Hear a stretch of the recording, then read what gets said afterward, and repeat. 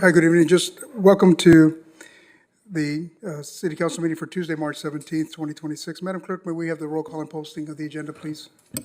Councilmember Peralta. Here. Councilwoman Bettis. Here. Councilman Starr.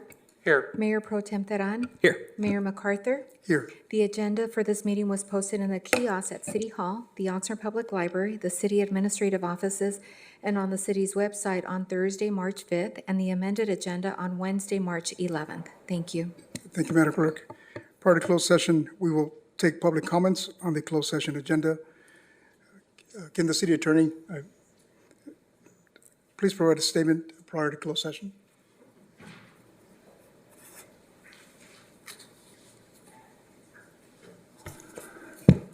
Thank you, Mayor. The City Council will recess to a closed session pursuant to Government Code Section 54956.9 Subdivision D1 to confer with its attorneys. The matter being discussed is Oxnard versus Port Hueneme Water Agency. And so there are no comments. Mayor and council members, for the record, there are no public comments for closed session. Thank you. Thank you, Madam Clerk. Thank you, Mr. Fisher. Go ahead. I know she's not here, but do we need to make a statement around Councilwoman Basua recusing herself from this item? Thank you. So Councilwoman Basua is not present at this time and will be recusing herself from this item because of a conflict of interest under Government Code Section 87100. Thank you. I appreciate the prompt, Mayor Pro Tem. Thank you, Mr. Fisher. The City Council will now recess to closed session, and at 5 p.m. we will begin with an appointment item followed by the regular scheduled council meeting. Thank you.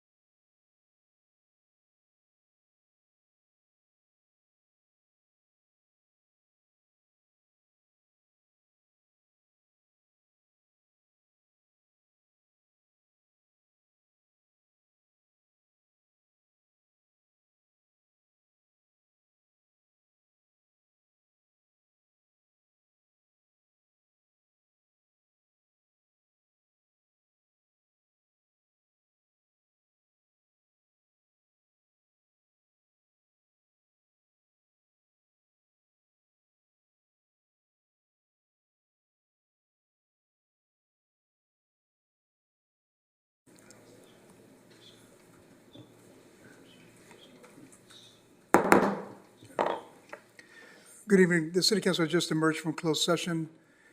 I'll ask our city attorney, Mr. Fisher, to make any announcements. Thank you, Mr. Fisher. Thank you, Mayor. There are no reportable actions out of closed session this evening. Thank you, Mr. Fisher.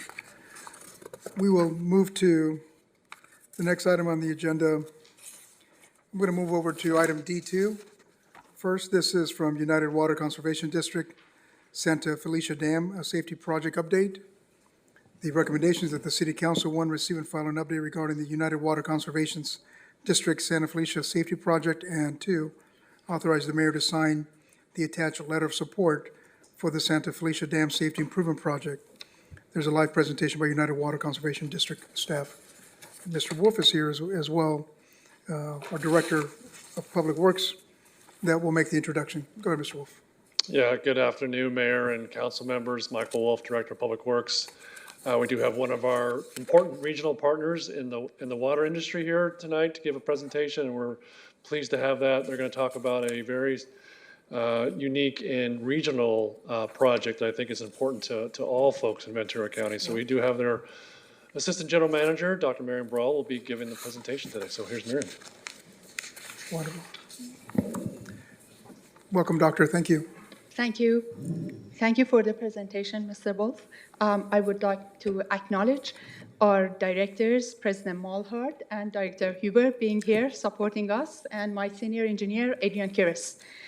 Thank you for the opportunity to present Santa Felicia Dam Safety Improvement Project and the benefits that it provides to the Ventura County. Before I go deep into the presentation on this particular project, I would like to briefly highlight the services that United Water provides to the county. So our service area spans from the northeastern part of the county all the way to the Pacific Ocean along the Santa Clara River, covering about 340 square miles. Our Santa Felicia Dam and Lake Piru provide 80,000 acre-feet, or over 26 billion gallons of storage for water conservation. The lake also allows us to import state water project via Pyramid, which is a benefit for our water reliability. And down on the Oxnard Plain, our Freeman diversion allows us to divert surface water from Santa Clara River for recharge purposes through a number of recharge basins in Saticoy and El Rio. We also provide surface water directly to the PTP, pumping trough pipeline, and the Pleasant Valley reservoirs for irrigation purposes. At the El Rio well field, we produce drinking water that is conveyed through the OH pipeline and serves over 200,000 people, including the majority of the residents in the city of Oxnard. Lastly, I would like to also talk about a new project that we are currently designing, the extraction barrier and brackish water treatment project, that once it comes online, it would effectively manage seawater intrusion and provide a new and reliable supply to our service area. Moving on to the Santa Felicia Dam and Lake Piru Reservoir, this facility was the first one in the state of California dedicated for groundwater recharge and seawater intrusion management. This is a very critical facility for our operation, and I would like to highlight some of the benefits. So earlier I mentioned that Lake Piru allows us to import state water project to our service area, and since 1991 we have imported over 107,000 acre-feet, or 35 billion gallons of water. And the state water project import was aggressively intensified during the drought, where the groundwater levels were very low and the drinking water quality was deteriorating. On a side note, we also take advantage of the flood flow releases from Castaic Dam, and between 2017 to 2025, we have brought over 100,000 acre-feet, or 33 billion gallons of water to our service area. So what do we do with the stored water? This is a clip of annual conservation releases that we usually conduct during the fall, during the late summer months. And what you see here is a release of 400 cubic feet per second flow to Lower Piru Creek. On annual basis, over 26,000 acre-feet or 8.5 billion gallons recharge the groundwater basins in the upper system, including Piru, Fillmore, and Santa Paula. And the releases provide diversion flows at Freeman Diversion. As I mentioned, the diverted flows are used for groundwater recharge, for direct surface water delivery to our agricultural customers, and during the prolonged drought, it helps correct the drinking water quality. In addition, the reservoir is critical to wildfire suppression or response to wildfires, and this clip shows the aircraft that directly taps into the reservoir, extract water for canyon fire suppression. That actually happened last August 2025. Although the Santa Felicia Dam is well maintained and operates reliably, however, the dam was built in 1955. It means that it is 70 years old, and it has three main deficiencies. The existing outlet works is not designed to respond to the regulatory mandated seismic loading of 7.2 magnitude. In case of a seismic failure, what happens is that the dam safety will be potentially compromised, and it would result into downstream flooding. So through a number of analyses, we have determined that this existing outlet works need to be replaced with a new one. And I also want to draw your attention to the location of the site, which is in a seismically active region, and the site is about 2 miles away from the controlling San Cayetano Fault and 20 miles south of San Andreas Fault. The second deficiency is related to reservoir siltation that has claimed about 20% of the original storage capacity.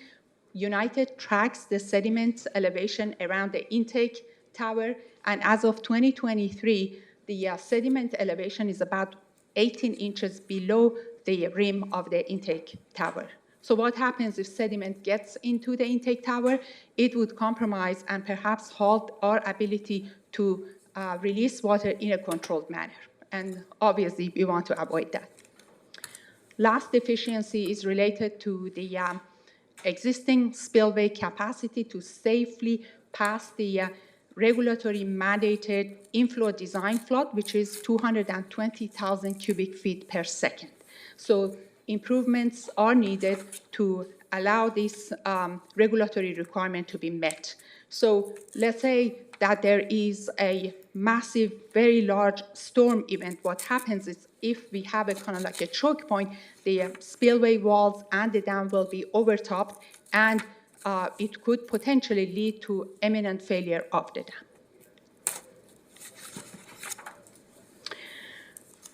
The dam failure as the highest concern in the county is confirmed through the 2022 multi-jurisdictional hazard mitigation plan that was adopted by the county. And as you can see, there is a list of cities, including the city of Oxnard, that would be impacted by those potential dam failure events.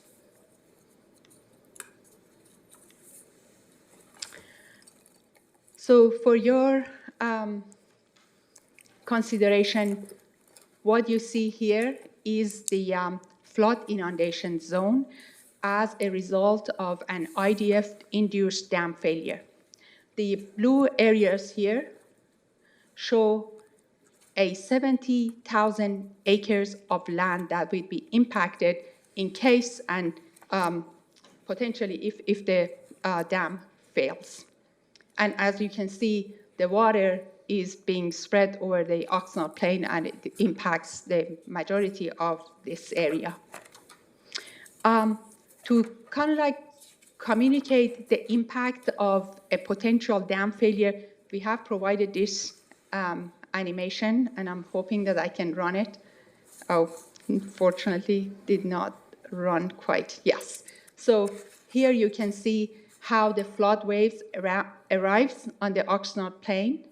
And I just want to briefly show you Camarillo Airport, Naval Base Ventura County Point Mugu, Naval Base Ventura County Port Hueneme, a portion of the city of Ventura, and the city of Oxnard will be impacted. And also notice all the communities along Santa Clara River, Piru, Fillmore, and Santa Paula will be severely impacted. If there is any risk of dam failure, United will immediately activate Santa Felicia Dam Emergency Action Plan as required by the federal and state regulation for high hazard dams, and Santa Felicia Dam is in that category. By the states, it is recognized as an extremely high hazard dam because of the population residing below the dam, that it is estimated about 400,000 people.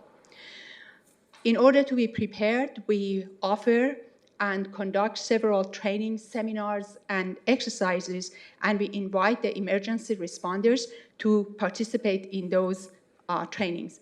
And I'm happy to report that the city of Oxnard has proactively attended all of those trainings, and I would like to thank the city for that.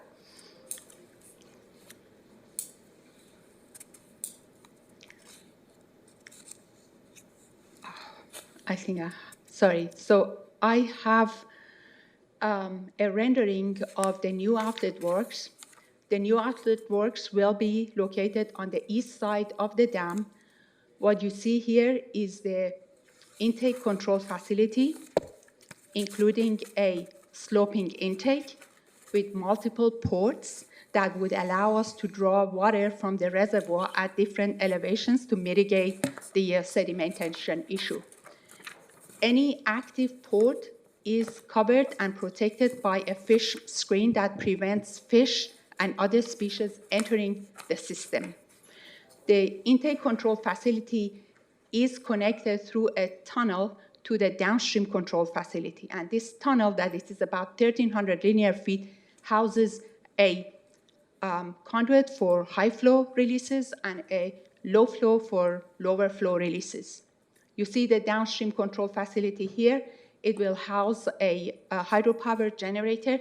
It's also equipped with an isolation valve vault that could cut off the water releases for any maintenance or emergency events.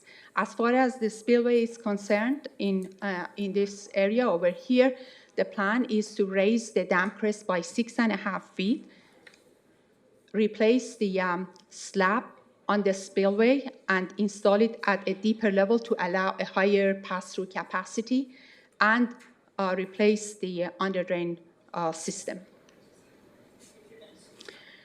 So the design of this project is nearly complete, and the project is approaching construction readiness.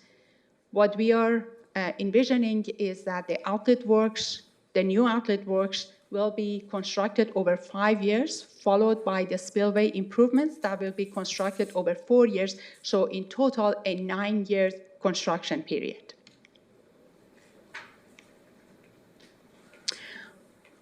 So what does that mean to the city? Why do you need to even care about this project?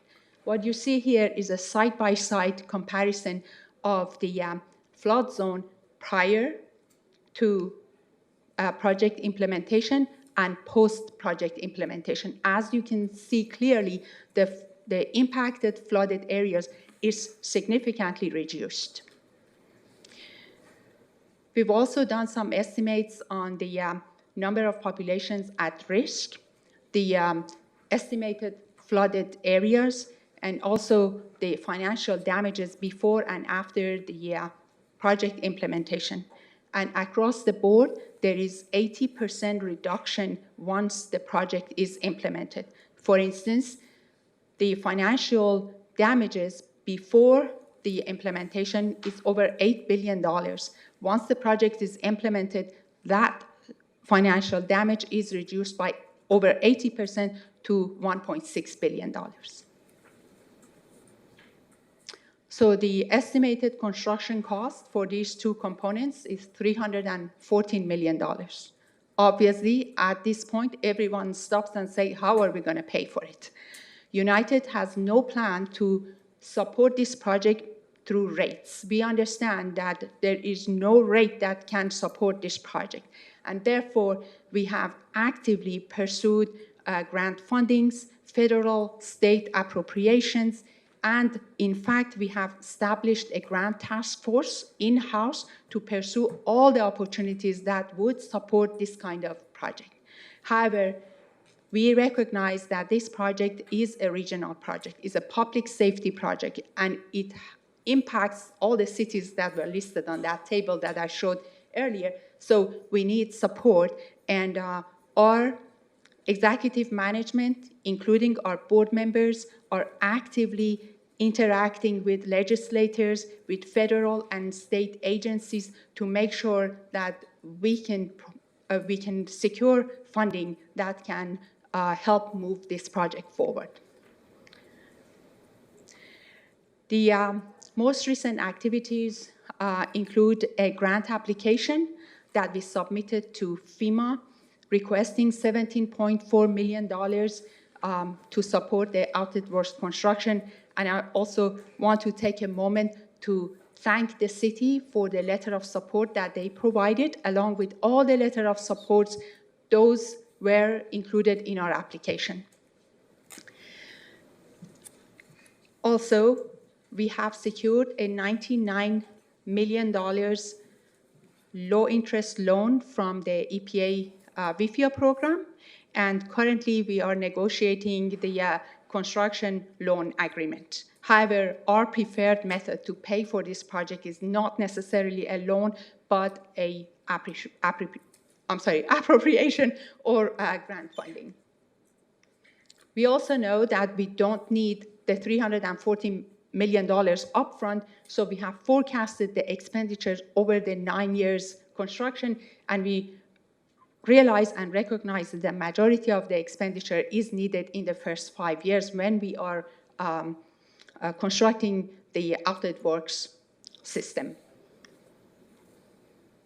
And I'm happy to report that through these efforts to make the local agencies and organizations and elected officials aware of this project, the Board of Supervisors adopted a resolution in November 2025 recognizing this project to be a critical regional priority, and we are thankful for that.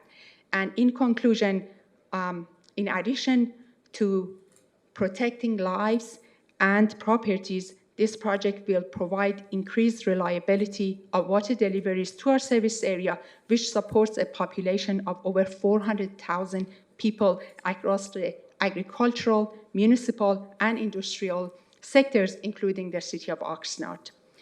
And at this point, we respectfully request the city's support and advocacy to secure the funding to allow this project to move forward. And that concludes my presentation, and I'd be happy to answer any questions you might have. Thank you, Doctor. Are there any questions? Go ahead, Councilwoman. Thank you so much for your presentation. I really love the overview in terms of the risks, how many estimated community members would be impacted should there be any kind of disaster. And just out of curiosity, I also appreciate the emergency preparedness, but the mitigation plan, how often is that updated? And I anticipate that there's also some form of communication or at least a group convened with all of the cities that were named here that would be impacted, correct? That is correct. So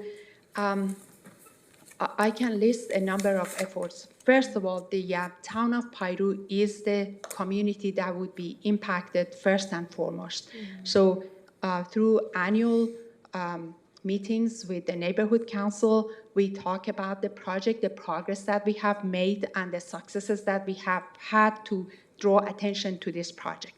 Also, we have tabletop exercises in collaboration with the Department of Water Resources, Pyramid Dam, because the two dams are basically just in the vicinity of each other. If anything happens, let's say a seismic loading, Pyramid Dam is impacted as Santa Felicia Dam is impacted. So we go through those tabletop exercises, and every 5 years we have a functional exercise where we simulate basically a dam failure. And that's where we are inviting all the agencies, emergency responders, including the city of Oxnard, to sit in those exercises that actually takes the whole entire year. And we go through our EPA or emergency action plan to kind of like say, okay, what is the notification chart? Are the phone numbers are in order? And we can clearly and quickly touch base with the ones who are responsible, like the sheriff and so forth. Great. Hope that answered your question. Thank you so much. Appreciate the responses. Okay, the mayor stepped away for a moment. Do we have additional questions from other council members? Councilmember Starr. Thank you. First of all, I have a question about the slide where it was describing the insufficient spillway capacity. I was wondering if you can go back to that slide.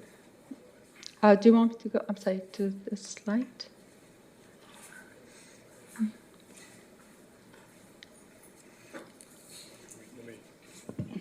So we'll have to ask Diego in the back to do that. So I'll go back there. Okay. All right. So I'll ask some other questions in the meantime. Do we have any inkling of what the likelihood is of a calamity in any given year? Is this a 1 in 100 chance in a given year? Is it 1 in a 50 chance? Is it 1 in a 10 chance? What are we talking about here? I would say the likelihood of receiving an inflow of 220,000 cubic feet per second is pretty remote. When we look at the history of the significant floods coming to the dam, we have observed 40,000 cubic feet per second in 2005 when the dam actually spilled. However, we understand that these are like really large inflows, but because this is a regulation or regulatory mandated kind of like inflow design flood, the dam has to be designed and constructed towards those criteria and standards. Right. Maybe we can go to that slide now for the insufficient spillway capacity slide that you've got. Sure. Mr. Starr, we have a handout. Which number is it? The pages aren't numbered. Yeah, they're not numbered. I know, but count them. Count it. Here it is. Right there. So, okay, I'm looking at the 1955 bar and the 2013 bar. Is 1972 and 2006, what are those? Are those flood events? What are we talking about here? What do those represent? So the very first one, the original design, that's, I think, clear that the dam was designed to safely pass 109,000 cubic feet per second. Right. And it would allow 5 feet of freeboard from the top of the spillway wall to where the water level is. And then as we have kind of like gone through this exercise of what would be the reasonable pass-through flow, working with the regulators, we have now arrived at the 220,000 CFS that would allow us to maintain 2.5 feet of freeboard. So do these two middle bars represent estimates in the past for what the required capacity should be? The two bars show the progress in determining the inflow design flood. So what does the 321,000 represent in 2006? What does that mean? So this one over here? No, right there. Yep, that one. The tall bar, right? Yep. What does that? What does that mean if I'm looking at that? So I believe that was the one that DSOD, Department of Water Resources, Division of Safety of Dam, has jurisdiction over our dam, as well as the Federal Energy Regulatory Commission. So when they looked at the watershed and determined through a model what would be the flow coming into the dam, they had a high estimate of about 300,000 cubic feet per second. We, through a number of analyses, determined that this is not applicable to our site. This is not site-specific, and therefore, through additional analysis, we brought that inflow down to 220,000 CFS, which we are currently designing the spillway improvements for. So it's fair to say that this 220,000 figure is, I guess, more refined Yes, than what we had before. Okay, and more site-specific. okay, got it. Thank you. And how long would this new dam last? Do we have any idea about that? Well, the current dam is operating great. You know, it is 70 years old, and we expect that the improvements to the dam would last 70 years or more. And we are hoping that the regulation doesn't change on us as we move forward. We have taken all the kind of like measures to address the 3 deficiencies that I explained. And so that's the hope. So this is an investment that should last between 70 to 100 years. Okay. And the original dam that was built, somehow that got funded. I was curious, do we have any history as to how the original dam was funded?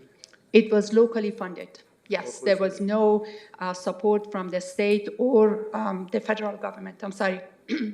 And it cost $5 million to build it back in 1955. $5 million, okay. 314 million is a much, much bigger number. Much, much bigger because of the very stringent regulatory requirements and the fact that the Department of Water Resources has determined that high hazard dams need to withstand seismic events of 7.2 magnitude. That actually kind of like sets the bar high to meet those requirements. The same with the inflow design flood that we talked about earlier. Right.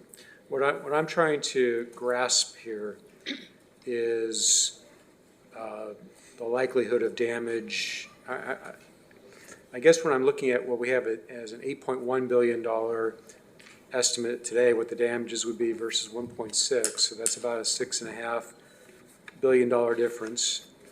So we'd be spending $314 million to potentially save $6.5 billion someday.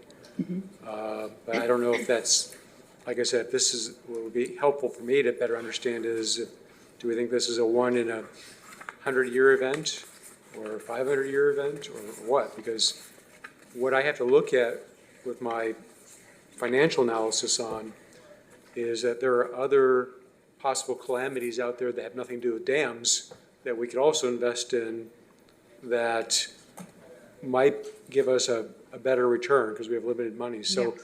what I'm not able to figure out right now is where I would rank this dam improvement versus other projects that are where we're spending money in order to prevent a calamity. I'll give you an example of something we have recently, which I thought is a waste of money. I mean, we have this over on Rice and Fifth Street. We're doing Yes. this really big $150 million, or whatever it is now, for that, which, you know, and we've had one loss of life there. Yes. And we're going to spend $150 million maybe to prevent one future loss of life in the future for somebody who can't figure out how not to drive on railroad tracks. To me,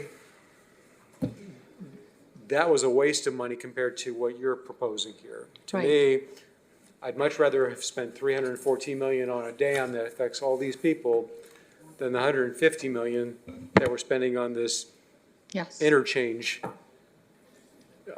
I just wonder if the people that are actually funding the $150 million cost, is there a reason why we can't have them do this? Yes, great point. And if I may add, apart from the public safety aspects of the project, there is a water reliability that this project provides. Also, there is a regulatory aspect.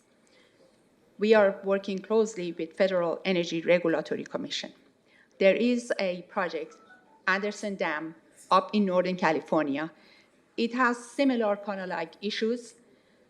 What we are concerned about is that if we don't follow the schedule and build this project in a timely manner, the operation of the reservoir could potentially be restricted, meaning that you cannot store water behind the dam, meaning that you cannot import state water project to our service area, which is so vital, you know. As you know, our local supplies are at the mercy of the nature. If we go through another lengthy drought, well, we would experience low groundwater tables, you know, like I said, issues with drinking water quality, and therefore it is very critical to save and protect the facility that it is currently operating and providing benefits to the region. So I agree with you. This is a money well spent because there are several kind of like aspects to this project. So how solid is the $314 million figure? I mean, once again, going back to this interchange, I think we originally thought it was going to be, I don't know, was it 50, maybe $60 million, and now it's roughly tripled. You know, how do we know that we're not going to have a $314 million project suddenly become $1 billion? May I ask a question before you answer this? And I hate to interrupt you, but I just want to clarify. You just mentioned that you agree with Councilmember Starr. So you agree that the project happening right now on Rose Avenue is a waste of taxpayer dollars? I'm sorry, no. Okay, I just want to make sure. I'm sorry. Thank you for the clarification. I just would want to not- make sure that Yeah. I just want to make sure that you did not agree with the statement that was made.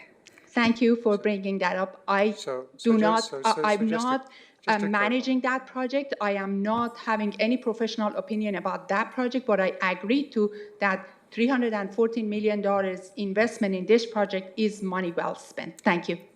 So, and just to clarify,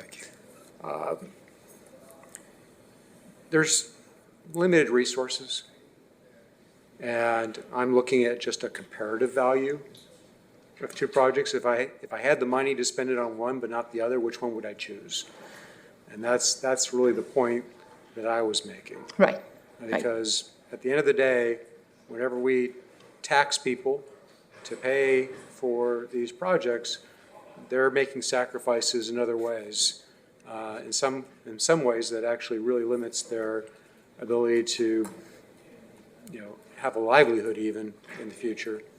So anyway, I think that's where I'm going. I think I don't have any other questions. I thought you gave a really good presentation, and I'm thankful that you're here today.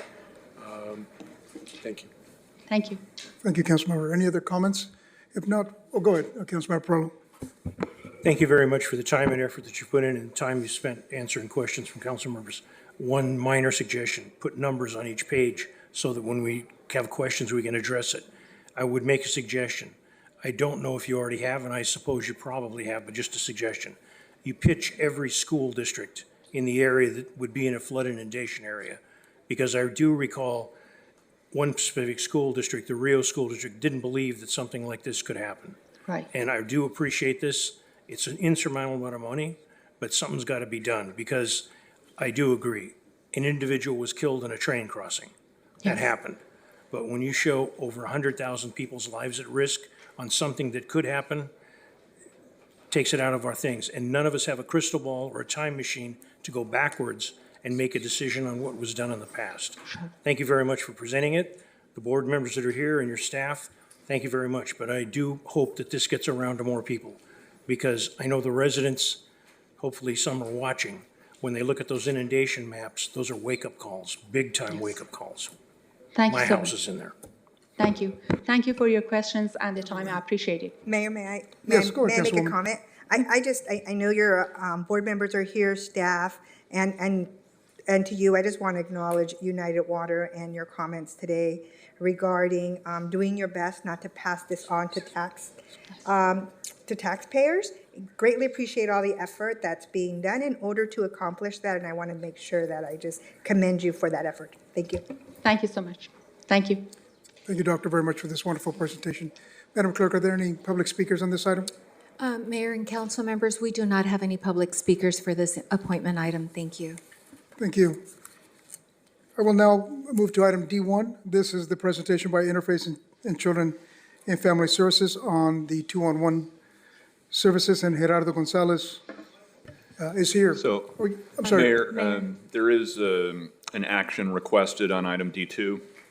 Oh, I apologize. Yes, I'll make a motion to accept the recommendation to receive and file it, and also to support the letters, the letter of support that they're asking for. Thank you, Councilman Perillo. Madam Clerk, call for the vote.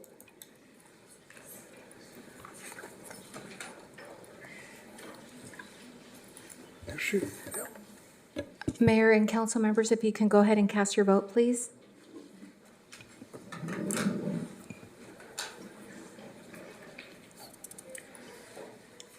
Thank you, and the motion carries 6-0. Thank you. Thank you. Mr. Gonzalez, we'll now move to you. This is a presentation by Gerardo Gonzalez, Community Information Associate Director for Interface 211, Ventura County. He will make this presentation. Go ahead, Mr. Gonzalez. Good evening, Mayor and council members. Thank you for having me here today. My name is Gerardo Gonzalez. I'm the Community Information Associate Director with Interface 211, and I'm here to share how 211 has been supporting Oxnard residents throughout this past year. For those who may be unfamiliar with our services, 211 operates as a program under Interface Children and Family Services, and we serve as a countywide information and referral hub, linking residents to over 2,000 health and human service resources. Last year, in 2025, we received over 18,000 calls and texts countywide, while our website welcomed more than 25,000 visitors. Each of these interactions represents someone finding their way to the services that they need. In 2026, we celebrate over 20 years of providing 211 services to the community. 211 is just one part of Interface's broader mission. Interface runs 30 distinct programs spanning 6 core departments: our domestic violence and child abuse prevention, human trafficking prevention and intervention, justice services, mental health and trauma treatment, and youth crisis and homeless services. This broader network allows us to do more than simply refer. We can frequently link callers directly to other Interface programs to suit their situation. 211 stands as the county's most extensive information and referral resource for residents seeking help.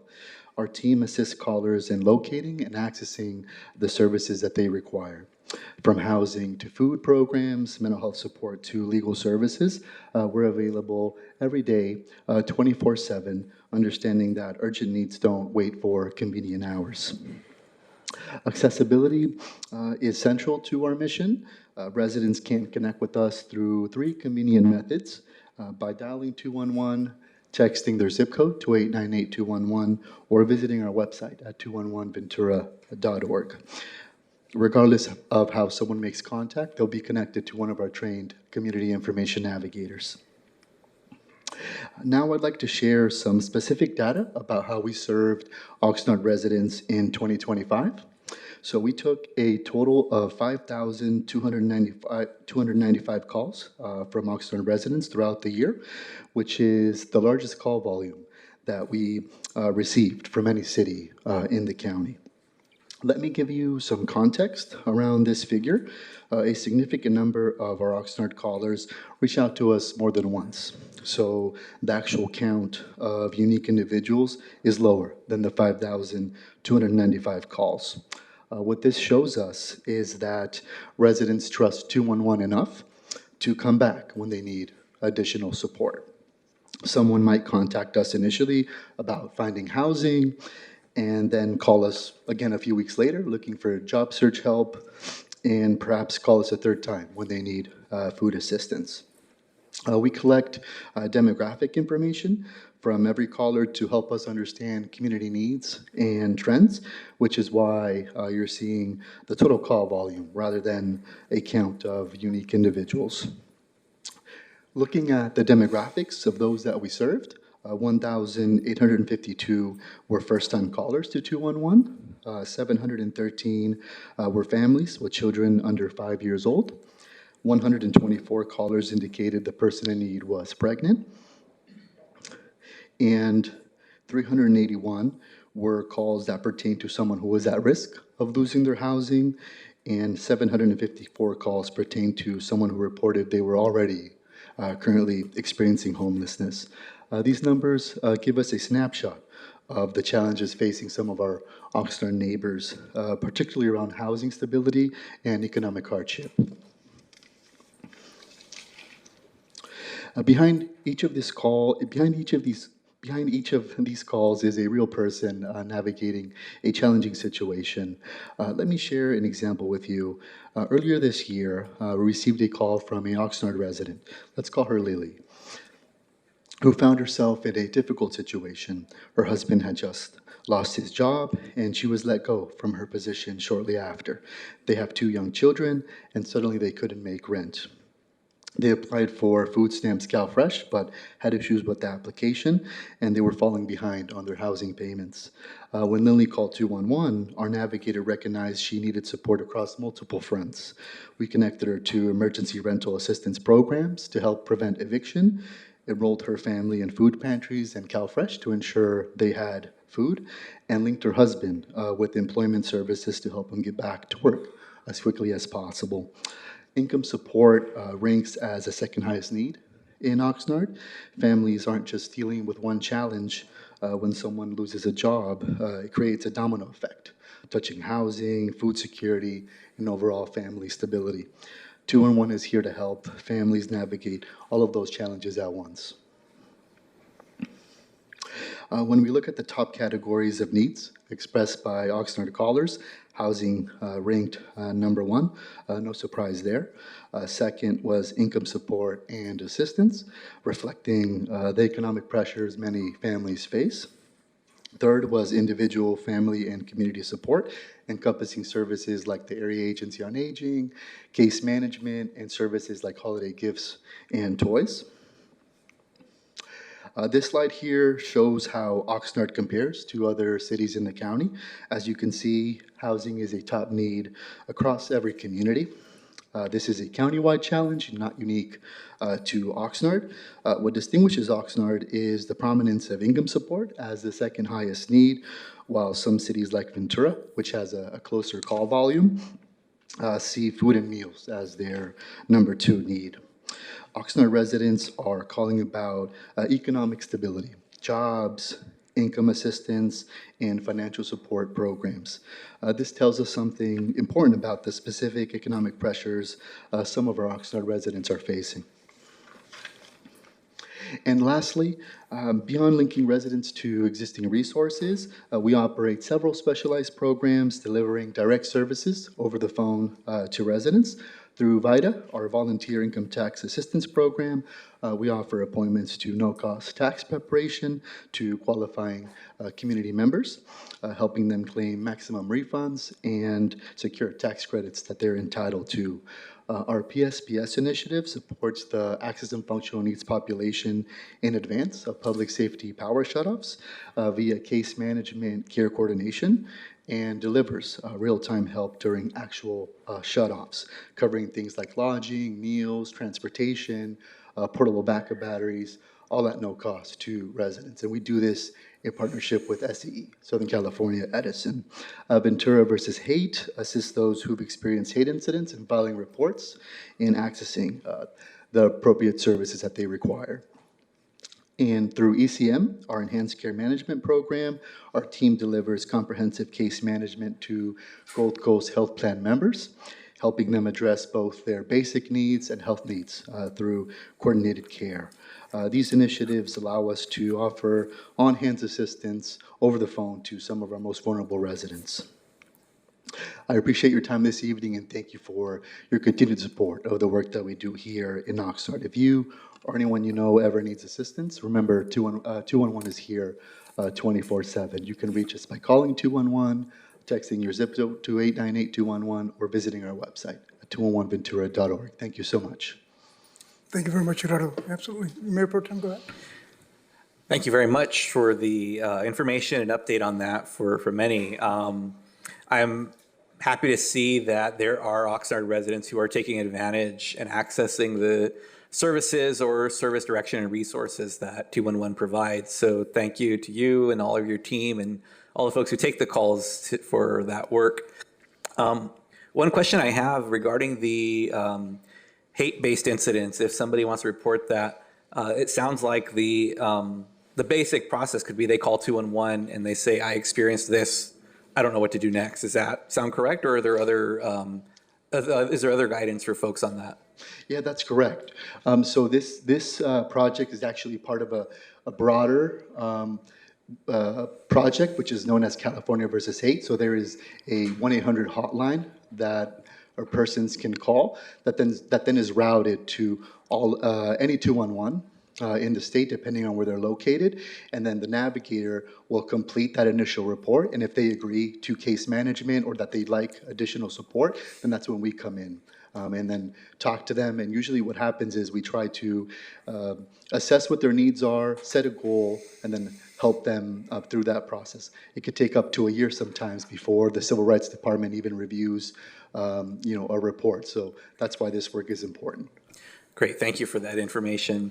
And I really feel that the promotion of that program, especially now that I know it's statewide, is important. So thank you for bringing it to us. And I'm assuming that when there's tabling events and other outreach by Interface, the 211 general cards and numbers are out there, but specific programs probably have their own brochures and media as well. Is that right? Yeah, we have that as well. And then we also make sure that those are available at outreach events. And then it's 1-800-8-NO-HATE. So if someone has experienced a hate incident or a hate crime, all they have to do is dial 1-800-8-NO-HATE, and they'll be connected with someone at 211. And I'm assuming multiple languages available. Correct. Yes, okay. Thank you for that. And I hate to say it, but in the current climate, in this day and age, this is a service that I'm glad is out there, and I hope that people everywhere know that that's available as one resource for them if they feel they've experienced some hate-based incident targeted towards them or someone close to them. Can we get materials, I don't know if you brought any, but left with the clerk or in the city hall across the street that we can have at our public-facing facilities? Yeah, absolutely. I didn't bring any today, but I can connect with the city clerk and make sure you have those. Great, thank you very much. Thank you, Mayor. Absolutely. Thanks, Mr. Gonzalez. Go ahead, Councilwoman. Yeah, thank you so much, Mr. Gonzalez, for coming out and sharing more with the community about 211 and the services provided. I'm just curious, when folks contact 211, what's typically the turnaround for a response for those that have reached out? In terms of like wait times, like how long it takes to Right. connect. So on average, it's around 3 minutes. It's usually slower in the evenings. It could be around 1.5 minutes. There are periods where it could be longer than that, and that can depend if there's a disaster or if there's something impacting call volume. But on average, it's around 3 minutes at this time. Great, thank you. And my last question is really, I know here in Oxnard, we have a large agricultural community. Many of our community members right now are being impacted by immigration enforcement. And just curious, what services, resources are available or provided through 211 for this population? That's a great question. So currently right now through our website, 211now.com, we have a comprehensive list of both local and statewide immigration resources that we share with all of our callers. Thank you. Any other comments or questions for Mr. Gonzalez? Go ahead, Council Member. Thank you very much for bringing us to the presentation for the city of Oxnard and this council member. Appreciate the work you're doing, helping those that are least able to help themselves, because everyone could be in that boat someday or other. Thank you. Thank you. Madam Clerk, are there any public speakers for this presentation? Mayor and council members, we do not have any public speakers in person or virtually for this appointment item. Thank you. Wonderful. Thank you, Mr. Gonzalez, for Thank bringing you. this Good to us. evening. Thank you. This is only receive and file item, so that there is no action required.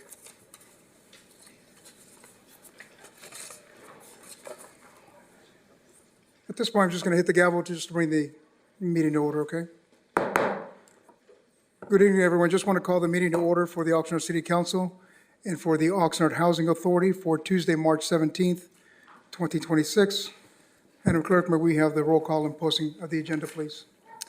Commissioner Andrade? Councilwoman Commissioner Basua. Councilmember Commissioner Perallo. Here. Councilwoman Commissioner Bettis. Here. Councilman Commissioner Starr. Here. Mayor Pro Tem Vice Chair Teran. Here. Mayor Chair MacArthur. Here. The agenda for this meeting was posted in the kiosk at City Hall, the Oxnard Public Library, the city administrative offices, and on the city's website on Thursday, March 5th, and the amended agenda on Wednesday, March 11th. I do have two announcements. The first announcement is pursuant to Government Code Section 5495.2, each member of the Housing Board of Commissioners present will receive $50 pay for convening this meeting, with the exception of Commissioner Starr, who has declined to receive compensation. The second announcement is that we are removing from the agenda this evening item F1 and L9 from the agenda. Thank you very much. Mayor and council members, that was item F1 on the ceremonial calendar, on the information and consent agenda L9. Thank you. Thank you, Madam Clerk.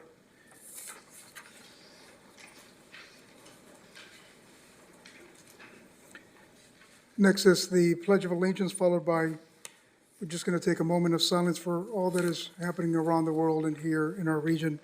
For that, I'd like to introduce Santino Enrique Preciado II. He's a student at Pacifica High School who will lead us on the Pledge of Allegiance. And then once we take a moment of silence, Santino, you can tell us a little bit about yourself, okay? If I can have Yes, sir. everyone rise, please. May everyone please rise. Right hand over your heart. Ready? Begin. I pledge allegiance to the flag of the United States of America and to the republic for which it stands, one nation, under God, indivisible, with liberty and justice for all. You may be seated. Thank you. We're just going to take a moment of silence. Yes, sir.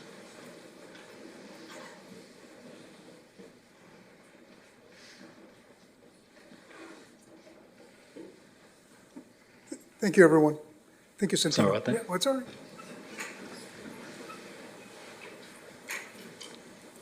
Thank you. Good evening, Mayor. Good evening, City Youth, or the council, and good evening, staff. I want to thank you guys for giving me the opportunity to speak today. Of course. As stated, my name is Santino Enrique Preciado II, and I am currently attending Pacifica High School. So today, I'm going to go into depth about my story and who I am. And I wanted to start off with something I wrote down, which was in 2013, when the sun was rising that day, I woke up and I began to cry. I was crying and I had no one to soothe me. No one reciprocated, and it took me a moment to realize that no one was going to come. And that morning I went out, and there sat my father. I saw him looking up at the sky, just contemplating, and I asked him, "Where's Mom?" And he said that night that my mother reunited with my true father in heaven. So that was a huge change and impact for me.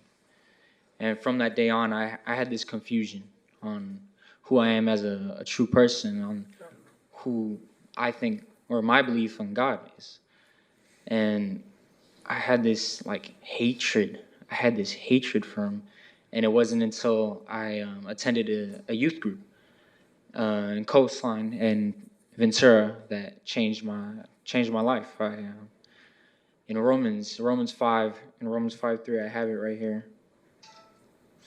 Romans 5:3, it talks about, not only so, but we also glory in our sufferings, because we know that suffering produces perseverance, perseverance character, and character hope. And hope does not put us to shame, because God's love is poured out into our hearts through the Holy Spirit who he has given to us. When I read that, and I don't know if anyone here is religious, but I have a true relationship with Jesus. And when I read that, I came to the revelation that he saved my life. And I was so lost because that impact really changed me. And from that day on, I had this new motivation to do good for my community, for those around me, for my family. And currently, I can say that I'm truly changed. I stay very active in my school now. And in my community, I serve as a senior patrol leader for Troop 231 in Boy Scouts. I am a star rank. I also attend. I was just attending Channel Islands Vineyard, and every Sunday since the day I was born, I've been helping there. So I've accumulated over 500 hours of service through that, and currently I'm vice president for two clubs, CADE and Bible Club City Youth. And all of these are, to me, they seem like so low compared to what the Almighty God has done for me. And I just want to, like, it comes to that realization again, time and time again, of how beautiful this is. I also have a job at Coffee Bean. I worked as a barista, so anytime y'all want to come there, I'll be there. And again, I do track at Pacifica. I'm part of an academy called TECA, a TECA officer, which is a higher up position where you guide others, like your peers and those around you. And every one of these experiences that I've had has really shaped who I want to be when I grow up in my future.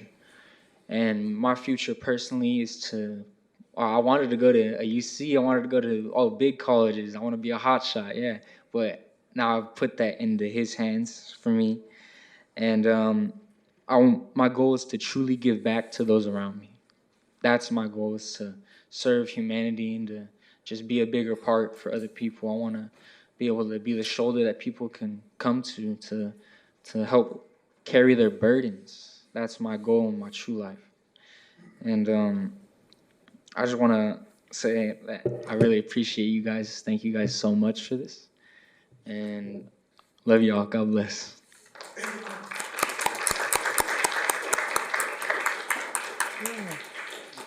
Santino, did anybody accompany you tonight?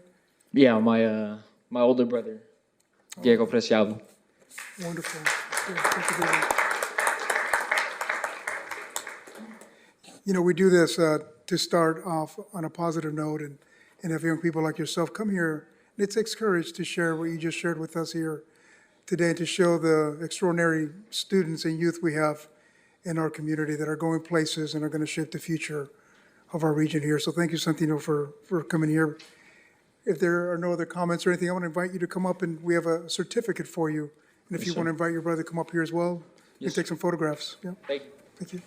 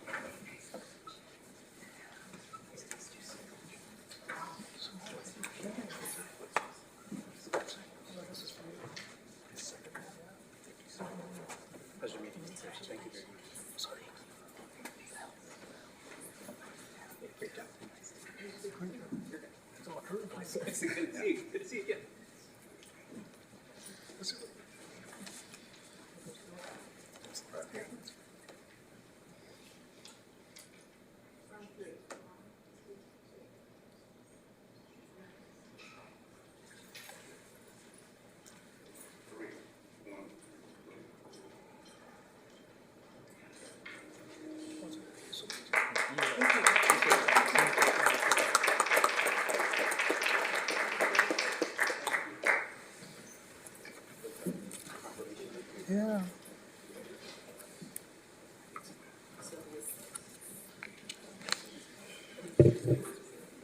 Did you want to read the last one?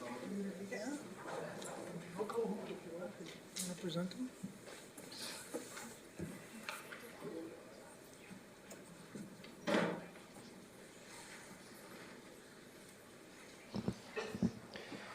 We're going to move to the next item on our agenda. This is the presentation of a proclamation designated March 2026 as Women's History Month.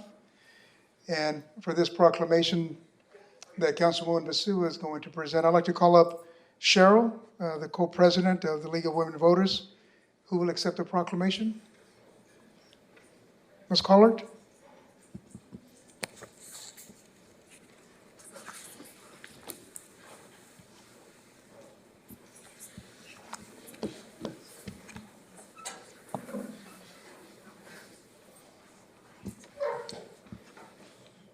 And for those in the audience here, this is a time when we celebrate the extraordinary contribution of women in our history and the present leaders in our region, in our community, in our country that are shaping industries, strengthening our families, supporting the core values of our society, and just the remarkable contributions that women make.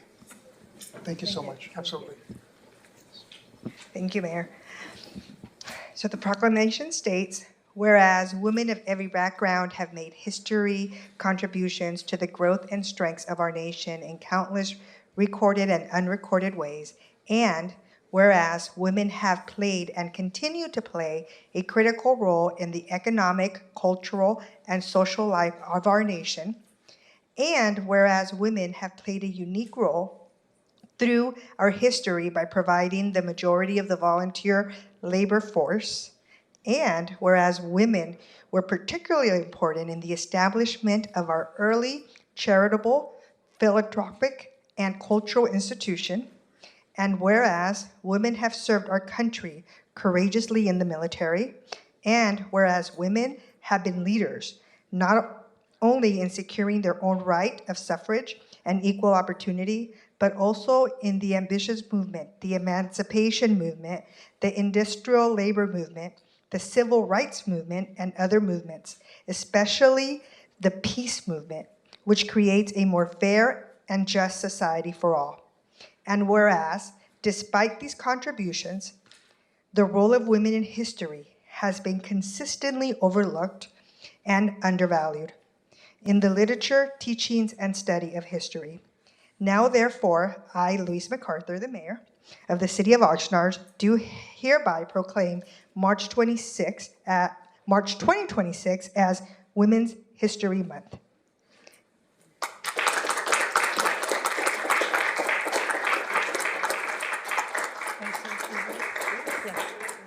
Thank you to the mayor and the council. Thank you. And to the city staff and the community.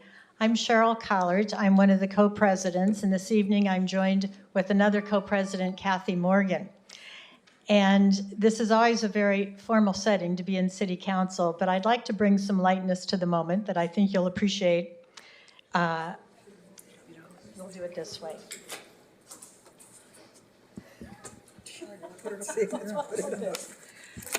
So how many of you remember doing the tri boards for your science reports and all those sorts of things? Yes. And this is historical. This has information. We've pulled this out of our own archives, and I wanted to just bring some attention. Ventura County League of Women Voters was started in October 1958, as was reported in a letter to the editor in the Old Star Press. Everybody had that newspaper coming to their front door. Carol Quinn was our first president in 1959.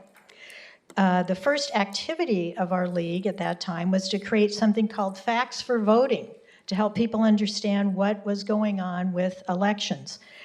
Currently, we offer things electronically now. We've moved a long way. We offer Vote 411 and Easy Voter Guide.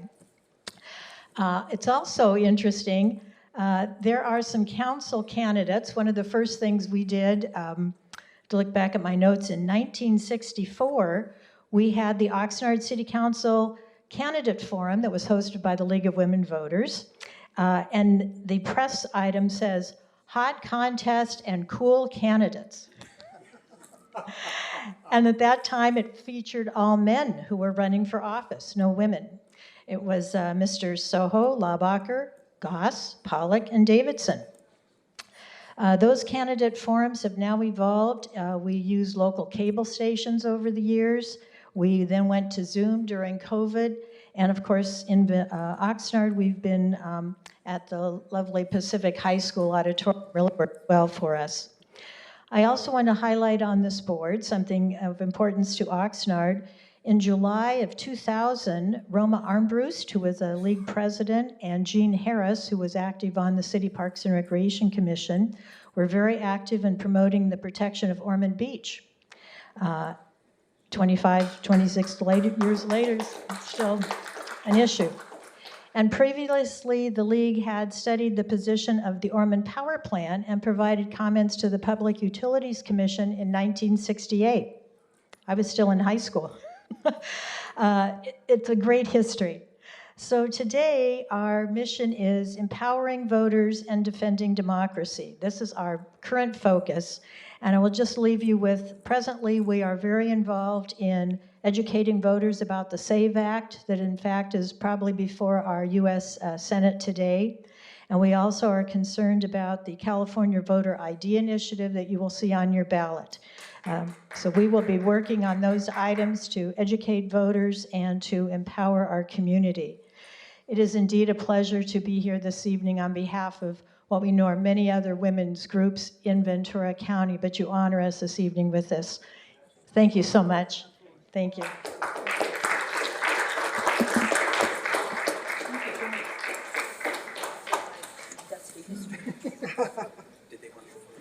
You want to do a photo? Sure. Yeah. Yeah, we'll take a photo. Do you have a phone? Yeah. This one. We'll have that one. There you go. I'll post this so you can get a photo. Thanks.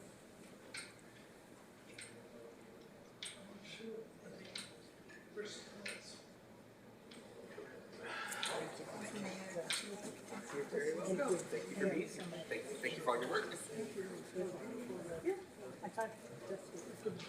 Thank you so much.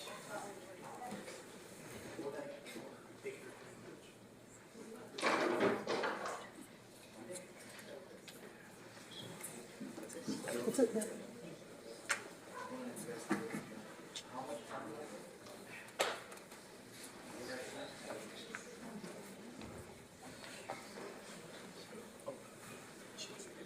Oh, yeah. Oh, yeah, absolutely. Go to Councilwoman Perez, go ahead. Yeah, in light of Women's History Month, I just wanted to express my gratitude and thanks to the generations of women that have come before me, especially when we think about representation on bodies of government like this, the efforts of women, whether it's in fields of science, as architects, as labor employees in our community. I know women do so much to shape our community, and there's just so much more work to do when it comes to ensuring the pay gap is closed. And really, again, just wanted to thank all of the women that have come before me that have given me the privilege to have the right to vote and to also sit on this dais. Those are my comments, Mayor. Thank you. Wonderful. Thank you, Councilwoman. Any other comments? If not, we will next move to, oh, I'm sorry, Councilwoman Stark, you have something? I do want to actually, if we're done with this item, I do want to ask a question. I think maybe the city attorney would be best for me to ask the question of. I just noticed that we have two items under H, but they seem to have the same recommendation. I'm just wondering if perhaps it was really meant to be just one item.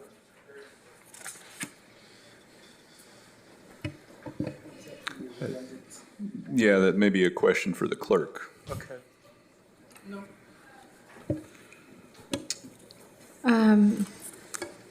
Mayor and council members, for item H, the report of the city manager, those are actually two different items. One is the city manager's weekly update, and then the second one is to receive an update on the whistleblower program. So the recommendation under one, I guess, would be struck out. And Mayor and council members, I apologize. On item H1, the recommendation is just to receive and file the city manager's update. That's a mistake on my part, so I apologize. And then I have a question about speaking. May a public speaker who wants to comment on the city manager report make their comment after the city manager's report, or must they comment now before they even know what else the city manager might say? Mayor and council members, traditionally, we will have the public speaker speak. So Madam Clerk, if I can if I can interject here. So the council's procedures state, as in item G, it's stated what the policy is, which is if it's a non-action item, as city manager report item, as well as the council report items are, unless there is an item with a listed action to it, public comment is to be taken at the time that comments on items not on the agenda are taken. And that's stated in full in the description under item G. At some point, I'd love to see when that policy was adopted, because it didn't used to be that way, and then one day it just simply changed on the agendas. So I just don't recall the council ever adopting that change. Thank you. Thank you, Councilmember Sir. The next item on the agenda is for public comments on those items not on the agenda and also for non-action items. And for that, we'll first go to the virtual speaker and then those in the audience. Thank you, Madam Clerk. Virtual speaker, if you can press *6 to unmute, and you have 3 minutes starting now.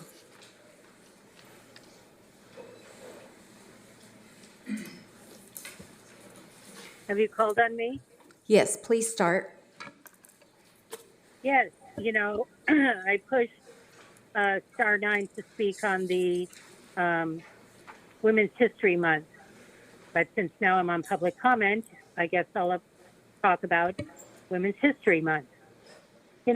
I'm 73 years old now. I was a child of the 60s and the 70s, recipient of affirmative action in allowing me to get into law school. I was the daughter of a single mother who had 3 kids. She wasn't able to get a credit card. She had to have permission from the husband to go on a loan. We had no birth control, until 1971. And at that time, health insurance, whatever there was of health insurance, didn't cover it.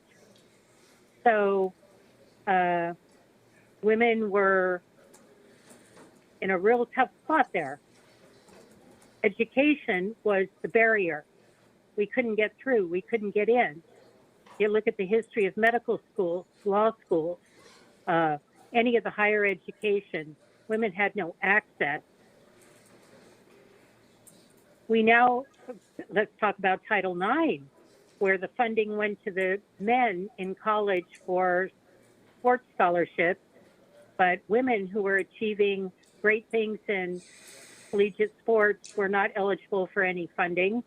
Those programs received nothing until the federal government finally put some equality there. We now are looking at Donald Trump.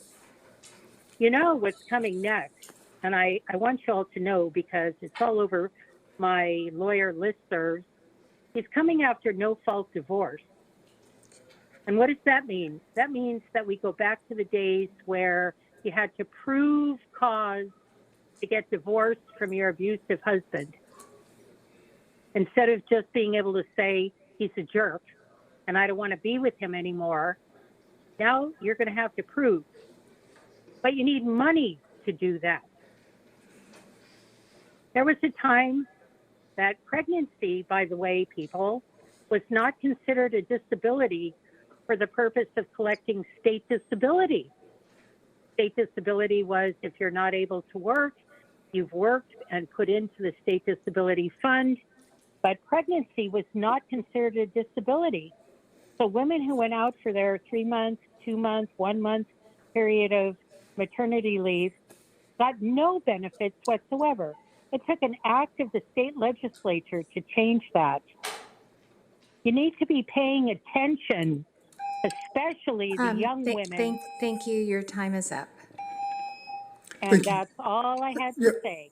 Thank you, ma'am. Thank you very much. Thank you, ma'am, for your comments. We'll next go to Josie Mendez.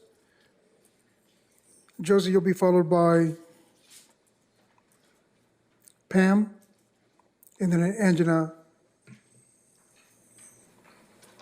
I'm sorry, Josie, go ahead. Good evening. My name is, oh, sorry, good evening. My name is Josie Mendez. So I'm here to bring to your attention a concerning situation involving a girls' youth softball league that operates within our city park. During the previous season, several parents respectfully requested a financial statement or report regarding league funds. Following these requests, 2 parents were reportedly banned from the city park. This response has raised serious concerns among families, among transparency and accountability within the program intended to serve our community's youth. Additionally, one parent was allegedly presented a letter said that it came from the city. I have it here. Which she was told she had to sign or her daughter would not be allowed to participate in the league. This situation is troubling as it places undue pressure on our families, and appears inconsistent, with the values of fairness and inclusion that our city promotes. Further, a longtime volunteer coach who has dedicated over 20 years to mentoring and supporting young athletes has been impacted by these actions. His wife has reportedly been banned from the park and has been told that if she attends games, his team will be forced to forfeit. This not only affects the coach and his family, but also unfairly impacts the players on his team. These actions are deeply troubling for several reasons. Potential misuse of authority within the public park, lack of financial transparency and accountability, retaliation against parents seeking information, possible misrepresentation of official city documentation. Given that the league operates in a public space and serves youth in our community, I respectfully request the city investigates this matter. Specifically, I ask for clarification on whether the league has authority to ban individuals from public park property, whether the document presented to parents was officially issued or authorized by the city, what oversights exist regarding financial accountability for organizations using public facilities, what protection are in place to prevent retaliation against families and children. Our community values fairness, transparency, and the well-being of our youth. The current situation appears to undermine those principles and warrants immediate attention. Thank you, Ms. Mendez. Thank you. Thank you so much. Mayor, if I may, Yes, go ahead, Councilwoman. if it's possible, if we can perhaps maybe get her contact information and address some of the questions that she's presented. Yeah, I see Mr. Harrison coming up here. Yeah, I would appreciate if staff actually has a conversation with Ms. Mendez and see if we can come to some sort of resolution. Thanks, Josie. Pam? Followed by Angela. Thank you, Pam.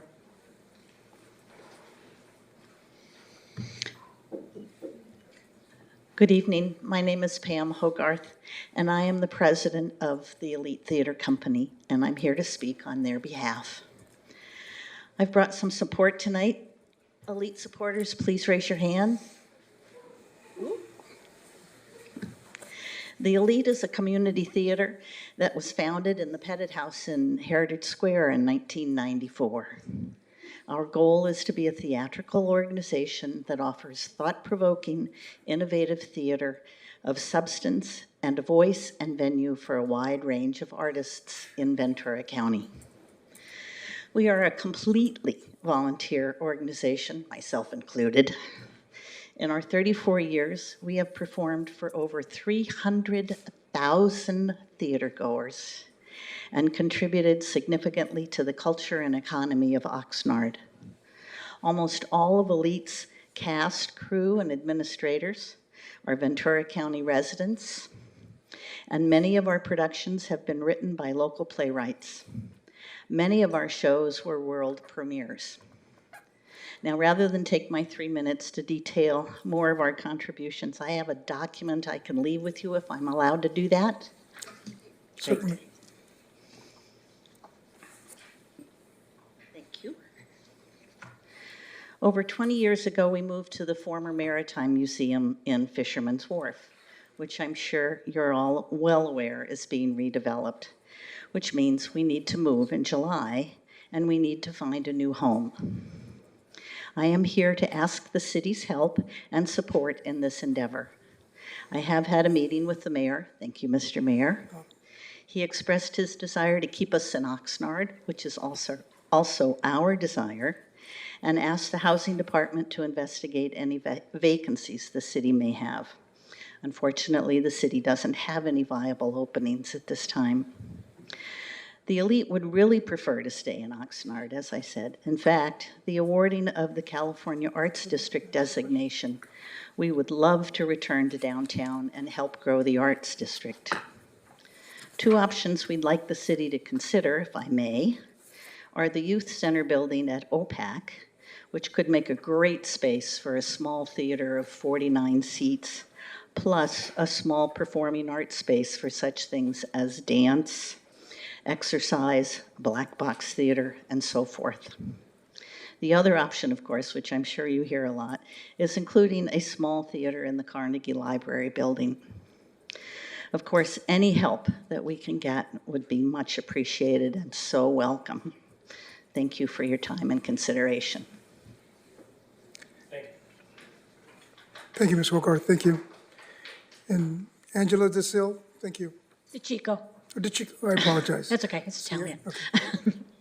Okay.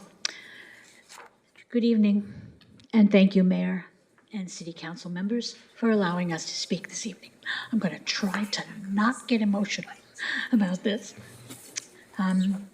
My name is Angela DeChico, with over 50 years of experience in the theater. I told you this was going to happen. Over 50 years experience as an actor, director, and producer. It has been my honor for the last 5 years to serve as the artistic director of the Elite Theater Company, the theater that has served the Oxnard community for over 30 years, with all volunteer help. Some of you may already know, as Pam mentioned, that we are losing our home due to the redevelopment of Fisherman's Wharf. We have had such an outpouring by patrons who have come to our theater and thanked us for presenting original works, utilizing local playwrights, actors, directors, set designers, sound and lighting designers, stage managers, and producers.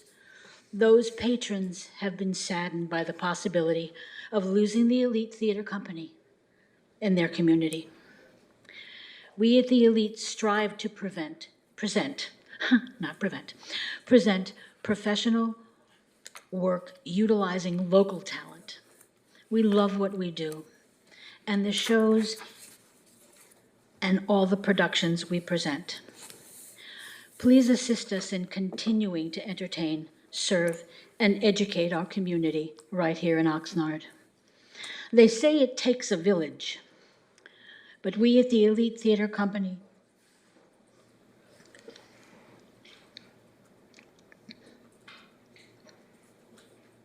have formed a family of artists.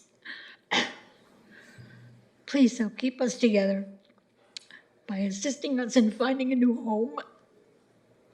Thank you for your time. Thank you, Mr. Chico. Thank you.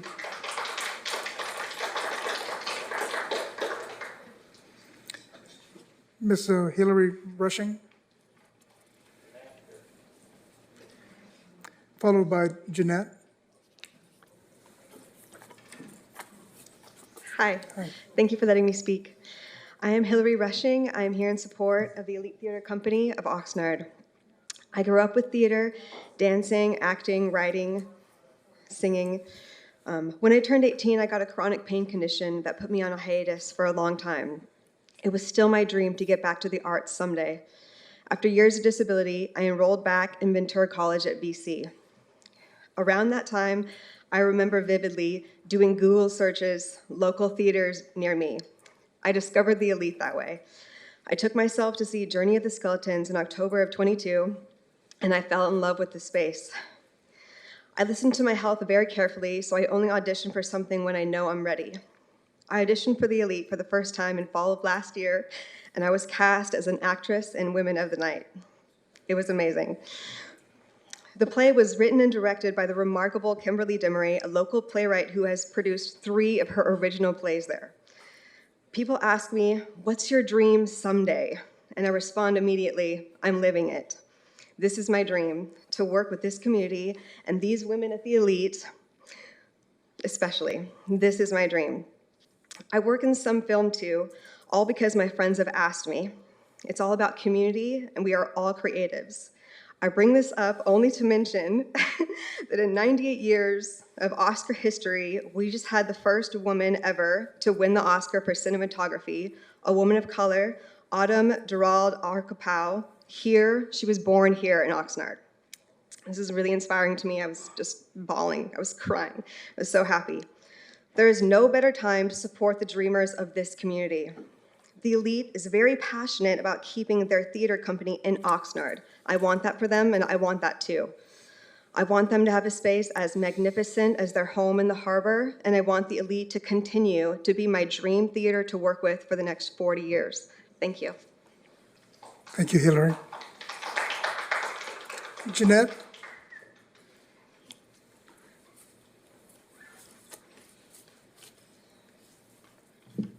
Good evening.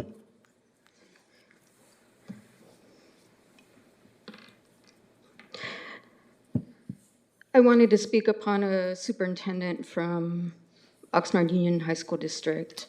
And I hope he's watching at this point. Superintendent Thomas McCoy. After reading the paper of 51.6 tax in revenue, I'm glad that you are leaving as superintendent. Out of my 110 emails CC'd from me, you did not respond. On top of that, all these students, well, you covered up for these 2 drunks on campus at the high schools, Ted Lawrence and Ray Gonzalez, as principal and assistant principal, under your watch, and my godson and other students that were rushed to St. John's Hospital, and you did nothing under your command. So you're a heartless coward, just like Trump. This is called the class action suit. I said, you are reckless and a menace to society. So with me being said, I know you set me up with those 2 police officers to have me walked off campus. I'm here to tell you that shame on you. And what you did to other students and what you did to me and to other employees, shame on you. I said, I know one thing, the Lord sees all, and you could pretend to be ghost, but I'm sure I will set a clear example of you, of your negligence, and what you did to my family member. Mr. MacArthur, I didn't come up here to create any amongst more problems for you. I know you wanted to meet. I'll be contacting your secretary to meet with you in private as well. There's a true meeting for all this, and it should have never happened. So in regards to everybody and also the evidence that I provided the board earlier this month on the 2nd, I hope you read through it, and it was really disturbing. And I hope that there's a change furthermore down the line after this, because students matter, staff matters, teachers matter, counselors matter, everything all aboard. I thank you for letting me speak in my behalf. And any questions from anybody? Thank you, Jeanette. Okay, I'll be meeting with you soon. Thank you, Ms. McCarthy. Sounds good. Thank you, Jeanette. Next is Pedro Toscano, followed by Mr. Steve Nash.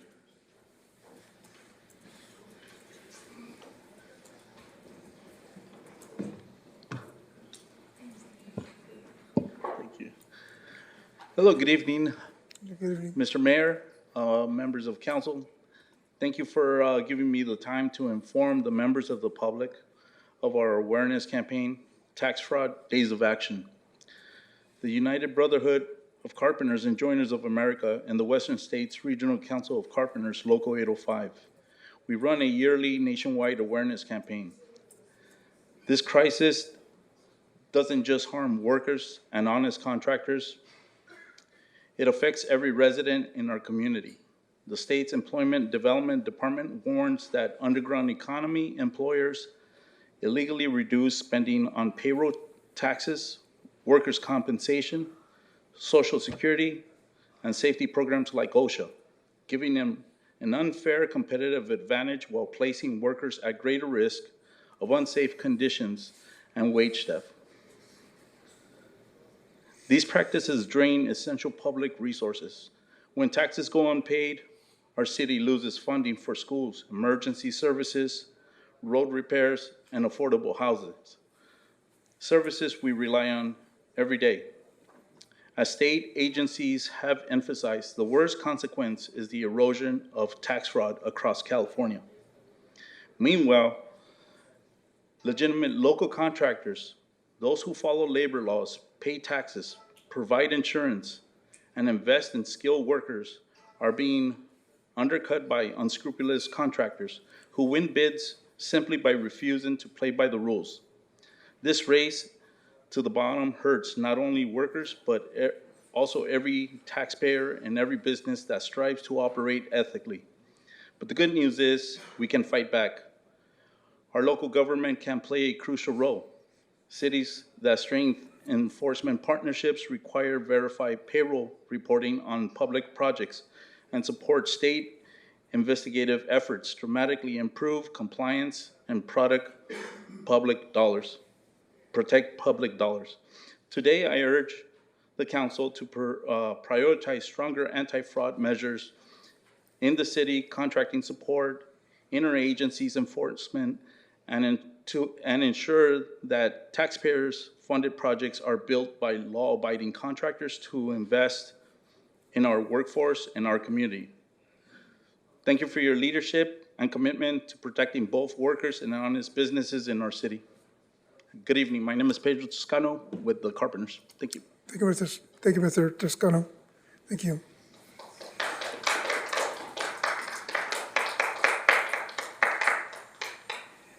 Thank you guys for coming.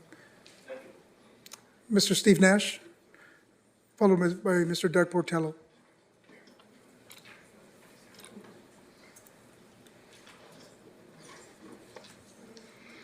Good evening. I miss my old podium. Mayor MacArthur, Mr. Nguyen, it is a very good thing for the city to engage in the repatriation of indigenous artifacts, including human remains from the Carnegie Art Museum collection. I would suggest the City Council instruct its staff and consultants to be historically accurate when writing or speaking about our cultural and tribal resources. Case in point, while reading the EIR recirculated draft of the Avalon Project, I came upon the phrase, "The Chumash were heavily affected by the arrival of Europeans" in section 4.4, Cultural and Tribal Cultural Resources. Really? They were heavily affected? This is glossing over the actual history of European interaction with the Chumash. They were forced off their land, into the missions, enslaved, and forced to abandon their culture and way of life. It was genocide, plain and simple. I believe if you ask any tribal member, they would agree with that assessment, and ask Mary Ann Parra especially. Your eyes will burn with her powerful words.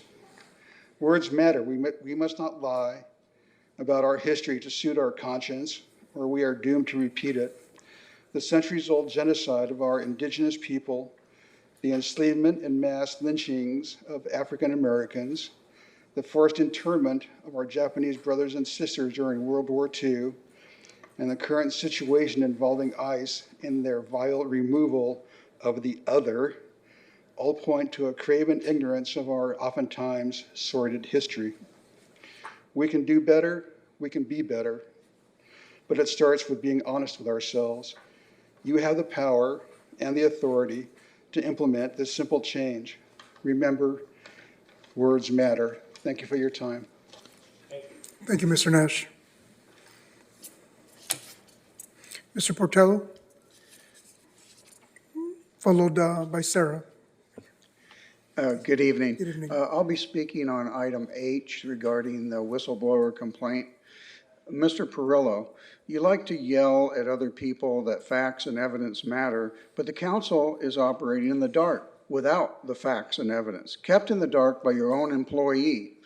I wonder, do other city employees know that they can first drive home and take their 15-minute break, turning it into a 25-minute break, including drive time there and drive time back? Mr. Nguyen's video accuses Aaron Starr of jumping to conclusions, making assumptions, making public allegations, and being disrespectful to staff. Mr. Nguyen's video no, that is what Mr. Nguyen's video does. And what Gabe Turan and Bert Perillo did at the February 17, 2026 City Council meeting, jumping to conclusions about Aaron, making public allegations against Aaron. What does the city manager's behavior say to city employees who might be future whistleblowers? This video says that the city does not actually want to hear from whistleblowers, that the city will bury problems, and you'll better keep your mouth shut or you'll be demonized.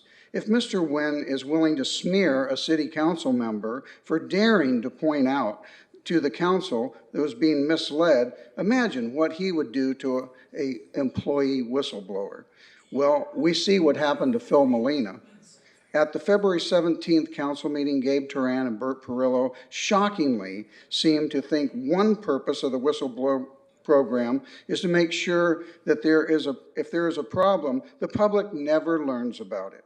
They seem more interested in trying to make Aaron look bad than to determine whether the actual problem was addressed or solved. Aaron told you that he had permission from the source to discuss the subject of the complaint. The policy says that he could even disclose the identity of the whistleblower if he had permission to do that. And you just desperately trying to twist this situation to falsely allege that Aaron did something wrong. When the city manager uses city resources to make misleading videos about a sitting council member, you've got a problem on your hands. We all know some of the city council members don't like Aaron, so they looked the other way. But what if you were that minority and the city manager did this to you? I bet you'd think that was inappropriate. All of this ruckus is to detract from the real point, that the city council members were misled. That's the core point of Mr. Nguyen's hope, that you will forget about all the noise. So this city council, this whistleblower program is something that really needs changing. Thank you. Thank you, Mr. Portello. Sarah, followed by Eduardo Huerta. Good evening, Mayor MacArthur, City Council, City staff. Once again, my name is Sarah Wilczewski. I'm a resident of Oxnard and a volunteer with 805 and DocuFund. This week again saw more brutality from ICE. And I come here every meeting to read off the statistics and make sure that they are entered into public record so the people impacted are not forgotten. As of 10:20 a.m. on March 16th, 805 and DocuFund has received reports of 1,746 kidnappings in the 805 area code, 859 of which were in Ventura County, and 149 people were kidnapped in Oxnard. That is 1,746 people kidnapped and either held in horrible conditions in detention centers or sent to a country that they left for a reason, and in many cases may not have lived in for decades. It isn't just the 1,746 people who were kidnapped that are affected by this either. Their families, friends, co-workers, neighbors, and community all experience their loss. And I wanted to take a moment to talk about what we do and what we offer to the community. 805 Undocu Fund offers families impacted by ICE separation financial support, connection with mutual aid efforts, whether that's setting up a GoFundMe or collecting food and other necessities. And we can try to locate their missing family members once they are in the system. We also offer family comfort and emotional support, at least what we are able to offer. To the community, we offer accompaniment for immigration appointments, any kind of legal appointments, doctor's appointments, that kind of thing. If your family has been impacted or you have been impacted, you can call 805-870-8855 or text us at that hotline. And VC Defensa offers similar support, and you can reach them at 805-296-1119. If you want to get involved, we have regular trainings. Information is posted on our website at 805undocufund.org and on our social media. In addition to patrolling and responding, we need operators to answer the phones, volunteers doing community outreach, and helping with mutual aid, and so many more. There's a role for everyone, and we hope to see more people at our upcoming trainings. And I would like to also thank the Oxnard Police Department and the city for responding so quickly and ending their contract with Flock. Thank you. Thank you, Sarah. Eduardo, followed by Mr. Larry Stein. Hey, good afternoon. How are you guys? Good afternoon. Hey, Alex, how are you? So I just here really quick. I wrote something down really quick here. So I'm here to pretty much discuss a little bit about the interface, and I mean, there's a lot going on tonight with your agenda. It's very unfortunate that I only have 3 minutes, and if I was elected, we wouldn't even be here tonight. How about that? I mean, talking about splitting the work, protecting our city from constitutional rights, human rights, civil rights, a lot of violations that I see today. You know, what brought me here, what brought me to run for office is actually the same story of Jeanette Lopez. You know, when I first ran for office, I got myself involved with a lot of community members, students, and I sat down with Gabe Tran. We talked about mental health and crisis and family in crisis, and how can I get help from the police department and my city council to help my family come out of a crisis. The crisis that I came in was internal crisis. And so from there, when I ran for office, I built my support system, going to church, you know, doing the adequate services and kind of guiding myself through the same services through agencies provided from the county. And today, what I'm hearing here is that there's a lack of support for our community. Honestly, I don't mean to put Gabe on the spot, but Gabe, as a teacher, as an educator, when I came to you and talked to you about these issues, what was the first step you took? You saw me as a threat. Now, I'm sure you don't see our community as a threat, or you don't see anybody.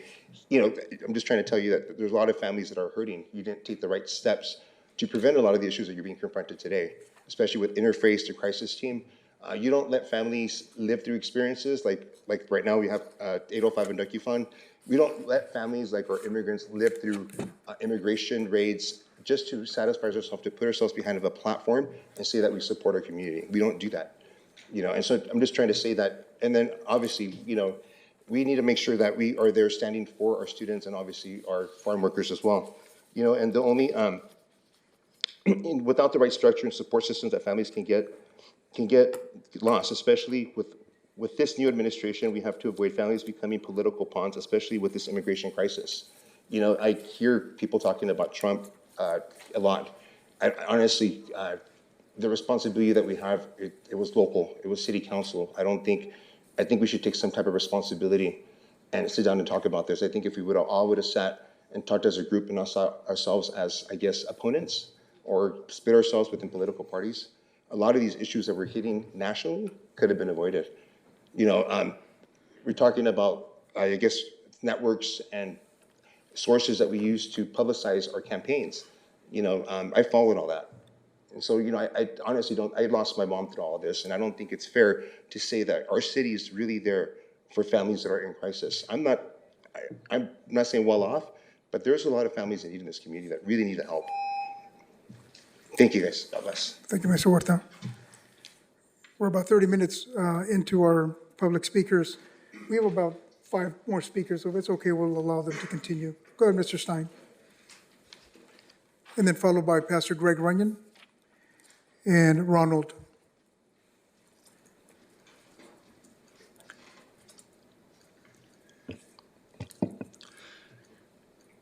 Good evening, Mr. Mayor, Good evening. members of City Council, staff, audience, and the general public. My name is Larry Stein. I've been an Oxnard activist for 30-plus years, and I follow many issues. I'm fortunate I get to cherry pick my issues. City council members cannot. They have to deal with all the issues. And one of the issues coming before us is consideration of what Measure O is going to be doing in the next 2 years. Measure O is set to expire in 2 years, and the city manager is taking the efforts to promote different issues why funding is needed. What is sometimes not included is what funding is not needed for. So while the city manager talks about how funding is needed for the police department, fire department, and general public safety, he seems to exclude the fact that there are usually 20 to 30 vacancies in the police department and anywhere between 5 to 12 vacancies in the fire department. Well, if there are so many vacancies in these public safety departments, what is Measure O needed for these departments? Many other areas get neglected. For example, neighborhood streets. We should be having a 10-year program to repair all our neighborhood streets. But that's not being funded. We have an urban water master plan that was adopted several years ago by City Council, but staff is not recommending funding for the urban water master plan. I've talked about parks that need to be built.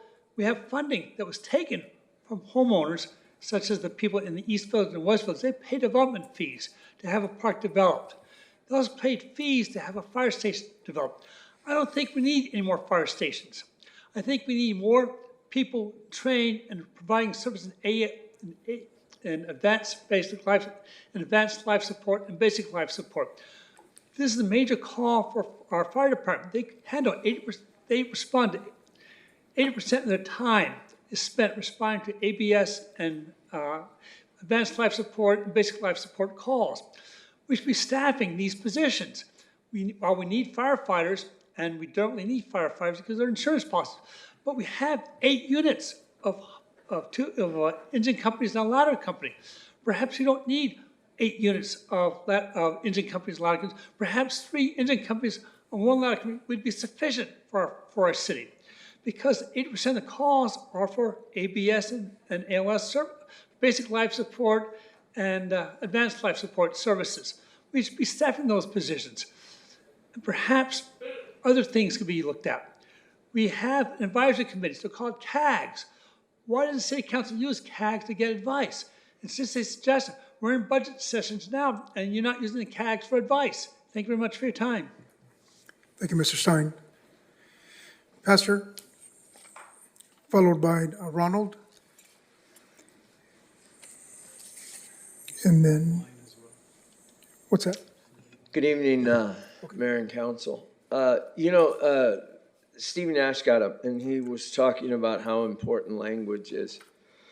And it is, and all of us, need to be mindful of language. I think back and I'm watching our world and it seems like we're on a precipice of a lot of things. And if any of you are true students of history, this isn't the first culture war we've ever gone through. It is. Certainly, we are not at a religious crossroad like the Crusades, where Islam and Christianity are vying with one another. But if you listen to certain people, they talk about, they're so afraid of going over the edge, and then they push us there. I hate to tell people this, but I'm going to say it very quickly. Genocide didn't begin with the Europeans. The Aztecans, the Mayans did it. Tribes have done it. People have done it. It is wrong. It is wrong. And it is wrong. But it ain't done by one skin color. It's done by man's evil heart. And that's what we need to address, is all of us looking in the mirror, no matter the color of your skin, and looking at your things. I admire Steve because he has a lot of courage and he's been very faithful to our community. I was watching the baseball game. I hope some of you up there aren't, but I was watching the World Baseball Classic. I wasn't playing video games this time. I was watching the game. And the USA's losing 2-0, which makes me a little mad. And they're losing to Venezuela. And do you know the Venezuelan people are in the crowd? And I guarantee you, they don't have signs saying bad things about Trump. They don't have bad things about Maduro. They don't have bad things about this. They're not about oil. They're not about that. They're out there cheering their heroes. And they're doing it next to their American neighbors. That's what matters, is that we figure out how to get along in the midst of all these crises, in the midst of all these things. We don't have to agree with one another to be kind to one another. We don't have to, well, let me say it this way. When someone says, oh, I love you, I just don't like you, you can't love somebody unless you like them. So we better figure out how to start liking people. And, you know, each of you has an opportunity to lead with respect and dignity, and I know you will, and I encourage you to do it. Thank you. Thank you, Pastor. Ronald Arrejo, followed by Arthur Munoz, and then lastly, J.R. Ruiz. Good evening, Mayor MacArthur, Mayor Pro Tem Teran, and council members. My name is Ronald Arrejo, and while not speaking on behalf of them, I wanted to note and give context to the remainder of my public comments that I'm currently the chair of the Planning Commission. Several members of the Planning Commission, consisting of myself, Vice Chair Dr. Vincent Stewart, who's actually expressed his regrets. He's at the Police Community Academy just across the street. Commissioner Stephen Nash in his third term, and Commissioner Henry Barcena, just ending his first year, had an opportunity to attend the League of California Cities Planning Commissioners Academy last week. As you may or may not know, this academy expands a commissioner's knowledge on a wide range of planning topics relevant to our role within the city and fostering relationships and communication with other commissioners and subject matter experts. We greatly appreciate the budget that was prepared by the city management, approved by the city council, and allocated by the Community Development Department to enable us to participate. I, along with my fellow commissioners, believe it is vital that these training opportunities will be made possible for future planning commissioners in the future, and that similar conferences for our fellow CAG members and those on city staff will be continuing and are adding to their training regimen. We availed ourselves of all the training and knowledge that the Planning Commissioners Academy provided, from a deep dive of the California Environmental Quality Act, to getting a summary review of legislative updates impacting housing, to highlighting the best practices when it comes to being effective in decision-making on the dais, and everything in between. I'm absolutely sure that everything that we have learned will be to the benefit of the Commission, the city, and the residents that we serve. The four of us will be debriefing our fellow planning commissioners who are unable to go to a future planning commission meeting. And we look forward to them, Commissioners Dr. Miguel Lopez and James Schulke, and a seventh yet to be seated member to attending the academy next or in the following years.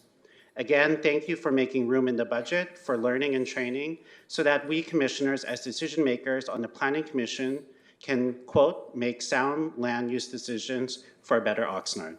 Thank you for your support. Wonderful. Thank you. Thank you for sharing. Thank you, commissioners, for being here. Thank you. And Mr. just Nash? to add a couple of words, my takeaway from the sessions, especially the ones involving autonomous vehicles and artificial intelligence, is that in a couple of years, you'll be able to appoint robot commissioners who actually understand housing law. So that's a benefit, I think. Thank you. Thank you. And thank you, Mr. Nash, for sending that letter in. I appreciate it. Arthur Munoz? Yes. Come on up, Mr. Munoz. Okay. And then J.R. Ruiz. Hello. And I apologize, Madam Clerk, is that one virtual caller? Yes. We'll go to him after Mr. Munoz. Hello, my name is Arthur Munoz. My father grew up in Colonia, and his name was Jesus Arturo Munoz.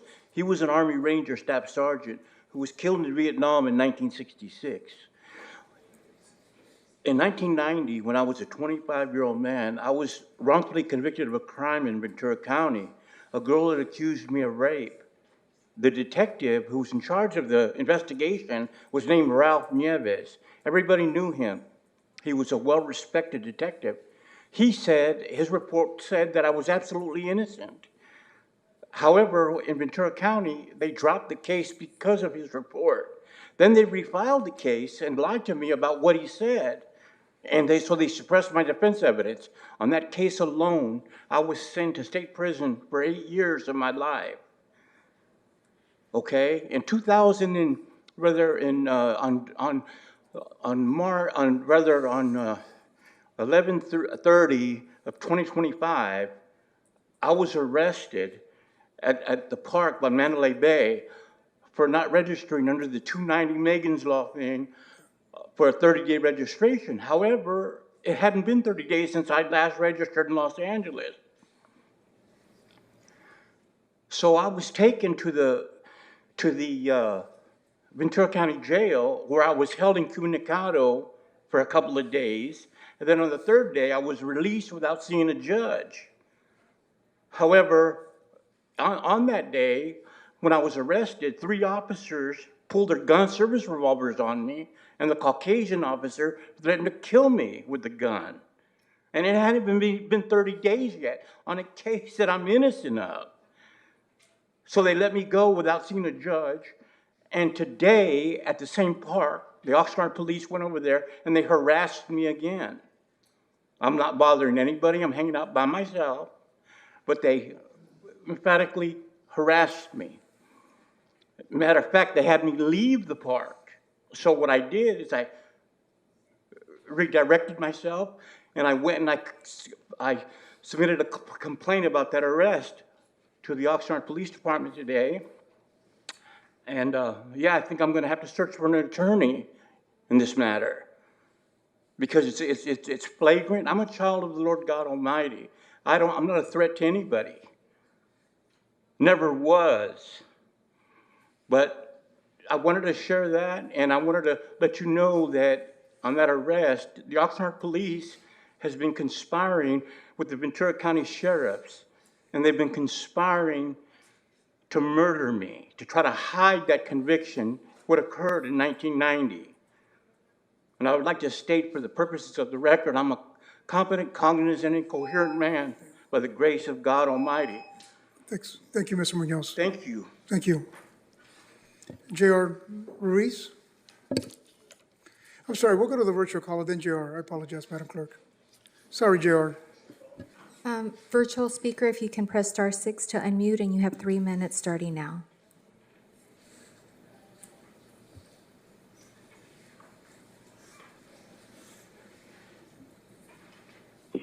A happy St. Patrick's Day to everybody. This is from Larry Barberin and family. May we, with the Lord's help, follow his example. He went back to the people who enslaved him to tell the good news. Now that's guts right there. Went back to the people who enslaved him to tell the good news, the gospel. One who referred to the city manager's remarks at the INCO on the 4th, and I want to give him credit because he didn't just criticize the Republican federal administration, but also the massively Democrat-run state on budget cuts and all that. So at least he was fair in that way. But he mentioned things like, the money for the homeless and all that. I think we have to do I would urge our city to do a better job. I know we usually have lobbyists up there in Sacramento to do a better job and just, I would go after them, the state, and the way they've been working the last several years more than the feds, because they wasted like $24 billion with a B dollars for the homeless. They can't even track it all the way. And we had the ED fiasco where I think that was about $25 billion that was wasted, that a lot of criminals got a hold of. That was federal COVID money, and they lost a lot about that. And I think we have to get back to federalism. The federal government's doing its things that we cannot do, or local government cannot do, in fighting, making sure that Iran doesn't have a nuclear bomb and ballistic missiles and such. That's part of the job. All this stuff, there's been a lot of criticism in the city of ICE and all that, but they're following the law. Illegal immigration, it is illegal. Again, how they enforce it is we need them to have wisdom how they do that, of course. I think mostly they have, but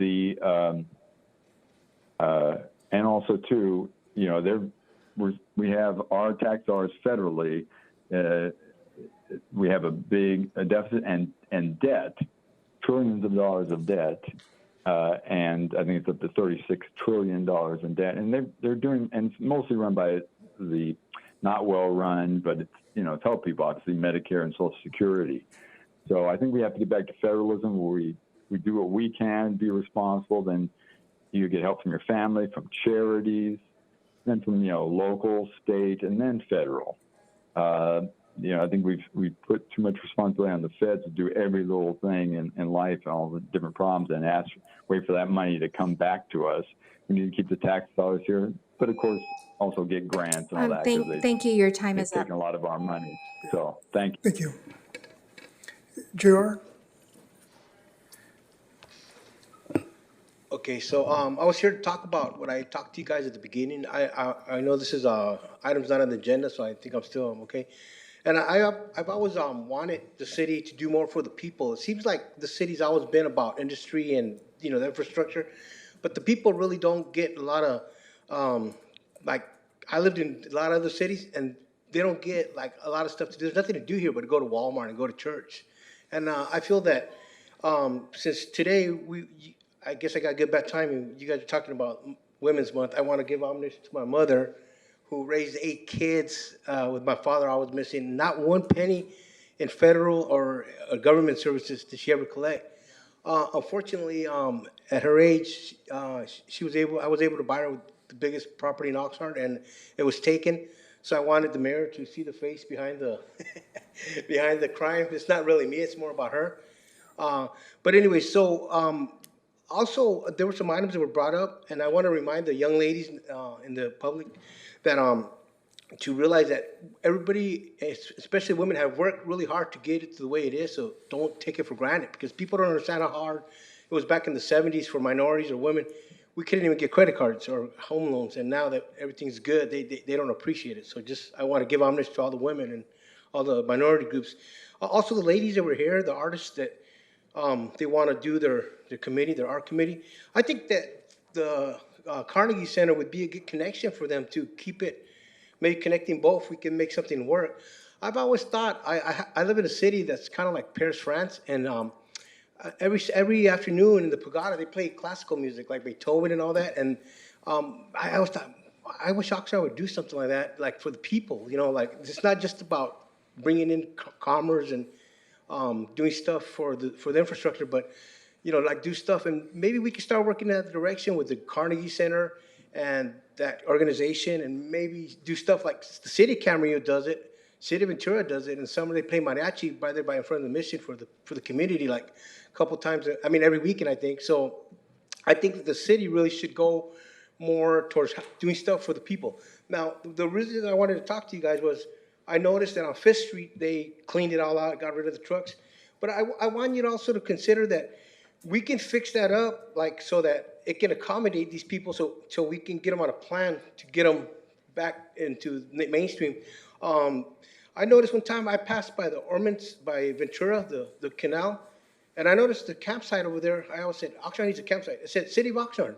So maybe that's an option for the city to get them to get in on the program. But also, I want to add truckers, because truckers bring in a lot of revenue, and they haul a lot of our produce. They leave a lot of taxes. We need to set that up for them, because that's the hardest working people in America, and you guys really need to think about that, not just kick them out of there. Thank you for your help. Thank you, Mr. Ruiz. Thank you. Madam Clerk, is there an additional virtual caller? Yes, that is correct, Mayor. Virtual speaker, if you can press *6 to unmute, and you have 3 minutes starting now.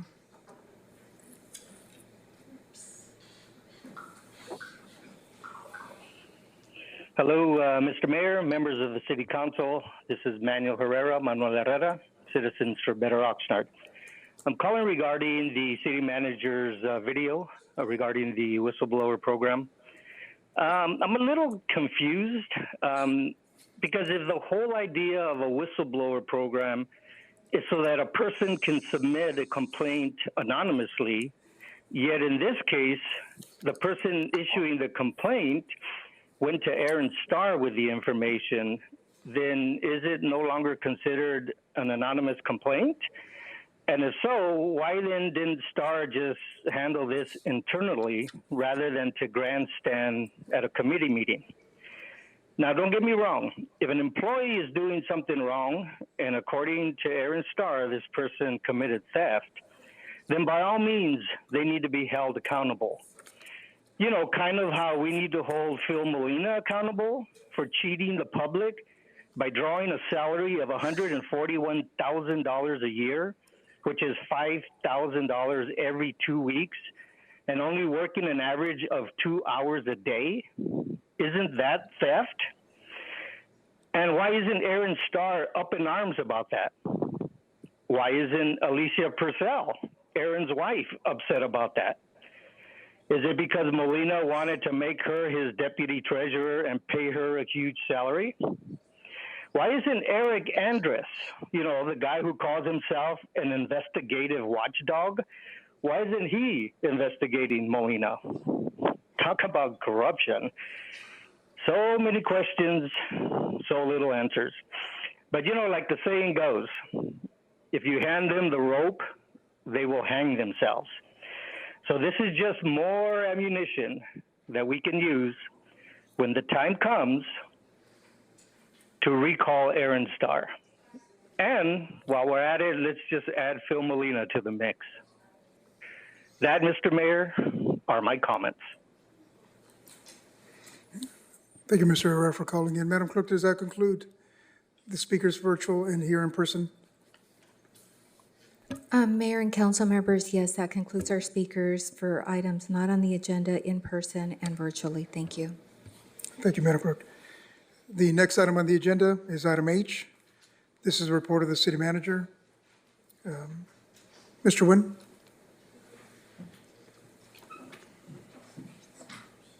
This will be for H2. Do you have anything on H1? No, we can go to the public speakers, I suppose, unless you guys want me to do this twice, but no, we can do it once. Yeah, we can take public speakers. We'll go to, we have 4 public speakers. We will start with, I think it'd be more appropriate for the city manager to give his presentation, so if the speakers want to comment on it, they may. do you have a preference, Mr. Nguyen? I mean, No, we can go to the fine speakers. either way. Yeah, it's fine. If it's okay, we'll go to Mr. Blair first, followed by Mr. Portello. Did you want to speak on this item as well? Or was it the I don't know if you got confused when you spoke earlier. Okay, yes, go ahead. If I may, I'm in alignment with Mr. Bartello here. It was my understanding from hearing that the item H comments would be taken during items not on the agenda, unless I heard incorrectly on that. And I mean, it was.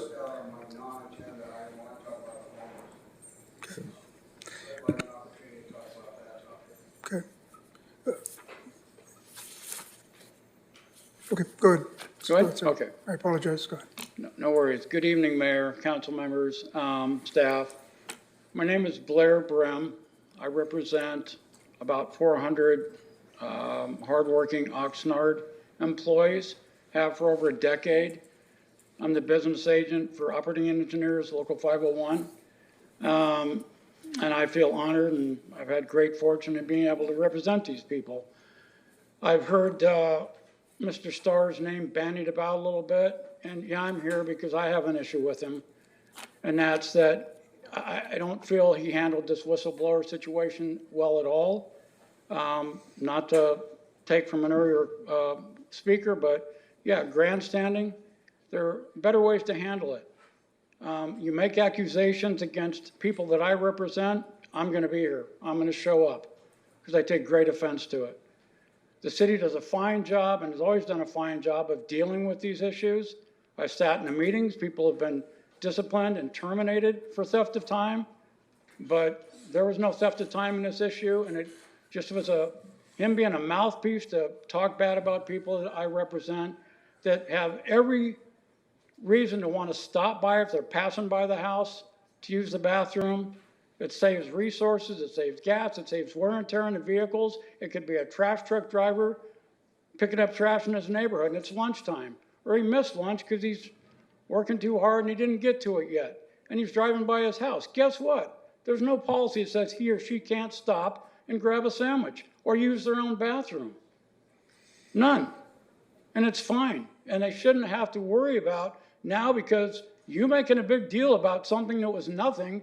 Oh my God, can I stop at home without worry of someone that's got nothing better to do? Somebody that's got no life to just sit and worry about who's doing what next door? Pretty sad and pathetic in my opinion, but no, there's nothing to see here. And if there's anything to see here, ask. You've got plenty of resources. An HR department that'd be happy to tell you what's going on, what's been going on, any current investigations, any past. But to just come out and say because you had intimate knowledge and then make an accusation that they're guilty without any due process, that's just not how it works at the City of Oxnard. And these people, like I said, do a fine job of handling it if there is an issue. And in this case, it's my understanding there was no issue. So if you've got any questions in the future, please go to them. Don't use the mouthpiece. Don't go down that road and make people look like they're doing something wrong when they're not. Because these people aren't doing anything wrong but doing their jobs day in, day out, week in and week out, and do a really good job. Thank you for your time. Thank you, Mr. Brim. We'll go to Mr. Eric Andrist, followed by Alicia Purcell.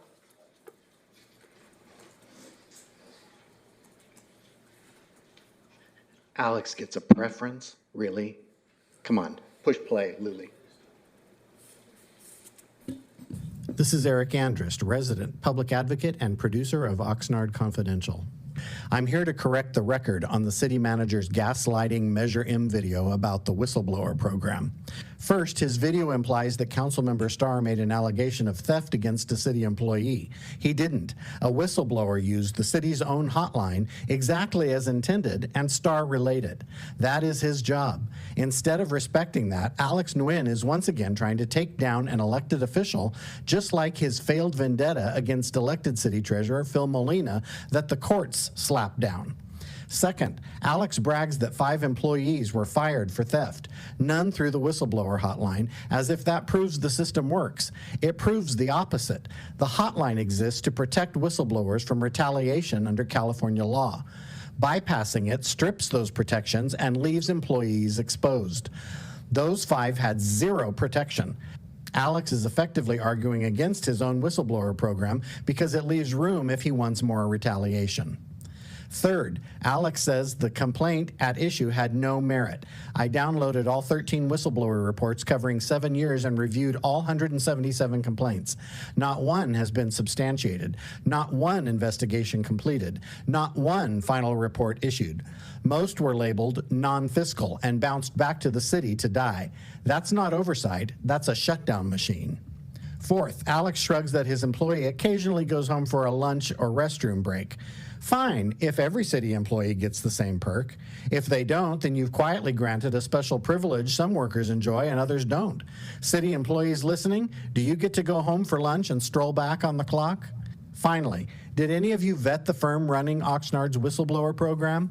Instead of licensed investigators, Oxnard hired a CPA firm, a firm that Los Angeles County sued for fraud and fired after a major embezzlement went undetected while they sent investigation information to the very client under scrutiny instead of the county that hired them.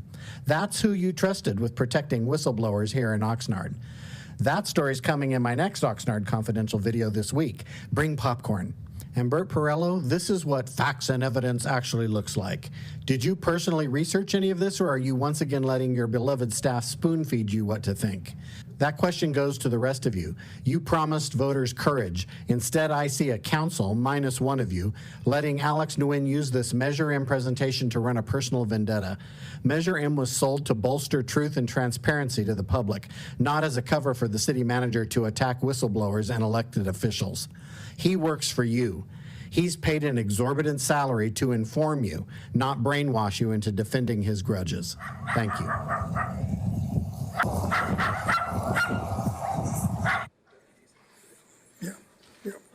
Folks are dying. Okay.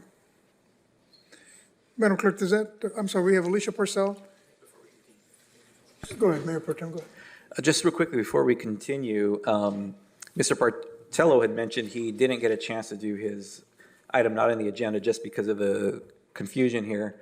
And I'm wondering if the council would be okay and the mayor, if he's willing to wait till the end of the meeting to give that comment. Absolutely. Doug, what do you prefer? Do you want to do it now or sure, after Alicia Purcell? Go ahead, Ms. Purcell. So the city manager's video is an attack on the messenger, trying to distract from the message that he hopes people won't notice. The first sentence of Mr. Nguyen's video is not true. It claims, quote, at the January 27, 2026 Finance and Governance Committee, during the report about the whistleblower program, Councilman Aaron Starr alleged that a city employee had committed theft of wages, end quote. No, the city received a whistleblower complaint asking the city to determine whether wage theft is occurring. The discussion started because the staff report gave no meaningful details, but dismissively asserted that the complaint was either not fiscal or not city-related. Because Aaron had knowledge of the details, he was pointing out that council members are being misinformed about the type of complaint received. To decide whether that characterization is accurate, one needs to know the general nature of the complaint. Aaron's overall point was that when you understand the complaint was questioning whether theft is occurring, it is fiscal and it is city-related. Even in the video segment that Mr. Nguyen chose, Aaron allowed for the possibility that, quote, maybe this is okay, end quote, undercutting the accusation in the video's opening sentence. The video falsely pretends that the only evidence was a series of 3 to 4-year-old photos. I'm often present when constituents bring issues to Aaron. So let's talk about something that neither the video or staff told you. And with permission, I will say that one of the videos was at 3:02 p.m. in a grocery store parking lot. Another photo was 20 minutes later parked at the employee's home. Besides some photos, the whistleblower submitted a list of recent and regular dates and times the vehicle was at the person's home, including 2 sightings, 1 hour and 25 minutes apart. The data points seem to undermine the attempted explanations in the video. The whistleblower possesses photos matching the other dates and times, but handing over some of them would identify the source, subjecting them to personal attacks like this video. Under this program, the council must be able to depend on your staff to tell you the truth about the types of reports that have been submitted. And if the city manager's office is willing to mislead the council member over the nature of the complaint, why just blindly accept the assertion that the investigation revealed the complaint has no merit? Maybe there's a problem, maybe there's not. Maybe the council needs to review all the whistleblower complaints in closed session so you can decide for yourselves whether any others have also been misrepresented about the type of complaint they are. Thank you. Thank you, Ms. Purcell. Mr. Portello, followed by Eduardo Huerta. Good evening again, and thank you, Gabe, for allowing me the opportunity to speak on my non-agenda item, and I apologize for the confusion. I wanted to speak about the homeless issue in Oxnard, and I had a good conversation with the mayor concerning some of our folks that are considered mobile homeless. So in other words, they're living in their cars, they're living in their RVs, and we have a section of 3 streets in South Oxnard, Edison, McWayne, and Arcturus, and this has been an area that's mostly all industry there. There's a lot of imported cars that come through there and that sort of businesses that operate in that area. And we had a large homeless encampment on Halico. It's reforming. I talked to the mayor about my view of the homeless and my advocacy for them has to do with just very basic human needs. So there's a lot of different opinions on the homeless and everything, but my take on it is it's by my work in Nicaragua for 20 years in the humanitarian realm. So it's about trash removal, it's about access to water, and it's about access to toilets. So I spoke with the mayor about that. I thought we had a great conversation, and I'd like to advocate for the city to offer those homeless people that are mobile homeless in their RVs, and it's increased. There's probably about 100 people there now because the county passed a law that they can't park out in the ag land. So once that happened, you know, they had to move from there. Well, where did they go? So they went over here, right? And I want to commend the city for changing their policy concerning picking up the trash. And so there is a designated area at the end of McWayne where they blocked it off with some K-rails, and that's the designated spot. Some of the homeless didn't know, I informed them, but I've actually been getting the homeless to clean up the trash in the general area, and it's been remarkable. We nearly have all of Edison clean now. There's a lot of illegal dumping. Some of it is the homeless, but there's also people that come and they illegally dump there, much like they dump in the ag land in North Oxnard where I live. So there's a lot of illegal dumping. It's terrible because there's rats and there's disease that caused by living near trash. I think we all know that. And so whatever you feel about homeless, people don't want to live around trash. And the homeless have actively worked with me to clean up that trash. Some of it's their own, some of it's some outside dumping. We nearly have Edison clean. I've been picking up the trash with the homeless, working with them, giving them tools, giving them bags and things, and they want their trash removed. They don't want to have all that trash around them. So if we could have porta potties, because they've got to go to the bathroom. They're humans. And with the way that they're going without access to public toilets, they've been using the ag companies' porta potties. And naturally, they're not happy about that. They actually move them. That's for the workers. But if we had porta potties and a hand washing station, and if we had dumpsters there, and then it wouldn't be such a mess and a health hazard. Thank you very much. Thank you, Mr. Portello. Thank you. Mr. Huerta? Hey guys, first of all, I'm listening a lot about this topic about whistleblowers.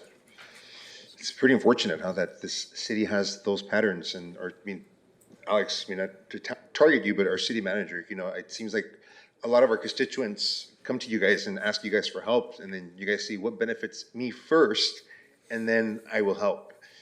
That's pretty what we see here and what we're starting to see, right? And so there's obviously repercussions coming back to you guys in regards to those choices.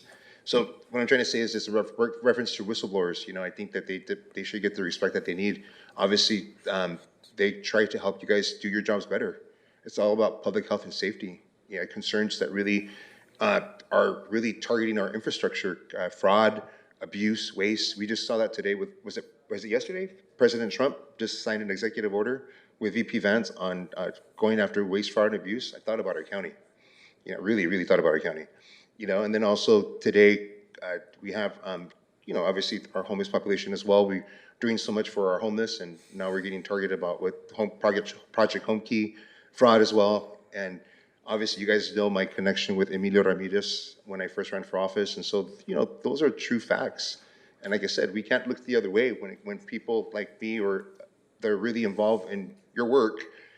Come to you guys. You guys need to put your community first. That's pretty much what I have to say. And protect your whistleblowers because, you know, obviously they are there for you guys. Obviously to protect your rights, your positions, and your paychecks. Thank you. Thank you, Mr. Huerta. Does that conclude, Madam Clerk, the public speakers on this item? Excuse me, Mayor and council members, that concludes our speakers on this item. Thank you. Thank you. We'll refer now to you, Alex, please, on the Thank you, update on the Mr. Mayor. whistleblower program. There's been a lot of historical references tonight, so let me throw one more out there. So most, if not all, historians in New England believe that the first ever St. Patrick's Day celebration took place on March 17, 1737. So for those of you who genuinely celebrate St. Patrick's Day, happy St. Patrick's Day, and for the rest of us who just like to go along for the ride, happy St. Patrick's Day. So I think it's important to address a lot of what's been stated, which is fine. We'll get to that. But for the purposes of, in the event that anyone's watching, just to have a one unified conversation, I think it's better if we just show the Measure M presentation, because I think a lot of things have been said about that. So I think it's good if we just bring that up. Mr. Mayor, I object, and here's the reason why. We do not have reenactments. We're not reenacting. I'm actually going to comment on it as it goes. So Diego, can you please pull it up? So part of what is important to state here is that everyone has their right to come here to speak. And when you're on that side and at that microphone, you can express your opinion, you can make your allegations, you can raise your questions, anything you want. But be reminded that, Diego, press pause, be reminded that no one's accountable for what they say there. On this side, it wasn't that long ago in this country that elected officials, politicians, were held accountable for what they said. But we live in an era now where you're not. And that is what it is where we are in this country right now. But here in between, for all the executive staff, and I actually include our city clerk in this, we are held accountable for what we say. And from that perspective, words matter even more to us.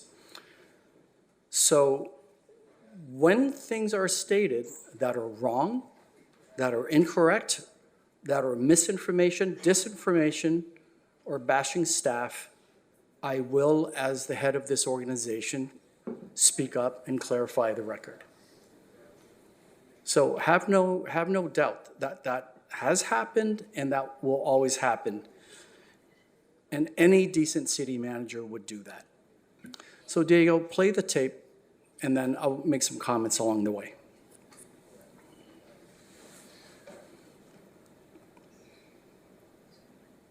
And I hope this is easy for people to read along. So this is obviously referencing that original City Council committee. And from our perspective, everyone who heard it took those as allegations, which is fine if you have the facts to back them up. And the reason we made this video the way it is, just so that it's clear there's no interpretation on our part. And we make it clear that the whole video is actually available. This is a little bit off topic, and I probably have to have the city manager or the assistant city manager answer this question. But my understanding is that from a presentation we received a number of months ago, that we don't allow teleworking with the city of Oxnard. And I remember hearing that we've had difficulty recruiting people as a result. Is that still a case? Is that still our policy? So okay. We call this a setup question because it's clearly the interest here is to play a gotcha game. But I have intimate knowledge of the second. I had a whistleblower approach me and laid out what was going on, and I suggested to this person that, I'll say they, submit something through the whistleblower hotline here. The nature of this, so without identifying a department or an individual, the nature of this theft is a city employee who is taking a company vehicle home in the middle of the workday, spending hours at home on a regular basis. And this person provided me with photographs that were time-stamped, showing when this employee was at home, and apparently had been storing up photos for several years.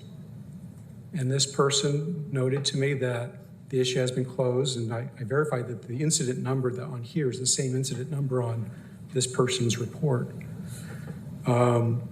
There's basically, it was closed and nothing happened.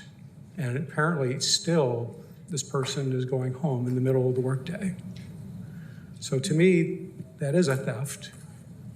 It is fiscal because we're paying somebody and they're not actually doing the job. And I don't know what our next step is with something like this. Maybe this is something that gets brought into closed session to discuss, but we can't have an employee deciding on his own to just simply be at home during the middle of the afternoon. Unless we've got an exemption for that person, when we say, yeah, you're able to work from home, then maybe everything is okay.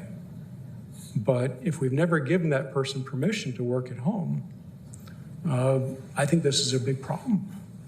So I guess I'm looking for direction on what to do next. And by the way, the individual whistleblower said to me that they would be willing to testify with a sworn declaration, and combined with the evidence of actual photographs with time date stamps and locations.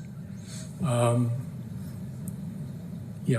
think this is something that can legitimately be pursued and ought to be. I don't know if my colleagues have a different opinion. Would you? Well, I would.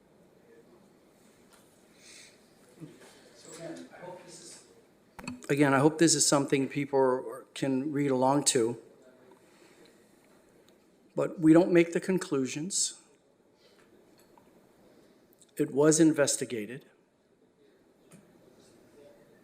And here's a part that people seem to like to gloss over. This employee works in the field. This is not someone who sits here at the desk. This person is out and about in our community.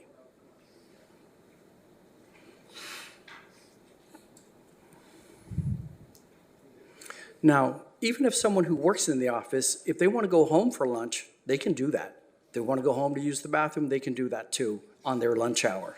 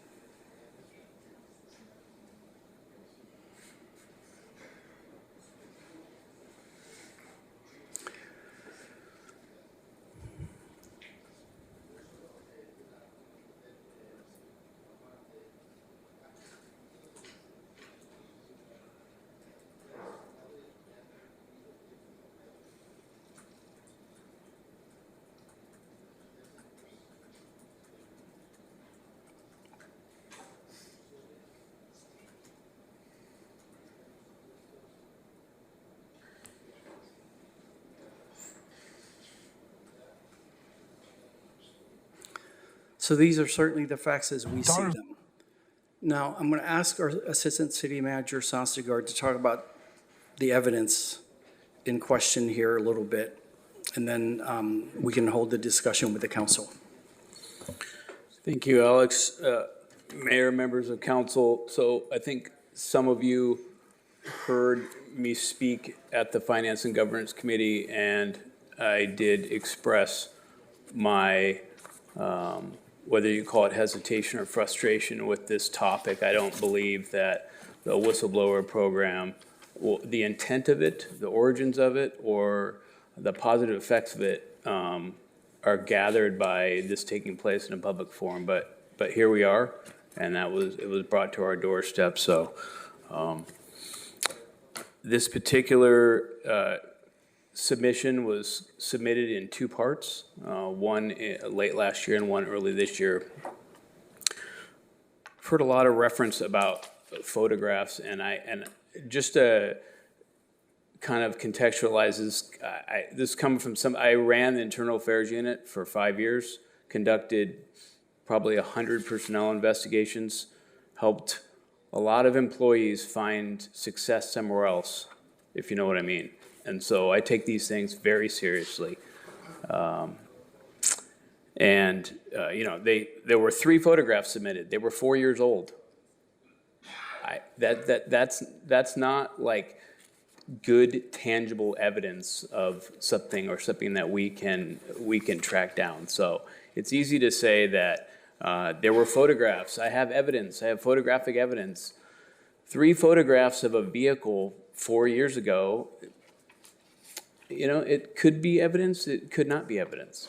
And so just wanted to bring that to your attention. Again, it was plainly stated at the Finance and Governance Committee that this is theft. It was plainly stated. It wasn't misstated tonight. It's on video and it was quoted. So that's why we felt the need to address these things. There's one more thing kind of out here in the ethos I want to share with all of you too. There seems to be a lot of talk about whistleblower retaliation and that the 5 people that were mentioned that were terminated, they didn't have any protections. The whistle program is just that. Nobody has any idea who submits a whistleblower submission. So this idea that there would be retaliation or they're not protected, that's completely contrary to the entire program. So when people just throw these mantras out like retaliation and lack of protection, it doesn't make any sense. It's not how a whistleblower program works. So there's probably more that could be said. If there are any questions, I'm certainly here to answer anybody's questions about this. Thanks, sir. Anybody have a question or comment? I appreciate the fact that this has come to a head. I appreciate the fact that it's come with a response. As a council member, it's extremely troubling when there are accusations made and there's no facts or evidence. We have an individual in the back filming. He's got every right in the world to do that, and he can every right in the world to make accusations. But there comes a time when there's not a right. And I will tell you that I did work in a union situation. I'm extremely proud to be sitting here and watching a union individual go to bat for his employees. Where I worked, that didn't always happen. But where I worked in that job, you were on the road. And when Mother Nature called, there wasn't always a place to go. And you tried to find a place. Somebody that would belittle somebody to go back to their own home if they were near to use the restroom. I don't know what kind of human being you are.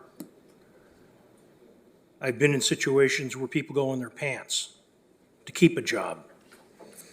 Not good. Those types of jobs should never exist, but they do. And people take them because it's the best they can get. When there's a situation in place, as this city has a whistleblower program, which I was instrumental in getting this thing in the city of Oxnard. I'm grateful it's there. And when people complain and claim that they read everything about them, when it's identified, it's financial or criminal. And when they are personal, somebody complaining about, say, for example, they don't like the color of the shirt somebody's got, that's got nothing to do with this type of stuff. But when a councilman makes a claim that it's a theft, I don't know if the word slander counts in this case or it even fits, but it sure disrespects a lot of good public employees. And Mr. Starr, I think you were wrong on that. But I am grateful that the city of Oxnard has enough to stand up and work to fight and keep the city employees that they have. One thing came out in this presentation, the number of people that have been terminated. There was another presentation by the police department some time ago when the individual was killed in Minnesota. And the police department explained how many people had been let go.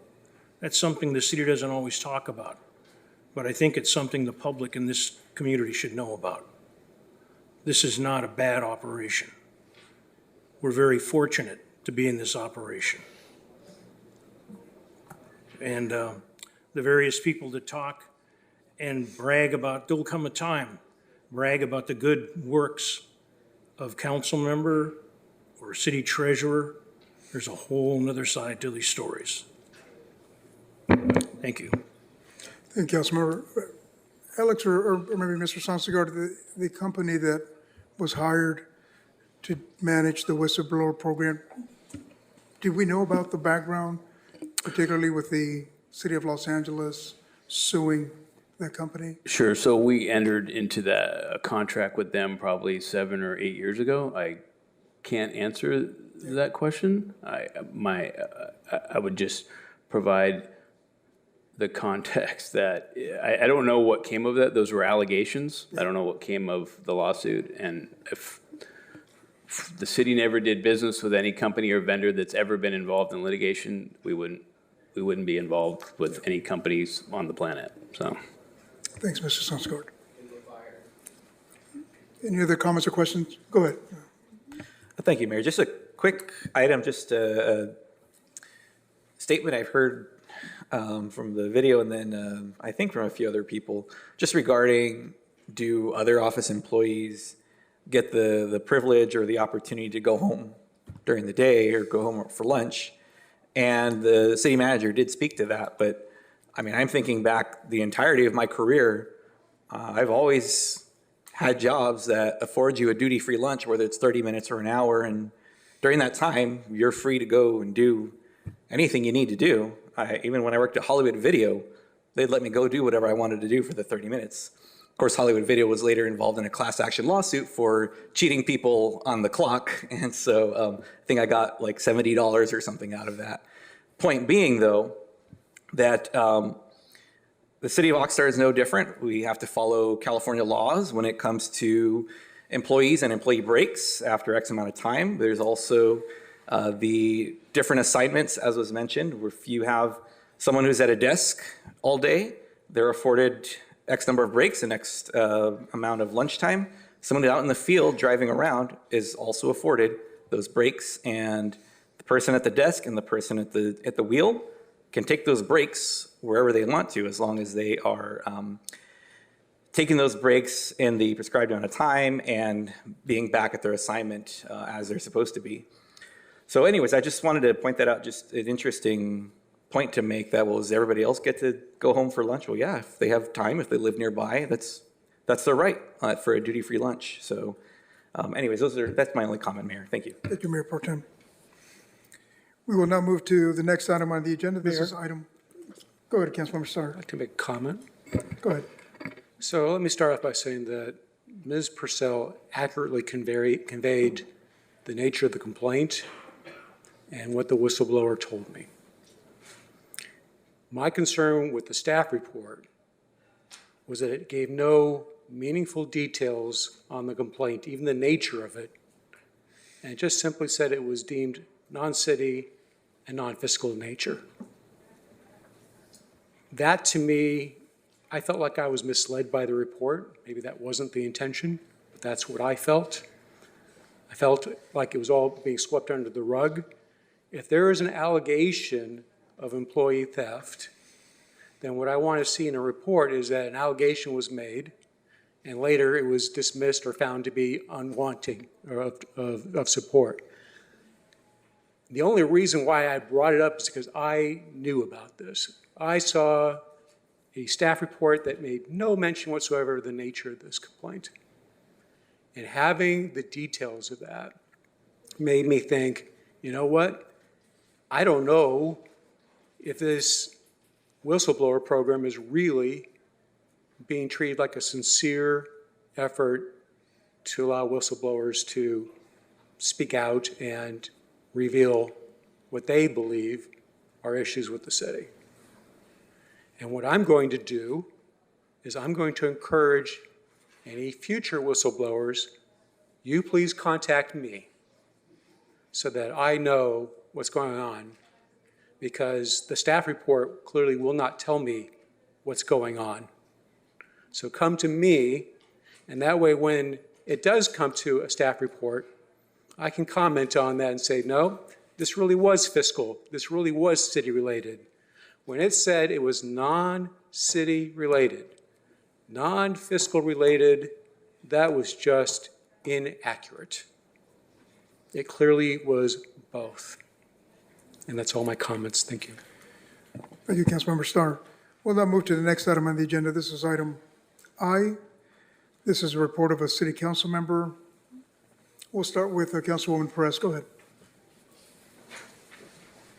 Thank you, Mayor, for the recognition. I also wanted to thank our representative from 805 Andaki Fund for coming out and sharing some of this data. Just to kind of jump ahead, this week I'm really excited. I'll be meeting with the chair of the Agricultural Labor Relations Board. Not specifically talking about this concept here, the item that was just before us regarding wage theft, but as we know, many of our community members, particularly agricultural workers, are impacted by wage theft. Just last month, in the month of February, a report was released indicating that the Labor Commissioner's Office helped secure $6 million in unpaid wages to farm workers in the Central Coast, and really wanted to thank the organizations who led that effort. Obviously, our community here is impacted by very exploitative working conditions. Many of them are still being impacted by not being able to take a bathroom break. This week, we've experienced many impacts of heat illnesses in our community, and workers are still out there working in these pretty hazardous conditions. And so definitely excited to have that conversation and really look at ways that we can uplift worker protections and safer working conditions, particularly for our community that is oftentimes overlooked and is a high representation in our community as well. Some of the conversations I've also had, I want to thank Cause for reaching out. I know many of our community members are still living in uninhabitable living conditions and have, expressed the need for tenant rights, hence why the anti-harassment ordinance was put in place. And so really looking forward to continuing the work there to ensure that our tenants know what their rights are and that there are protections in place to ensure that there are habitable living conditions. I've also had the opportunity to attend pretty much every neighborhood council meeting, and I look forward to the Blackstock Neighborhood Council meeting that's happening next Thursday, March 25th at 6:15, and looking forward to any other scheduled neighborhood councils that'll be coming up if they don't happen to conflict with Tuesday night council meetings. I also wanted to take the moment to just thank all of our principals at our elementary schools. I've had the chance to meet with quite a bit of them and was invited to participate in Sunkissed Elementary's Read Across America to really uplift the importance of unity and to also inspire this current generation to know that they too can aspire for great things in this community. The last thing I wanted to mention, similarly to some of the concepts I've talked about tonight, particularly around stronger worker protections for our agricultural workers, I definitely wanted to uplift and direct staff to investigate and bring forward what was mentioned by the Carpenters Union tonight, looking at ways that we can implement stronger anti-fraud measures among public projects in our community, and looking forward to circling back and hearing more on that. But that's my report, and back to you, Mayor. Thank you, Councilwoman. I'm sorry, Commissioner Andrade, did you have anything you wanted to comment on? No? Okay, thank you. Councilmember Perillo? I have nothing to say. Thank you, Councilmember. Mayor Pro Tem? Thank you, Mayor. Excuse me. So I have a couple quick updates here. I was able to attend the Kamala School Career Day. They go through middle school. And that was great opportunity, and I think this is maybe the third or fourth year I've done this in a row, and got to speak to some sixth graders and seventh graders just about careers in public service, and had a great little Q&A activity with them, and so I appreciate the opportunity again to go this year. Also attended two activities in East Village, the East Village bulky item collection, and I didn't actually stop and volunteer, so I should make that clear, but my grandfather had things that he wanted to get rid of, and was happy to help the city with that. So I appreciate the coordination from our city staff and the East Village Neighborhood Council in having that be a great, successful day. I did get to talk with Alexis, who was there, as well as Ronald and a few other residents while I was there, and the staff, and it seemed like it was a good, steady turnout.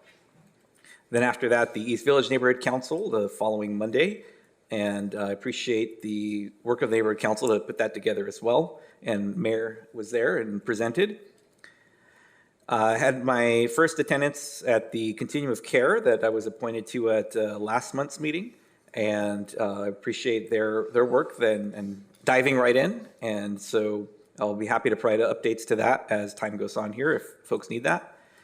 And thank you to Oxnard Fire. I saw the chief was here earlier. I was able to attend the promotion and recognition awards that they held at the Staybridge facility. And thank you very much, Chief, and thank you to your team for all their great work. Congratulations to those who've been promoted, and the awards to those who just have demonstrated excellence in their positions as firefighters. And just a couple last quick things here. Councilor Perello and I attended the Airport Authority. I know I don't typically update on things here unless it's pertinent, but it was mentioned at our Airport Authority meeting that the vacant lot that is owned by the Department of Airports on Ventura Road, it's immediately across the street on the east side of Ventura Road from the runway. An RFP has been released for use of that land, and there are a couple uses that can go there, and it's obviously it's height restricted because of landing planes. It can't be anything that's inhabitable by people. So some of the items that were mentioned, things like solar panels, or using the space by the port for parking of vehicles being imported. So the RFP went out for that, and I just wanted to share that here. There will be information coming from the Department of Airports on that, and I did ask them to commit to speaking to the neighborhoods who live nearby as well. And lastly, back after the October 29th A Street raid by the Department of Homeland Security here in Oxnard, I had mentioned in a subsequent city council meeting that I filed a couple of complaints with the Department of Homeland Security Office of Professional Responsibility and the Office of Inspector General. I want to thank Congresswoman Julia Brownlee's office for helping with facilitating to ensure that they actually at least acknowledged receiving that. And that was shortly after that incident. In November, I submitted the complaint. We are on March 17th. Today, I received word that they acknowledged that they had received it, and essentially they said, if information regarding this incident was received and reviewed by OPR consistent with its protocols, as this matter pertains to specific employees, no additional information can be shared in accordance with the Privacy Act of 1974. Thank you, Congressional Liaison. So even though I had set my expectations in a realistic level of anything coming from that, I do want to acknowledge again our Congresswoman's help in ensuring that they did acknowledge they received it, because I wanted it on the record, the video I had and the descriptions of everything I saw that I believe were misconduct or unprofessional conduct by the Homeland Security agents.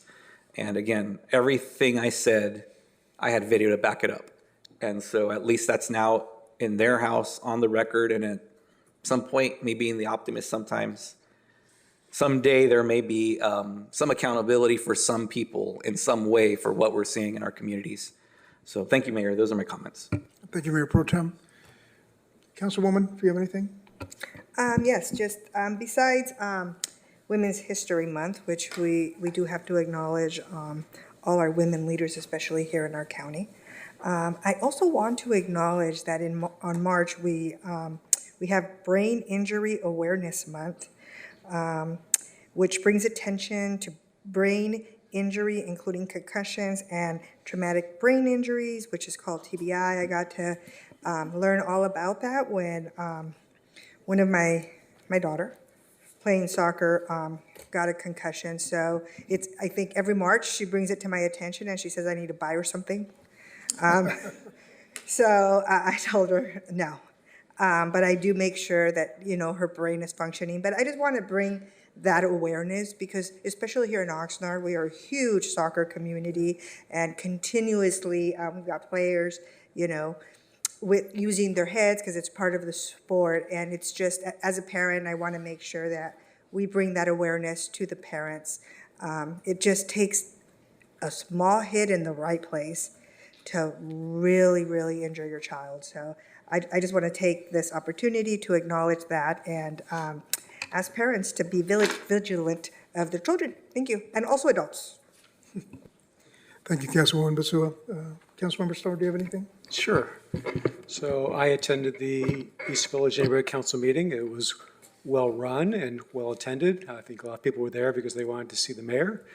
And the mayor gave a presentation that was very well received. And I think I described him at the time as a ray of sunshine. And I really appreciate the public face that he presents for our city. I'm very glad that you are our mayor. And I think you do a good job of that. Thank you. Appreciate it, Councilmember. And I attended also the East Side Little League opening ceremonies this last Saturday. Councilmember Perrella was also there with me. Well, I'm very thankful, by the way, that I didn't throw the opening pitch because it would have been pretty embarrassing. But they had somebody out there who was able to do it and did a great job. There was one gentleman that struck me, and Councilman Perrella, you'll remember this.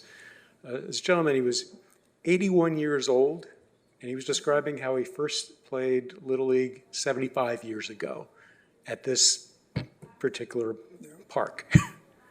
And that's just amazing. The guy was, he was lucid, he was ambulatory, he was just what you want to see in somebody at that age who's in good health and still vigorous. We've got some upcoming meetings of the Rio Linda Neighborhood Council meeting on Thursday and La Colonia on Saturday. I intend to attend both. I would like to I'd like to take this opportunity to actually acknowledge some really good work that was done. So there's a gentleman by the name of Mark Burnett. He's the Director of Facilities for the Oxnard School District. And I relayed to him issues that people were having with the condition of the West Village Park.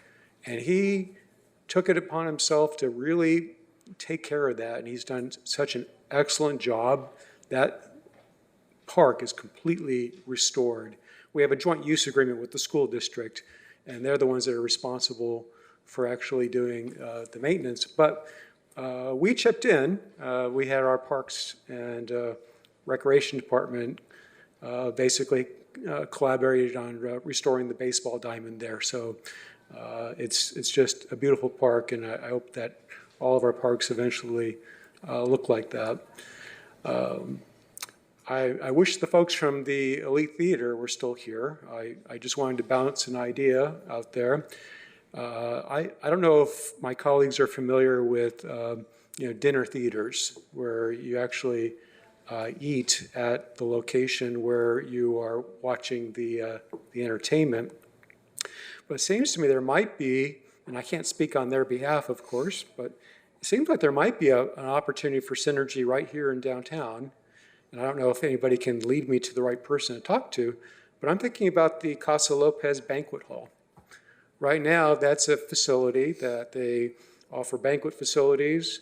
They've got a really tiny, tiny stage, not enough to handle the Elite Theater. But I wonder whether there might be a partnering opportunity between Elite Theater and the Casa Lopez Banquet Hall, where if they were to get together and just build an adequate sized stage, it might be to the benefit of Casa Lopez because they can get more people to attend and will buy food, and it'll be good for the Elite Theater as well because now they'll have a place to actually locate, and plus it brings them back downtown, and it'd be nice if we can bring more traffic to downtown, and it just seems like it'd be a perfect spot. I don't know if it would work for them or not, but I just kind of wanted to raise the idea, and I hope that the folks at the Elite Theater will consider pursuing that option, and if there's any way that I can help, I would like to help. I've been, back when I used to live in Simi Valley, I was on the Simi Valley Cultural Arts Center Foundation Board. And so the arts matter to me. And I think that it brings, theater brings a sense of, I think, vitality and life to a community. So I hope that they can be successful at this. I hope they'll consider that option. And that's all I have to say. Thank you. Thank you. I plan to meet with the Elite Theater reps. I'll bring that idea up to them and then coordinate with Casa Lopez. And I'll just conclude, try to make my statement here brief. First, many of you know that I'm really committed to beautifying, modernizing our city. So I'm continuing with that effort, constantly meeting with those that can do just that. And I'm happy to report that early this morning I met with the downtowners as well as those from the Heritage Square, myself, to try to collaborate in doing a nice festival on July 3rd, along with a car show. And it was great. I think they were very receptive to the collaboration, because I think there's experts among all of us that can do something really nice in celebration of our 250th anniversary for our country, and then just to make it a free event for our community, bring people in to downtown and just make it vibrant so that people have entertainment and something to enjoy. And so I'm happy to report on that. And along those lines too, working, as you know, we've got Cinco de Mayo celebration that's going to happen here in downtown as well. I know I mentioned before, we got the Ceviche Festival that's coming up in August. So this is the things to be excited about. I met with the collection to try to encourage them to have a watch party in celebration of the World Cup that's coming. I think this is, for our generation, it's an opportunity of a lifetime. The World Cup is going to be hosted by the U.S., Mexico, and Canada. So there's an opportunity for us to really push, and that's what I'm pushing for watch parties. As Councilwoman Basua mentioned, we have a generational fan base built right here in Oxnard. The majority of, we celebrated here the remarkable teams from the high schools that are just dominating in the sport. And so I'm really encouraging the collection to do a watch party, again, bringing people in here, our local community, but as well as tourism that will support the tenants that are there at the collection, as well as offering something to our community members to enjoy. So I'm really pushing for that. So I'm glad that our planning commissioners were here, highlighting the support they received for their training, and that's something that I'm very supportive of, and will continue to advocate that the CAGs be well supported so that they can be as effective as possible. And I'm glad for the gracious invitation received from the East Village Neighborhood Council to present, so that those that were in attendance had an opportunity to learn more about myself. It was the first time that I stopped by the East Village Neighborhood, so thank you for the gracious invitation, for allowing me the flexibility and time.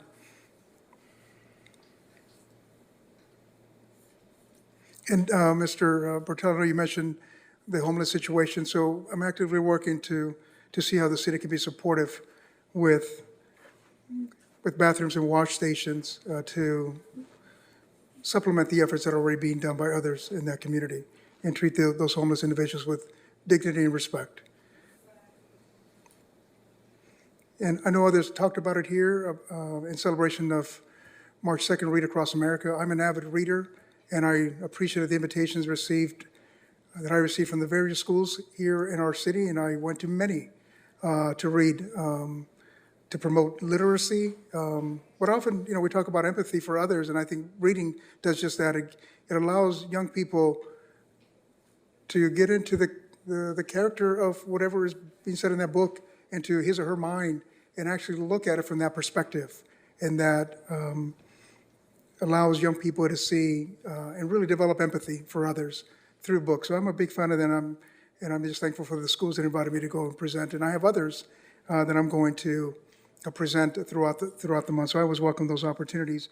And last, I just want to give a compliment. I don't know who I'm giving a compliment to, but it's to our city staff member. I was trying to reach actually Ms. Brenda Lopez's department, the Housing Authority, and I called 385-8220, which I think is the ER extension. And I tell you, the gentleman that answered the phone when I asked to connect with one of the Housing Authority individuals, he told me I had the wrong number.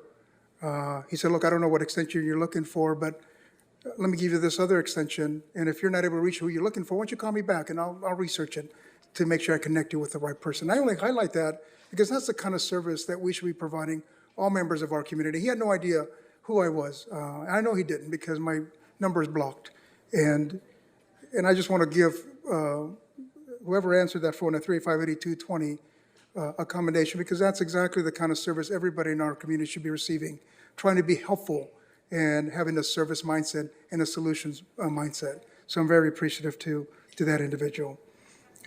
And then with that, I will conclude. So thank you, everyone, for being so patient. We're at 8:25, and we're just now really getting to the core of our agenda. So thank you, everyone, for your patience. If there's nothing else, we'll move to the next item. This is from the city clerk. The subject is the appointment of members to serve on the Citizens Advisory Group, otherwise known as CAGS. The recommendation is that the mayor, with the approval of the city council, make the following appointments. 1, to Measure O Citizens Oversight Committee, Alfonso Arroyo, who is also the neighborhood council chair at Rose Park. 2, to the Mobile Home Park Rent Review Board, Mr. Luis Armando Salazar. 3, to the Parks and Rec and Community Services Commission, Alfonso Arroyo. And 4, to the Planning Commission, Mr. Edgar Friday. 5, to the Senior Services Commission, Maria Magdalena Tapia. And 6, to the Library Board.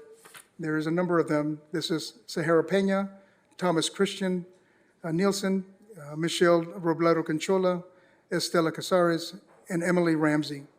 This item did not originate in committee, and Luli Lopez, our city clerk, is here also to guide us through this discussion. And I'll open it up for any council member questions. Yes, go ahead. We'll start with you, Mayor Pro Tem. Go ahead.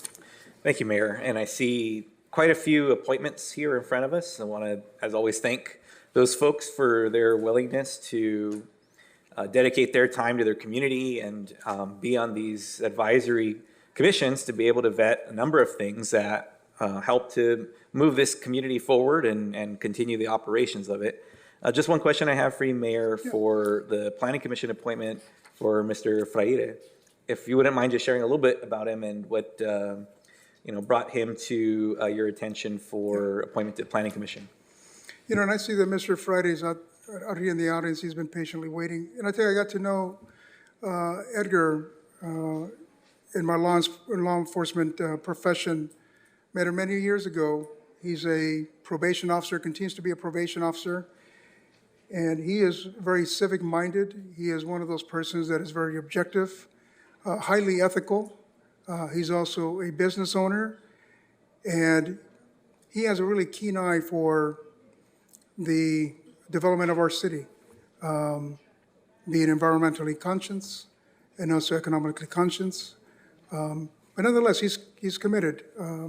He very deliberately and very purposefully arranged his schedule around to go into work early in the morning, to be up at 2 o'clock, just so that he could be committed to being an active participant in our planning commission. He's already taking the opportunity to read our various zone guidelines. Also, he obtained a book on Robert's Rules of Order, just to be that prepared, and that's the kind of person that he is. So when I was looking around, I thought this is the kind of civic-minded, visionary, ethical, and committed to serve, exactly the kind of person that we are looking for to engage in time and to bring that enthusiasm and motivation to the Planning Commission. Okay, thank you, Mayor. Absolutely. And if anyone has any questions, if you're willing to come up, Mr. Friday, if anyone should have any questions, that I'm sure he's open to that as well. Sure, appreciate that, and thank you. I know with the Planning Commission really taking on probably one of the heaviest loads of all the CAGs. I appreciate you sharing that information. And this is just a coincidence as well, but we used to work together as well many years ago when he was in the education realm. And so just funny how there's another Oxnard moment there. So anyways, thank you very much for your willingness to be appointed to the Planning Commission, you know, after we come to the vote here. But thank you. Thank you, Mayor. Absolutely. Absolutely. Go ahead, Mr. Pearl. Yes. Recently, there was a applicant that felt that she was treated differently, and I'm hoping that we can get the city clerk to explain. There are a couple of agencies, Planning Commission and Mobile Home Rent, that if a certain profession is not real estate, is not allowed in those boards. Can you clarify that? Or the city attorney's office? Mayor and council members, on the Mobile Home Rent Review Board, members cannot be associated with real estate or be a property owner in a mobile home. And for those reasons, they are not qualified to serve on the Mobile Home Rent Review Board. And on the real estate profession?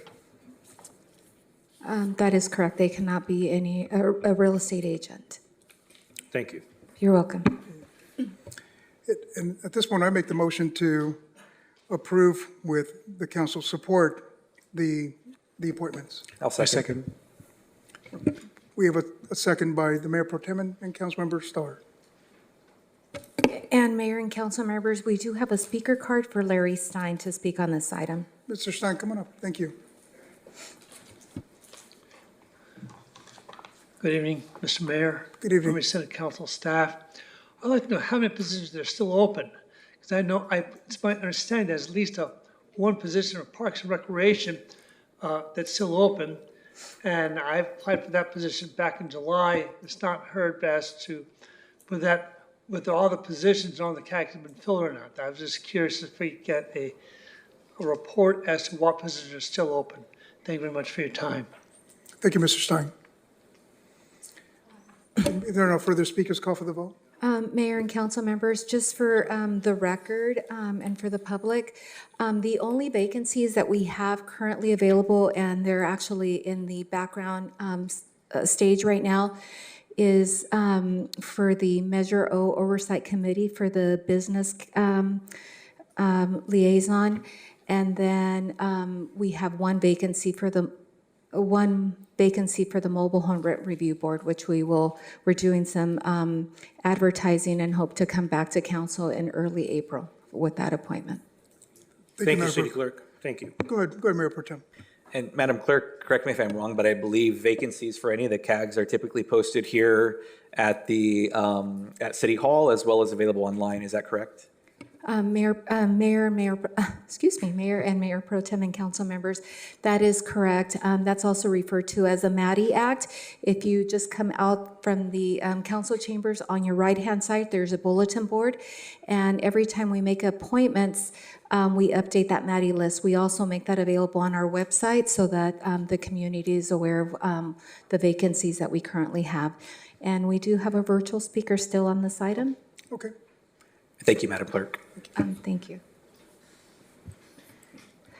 Virtual speaker, if you can press *6 to unmute, and you have 3 minutes starting now.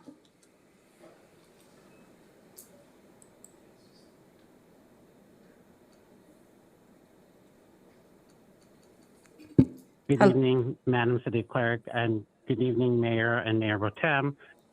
My name is Ronald Arwejo, and while I'm not speaking on behalf of them, I would just like to note that I am chair of the Measure O Citizen Oversight Committee and the chair of the Planning Commission.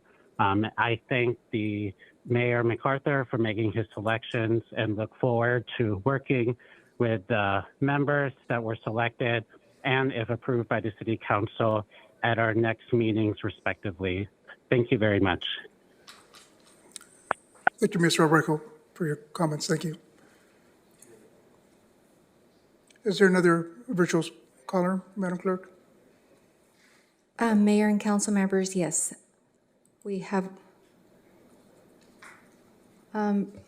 virtual speaker, if you can press *6 to unmute, and you have 3 minutes starting now.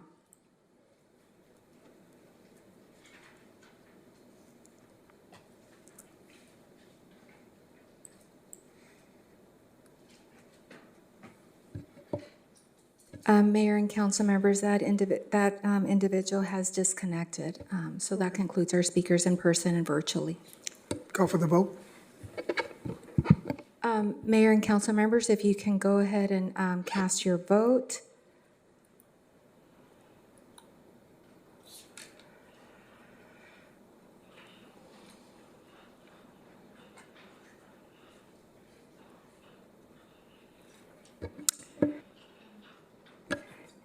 Mayor Pro Tem, if we can get you to cast your vote. I know it happened to me last time. Thank you. This motion carries 6-0. Thank you. Thank you, Madam Clerk. Congratulations. Thank you. Just, I'd like to make a quick comment that Yes. I had the pleasure of meeting our new planning commissioner at the, I think it was at the Rose Park potluck, if I'm not mistaken. And I remember that you own some laundromats and that you definitely watch the council meetings. So, so thank you very much for stepping up and volunteering.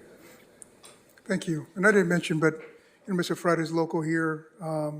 He's an English learner, just a remarkable individual in the sense that he goes and gives motivational talks, but he also is a graduate of Oxnard College, attended Wanimi High School, graduated from there, is an alumni of Cal State Channel Islands and graduated from Cal State Northridge. So he has a long-term vision for our city, environmentally conscious, but economically aware of what we need. So again, thank you for your willingness and to participate in a very demanding position as a new commissioner. And thank you to Commissioner Arroyo. Thank you.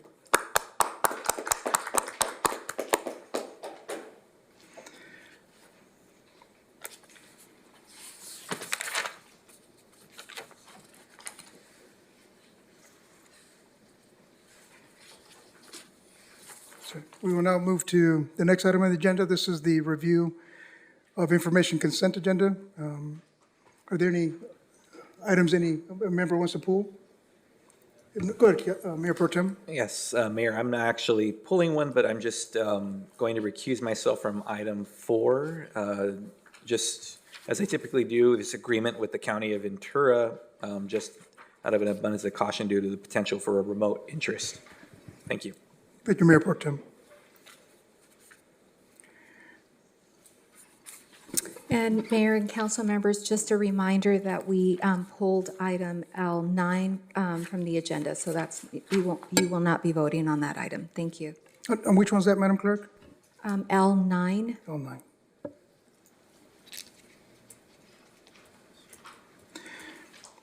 Are there any public speakers on the consent agenda? Just Mayor- Mr. Stein? Is that the Correct. one? Okay. Mr. Stein?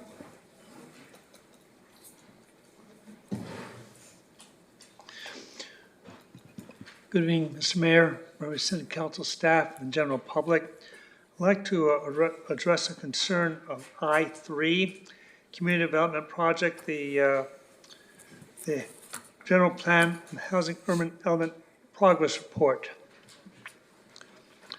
One thing that housing needs is infrastructure.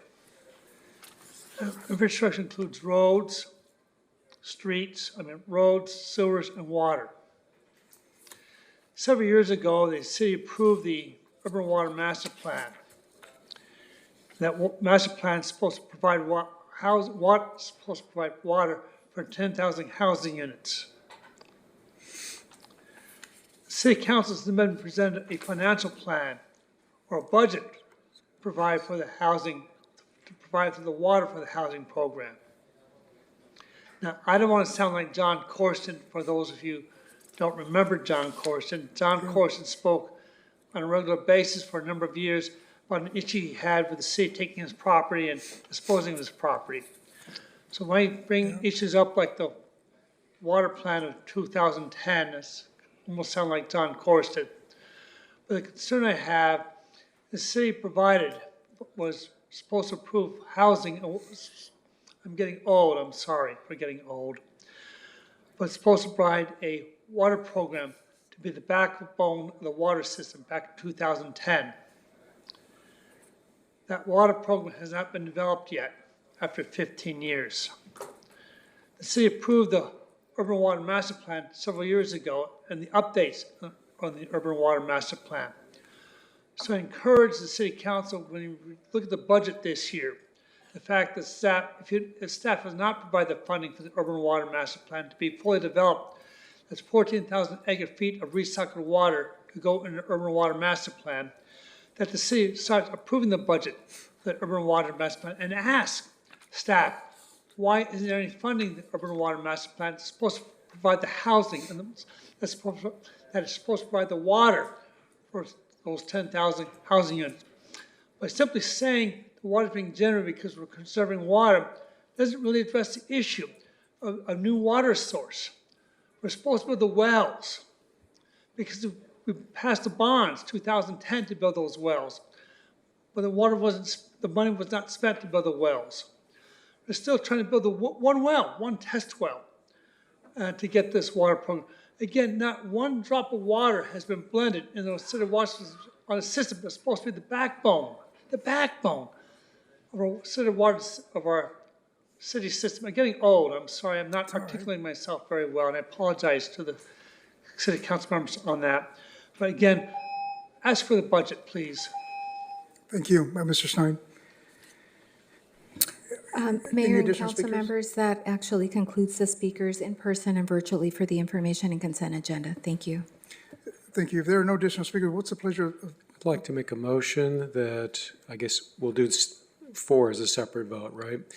But I'd like to move all of staff's recommendations. I think number 6 is a read and file. that's correct, and we'll take a separate one on L2 for the Housing Authority. Right. Okay. Thank you, Councilwoman. We'll take a vote, Madam Clerk, with the exception of the ones outlined by the receive and file, and then with the exception of L2, which we'll take a separate vote on here after this.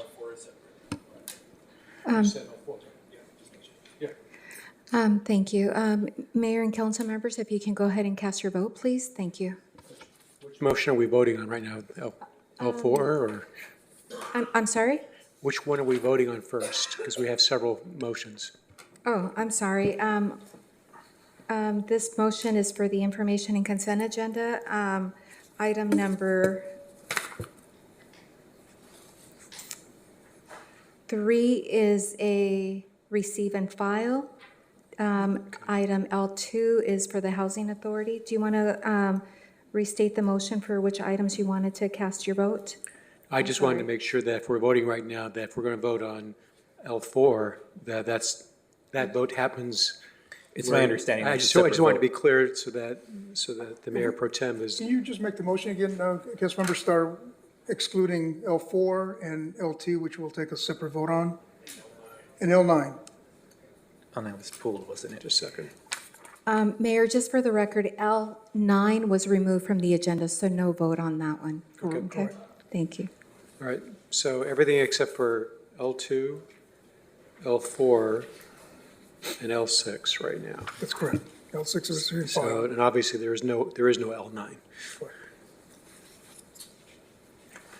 So that's the motion. So the motion is to approve staff's recommendations on all of those.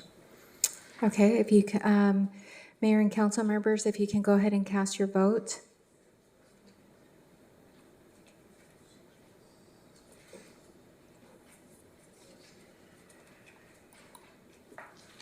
Okay, so this motion carries 6-0. Thank you. Thank you. I guess next, if we can have the vote on L4 so that Mayor Pro Tem could recuse himself from that. And I second the motion.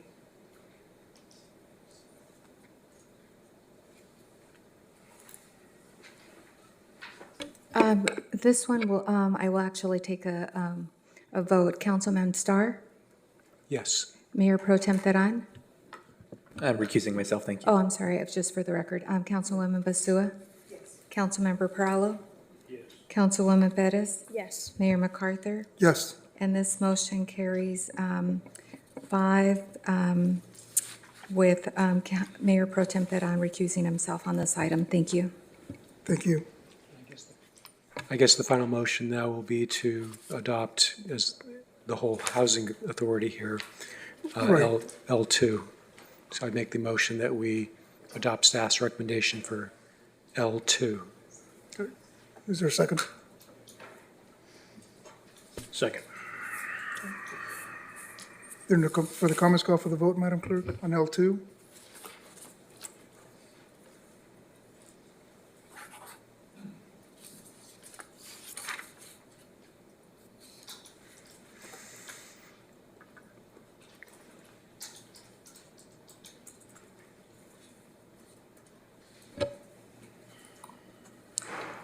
Okay, Mayor and council members, if you can go ahead and cast your vote. This would be for L2 for the Housing Authority minutes. Mr. Andrade, if you can.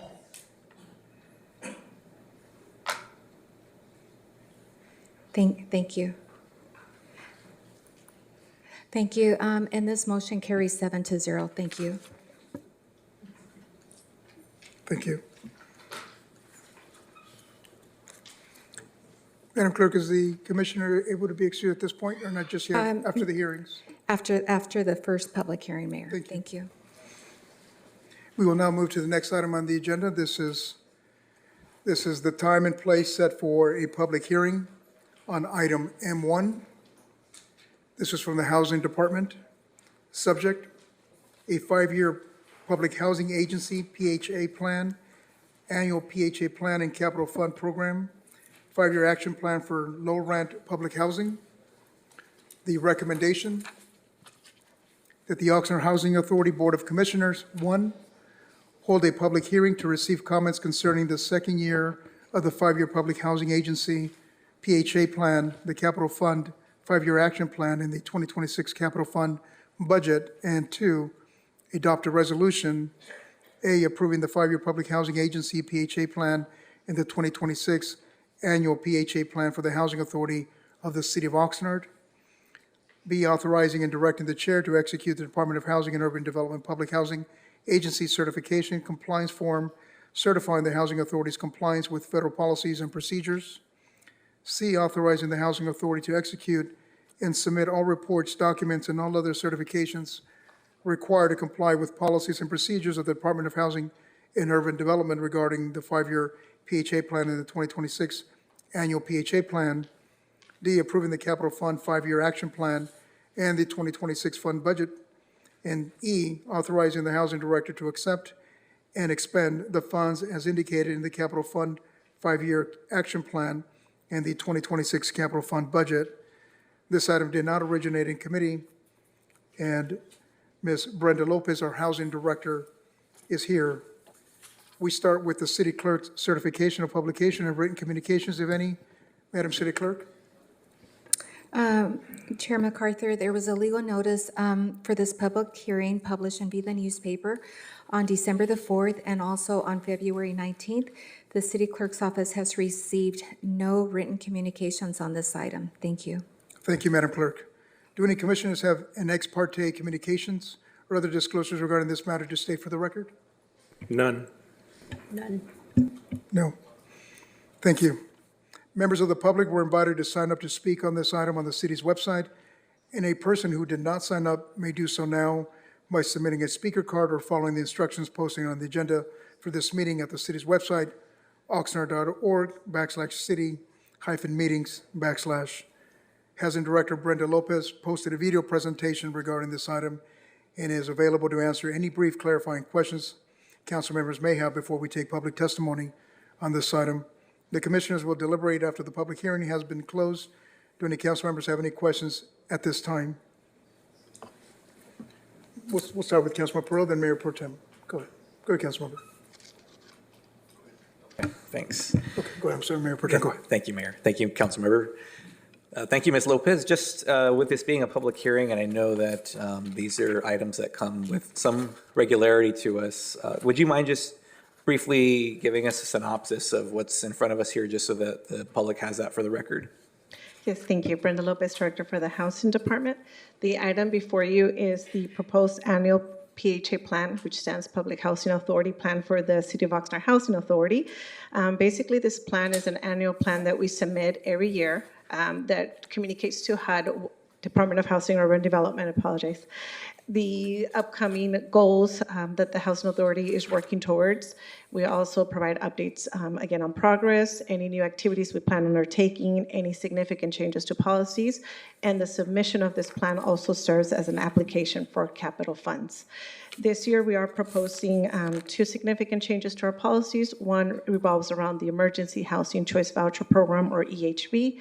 This program was made available back in 2021 to housing authorities to be able to respond to our unhoused community. And the city of Oxnard received an allocation of 46 vouchers. It was originally anticipated that funding would be available all the way through September of 2035. We were just notified this year, confirmed that the funding will end towards the tail end of this year. When it ends, it varies by housing authorities because it depends on how many vouchers you have at that given point in time. HUD published a recommendation on how to transition families into the Housing Choice Voucher or Section 8 program, it's most commonly known, so that we avoid terminating the families from the program, which will then result in them being unhoused. This can be done via two things. One, we have to secure a regulatory waiver from the Department of Housing and Urban Development, and it needs to be coupled with what's called a preference for the families to basically be expeditiously transitioned into the Section 8 program. The Housing Authority already secured the HUD waiver. It was approved. Second part of this is adopting this preference so we can transition our families over to the Section 8 program and avoid terminating them. The second significant amendment to our policies is aligning our occupancy standards from the public housing program. These are units that are operated, managed, owned by the Housing Authority to align with the Section 8 program. So we're basically trying to mirror those occupancy standards. The main difference right now is that the public housing program takes into consideration the individual's gender when calculating how many bedrooms we're going to calculating the number of bedrooms for a family in the public housing program. Section 8 does not have that distinction. It's basically 2 persons per bedroom, except for head of household, spouse, and a minor under the age of 3. So we are proposing to align the policies for both programs to be 2 persons per bedroom, regardless of gender, and again, except for the head of household, co-head, and a minor. And also this is not part of reasonable accommodations. So reasonable accommodations are still there for families who need them. The plan also talks about what activities do we plan to undertake in the coming year. We're not going to start new activities. These activities have been going on. They're going to continue for a couple of years. One being our choice grant that we come before you a couple of times. This is a grant where we're working on creating a transformation plan that we hope to apply for the choice transformation plan when it becomes available. We will continue seeking funding opportunities to increase our allocation of project-based vouchers. These are vouchers that are tied to units versus to individuals. Housing authorities have a limit of 20%, an additional 10% if it's a special vulnerable population limit. So we want to continue pursuing those opportunities when they become available if they present themselves. And last but not least, we also want to continue our conversion activities. These are activities where we're looking to reposition our public housing program into a Section 8 type of model so that we can increase operating revenue and we can improve our properties because there's quite a bit of deferred maintenance to those properties. As I originally mentioned, this PHA plan also serves as our application for capital funds. Capital funds can only be used to improve the 523 units in our portfolio. We usually put a submission of a little bit over $1 million each year. How much we ultimately gets allocated to a housing authority is decided later on this fiscal year. And what we do is we say we're applying for $1,057,000. This year we're hoping to focus on replacing furnace units in all of our scatter sites, approximately 100 units, and then the remaining funds to be reserved for the Althea Court project, which refers to a loss of 8 units that we had due to a fire at the Althea Court project. Proceeds from the insurance company are not going to be enough to rebuild those units, so we would like to set aside some of those funds. In summary, that is the PHA plan. Gets submitted, needs to be approved by HUD, and then we follow comments that we received from the community. Thank you very much. And folks, she did that all off the top of her head too, so. That was a great brief synopsis. Yeah, Councilman Perello, go ahead. Thank you very much. I wanted to ask specifically if we knew about grants, but as Mayor Pro Tem brought up the explanation, a little more information, and you brought it up. on page 826, we talk about eliminates the consideration of a household member's gender. And I appreciate that when determining unit size. But the next, this is the second from the last paragraph from the bottom.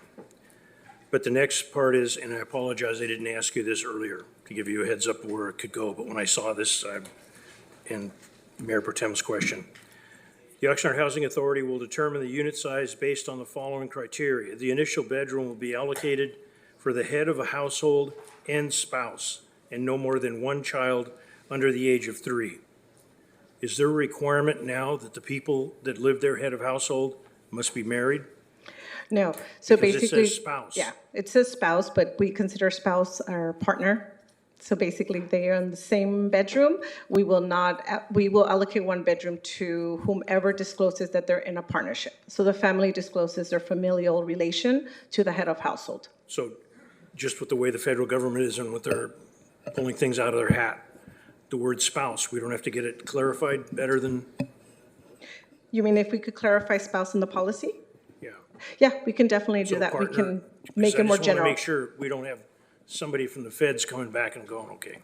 Okay, the main reason I want to hand up, when do you get updates? And I'm sure talking in the county, you talk to other housing authority, when do you get updates with respect to the state or the federal government cutting back on any grants that we had expected? Do you share, and how is that happening? I know we have another member of the council that's involved in that type of stuff, but how do we get an update so we're not surprised? Usually we get updates, we hear what is being proposed. So usually HUD does publish what the proposed allocations, potential changes to programs will be in the coming fiscal year. But we don't get a firm answer until an appropriation is passed. So in this case, for the EHB program, that's the one that we definitely heard a firm answer from HUD saying, it's coming to an end. We've given you your final award allocation. Go ahead and forecast how long you can assist those families, and here's some guidance on how to transition. For this specific, for the housing authority, other than that, so far we have not received any news that any other programs will be completely cut off from funding, but there are going to be potential reductions in funding. So I just mentioned, for example, the capital fund grant, we're asking for $1,057,000.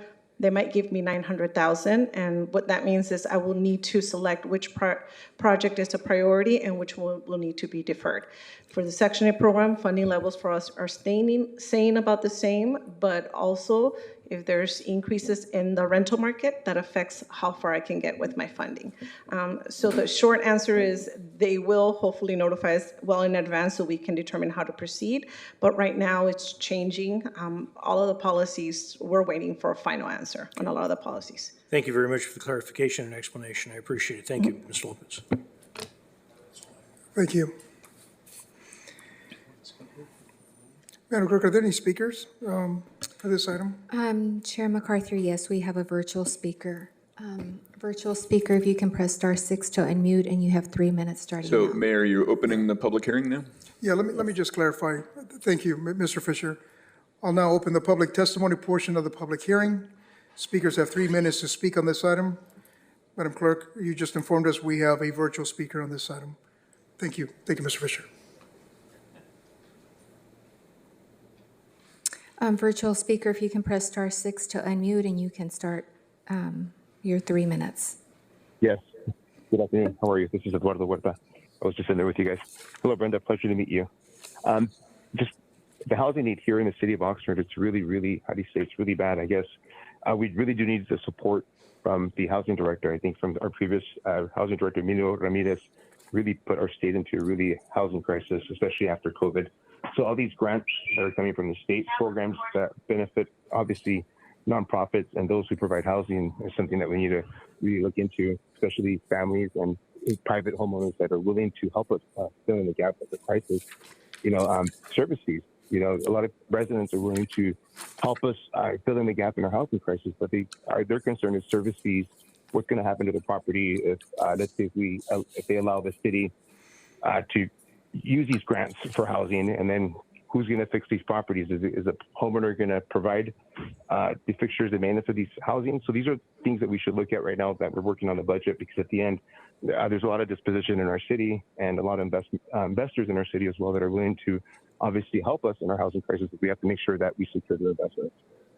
And so I think it's something that we need to look into for our city, our homeowners, and at the end, our investors as well. Thank you. Thank you, Mr. Huerta.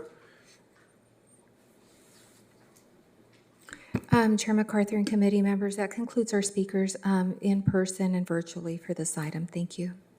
Thank you, Madam Clerk. If there are no additional speakers, then we will close the public hearing. The public hearing is closed. I will entertain a motion to approve the recommended actions. So moved. I'll second.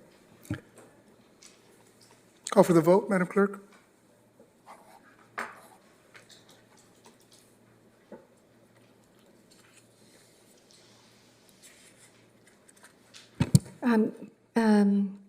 Chair MacArthur and commissioners, if you can go ahead and cast your vote. Thank you.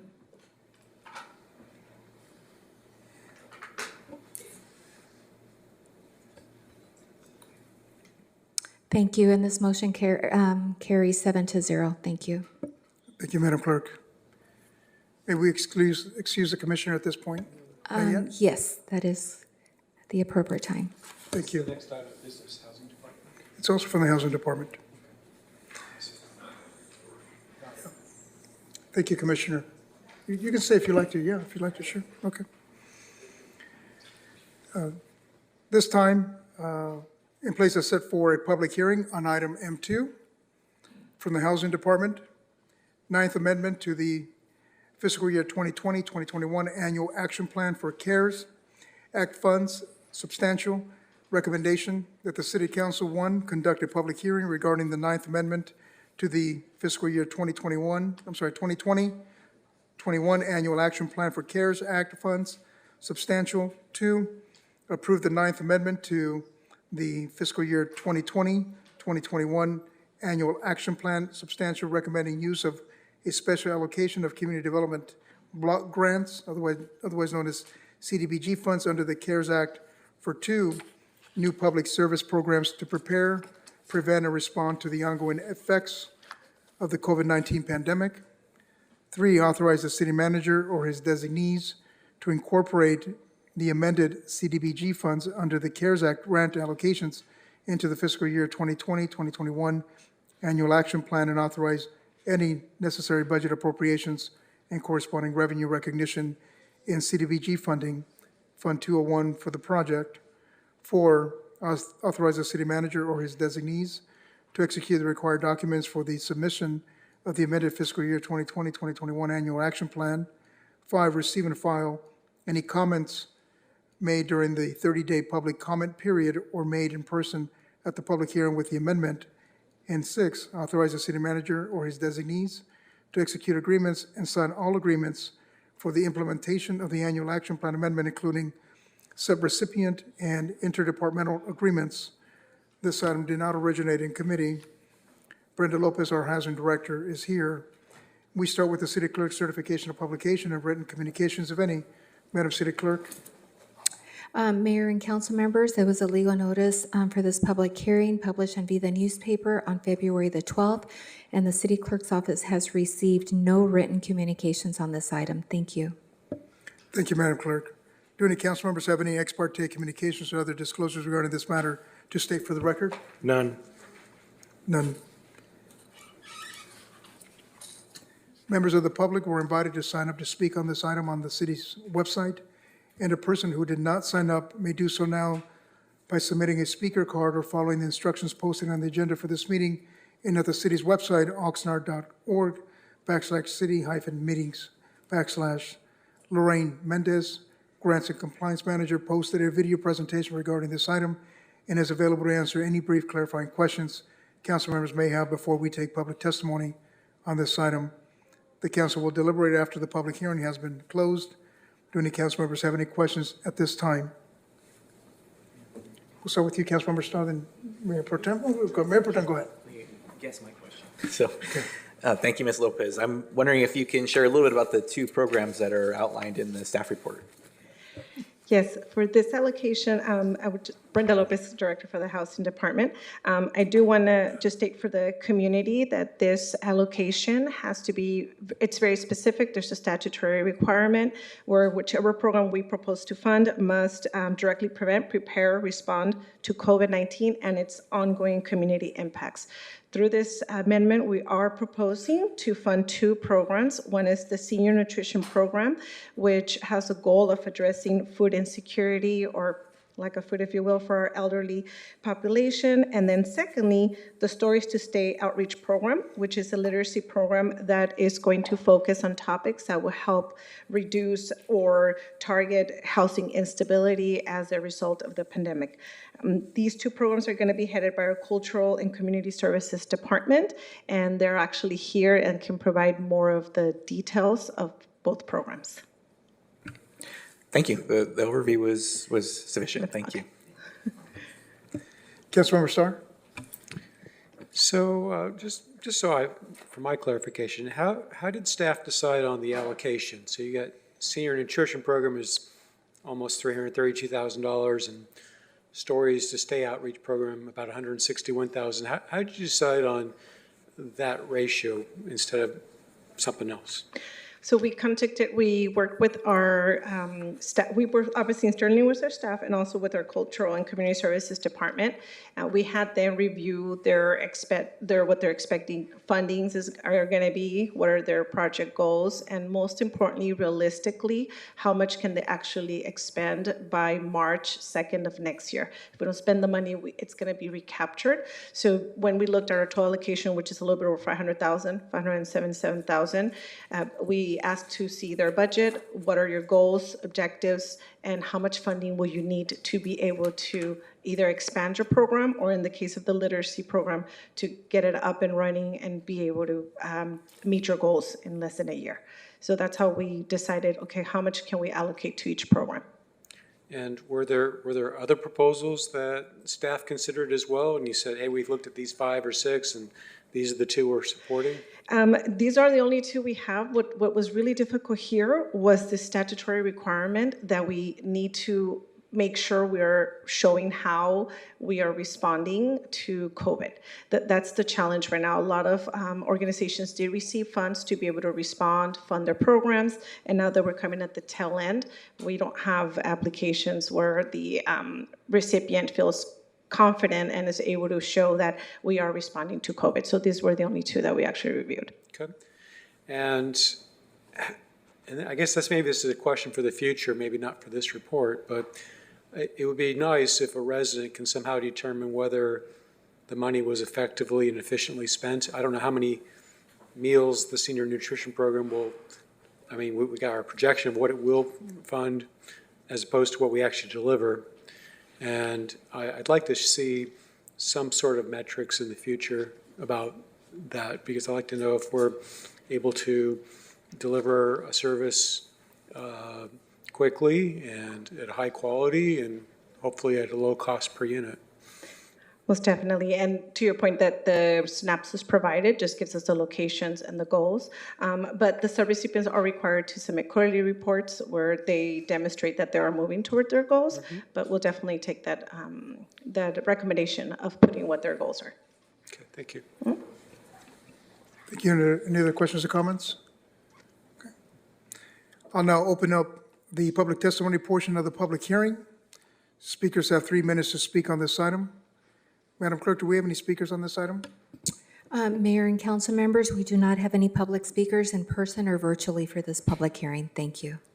Thank you, Madam Clerk. If there are no additional speakers, then we will close the public hearing. The public hearing is closed.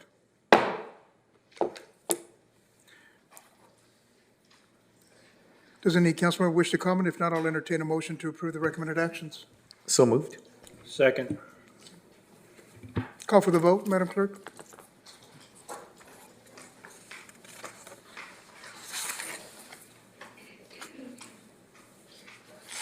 Mayor and council members, if you can go ahead and cast your vote.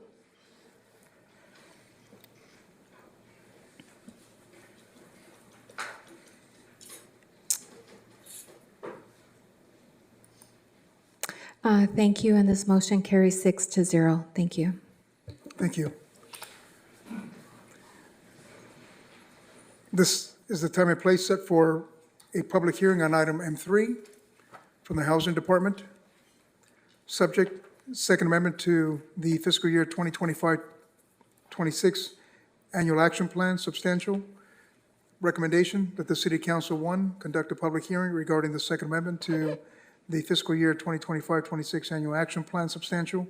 Two, approve the Second Amendment to the fiscal year 2025-26 Annual Action Plan, substantial, recommending use of public infrastructure improvements, recommending use of community development block grants, otherwise known as CDBG, funds for public infrastructure improvements. Three, authorize the city manager or his designees to incorporate the amended grant allocations into the fiscal year 2025-26 Annual Action Plan and authorize any necessary budget appropriations and corresponding revenue recognition in CDBG funding, Fund 201 for the project. Four, authorize the city manager or his designees to execute the required documents for the submission of the amended fiscal year 2025-26 Annual Action Plan. Five, receive and file any comments made during the 30-day public comment period and made in person at the public hearing with the amendment. And six, authorize the city manager or his designees to execute all agreements for the implementation of the Annual Action Plan amendment, including subrecipient and interdepartmental agreements. This item did not originate in committee. Ms. Brenda Lopez, our Housing Director, is here. We start with the City Clerk certification of publication of written communications, of any. Madam Clerk? Mayor and council members, there was a legal notice published in Vida newspaper on February the 12th, and the city clerk's office has received no written communications on this public hearing. Thank you. Thank you, Madam Clerk. Do any council members have any ex parte communications or other disclosures regarding this matter to state for the record? None. None. Thank you. Members of the public were invited to sign up to speak on this item on the city's website, and a person who did not sign up may do so now by submitting a speaker card or following the instructions posted on the agenda for this meeting and at the city's website, oxnard.org/city-meetings/ Ms. Lorraine Mendez, Grants and Compliance Manager, posted a video presentation regarding this item, is available to answer any brief clarifying questions council members may have before we take public testimony on this item. The council will deliberate after the public hearing has been closed. Do any council members have any questions at this time? Mayor Pro Tem, we'll start with you. Thank you. Followed by Councilmember Perrello and then Councilmember Starr. Thank you. Ms. Lopez, for this one, if you wouldn't mind sharing a little bit about the shovel-ready project we have here and the reasoning behind the reallocation we have as part of this. Yes, I will try to briefly summarize it. So on this project, what we did is we came before you in September of last year. We communicated that we had received a notification from Department of Housing and Urban Development, HUD, for an informal meeting. Basically, in that meeting, it's an opportunity for staff to describe and provide a workout plan to HUD in which we indicate how we are going to meet what's called a timeliness expenditure requirement, and which is summarized as we are not allowed to have more than 1.5 times of our award allocation and our line of credit. When this happens, if you receive this notice, basically your allocation for that fiscal year is placed on hold. So our 2025-2026 award was placed on hold until we satisfied all of HUD's requirements. So this was in September. We came before you in October and we communicated this concern. At that time, we had about $1 million of unallocated funds. We recommended to funding a shovel-ready project, which basically means that the recipient has completed work or is very familiar with CDBG requirements, and they also have a project that will realistically expend those funds before this timeliness review is done. Timeliness review is done on May 2nd for the city of Oxnard each year. That allocation was approved. That was great. We submitted our workout plan to HUD, and we were waiting to hear back. We finally heard back on January 26th of this year, letting us know that they were satisfied with our submission, and instead of a consultation, they were going to waive that requirement. However, we needed to complete a mandatory training on timeliness expenditures, and secondly, we needed to submit a new workout plan so that they could consider releasing the 25-26 funding allocation. As we reviewed and we prepared a workout plan, we knew that as long as we satisfied HUD's requirements, they will also not only approve our workout plan, but now release the 25-26 funding allocation, which means more than likely, since we are delayed in getting this funding, we would not be able to expend the funds fast enough before May. That's May 2nd is the key date. So when we reviewed all of the subrecipient agreements, we met with everyone. We also looked at those who are supposed to receive 25-26 funding to see how their projects were doing, try to determine, can we expend the funds fast enough? We came to the conclusion that we have approximately $900,000 over that limit come May 2nd. So in reviewing and speaking with our subrecipients, we had to identify what can we do, what program could be shovel-ready and spend the funds. But remember, I don't have new funds or unallocated funds. So one of our subrecipients is our Public Works Department. They were awarded $1 million through this annual action plan for the Cal Gisler Neighborhood Repavement Street Resurfacing Project. It has started, but they will not be spending all $1 million by May 2nd. So keeping that in mind, we also checked progress on the La Colonia project. It's almost at the tail end. They still have expenses that are eligible for CDBG funding, and they will spend that money before May 2nd.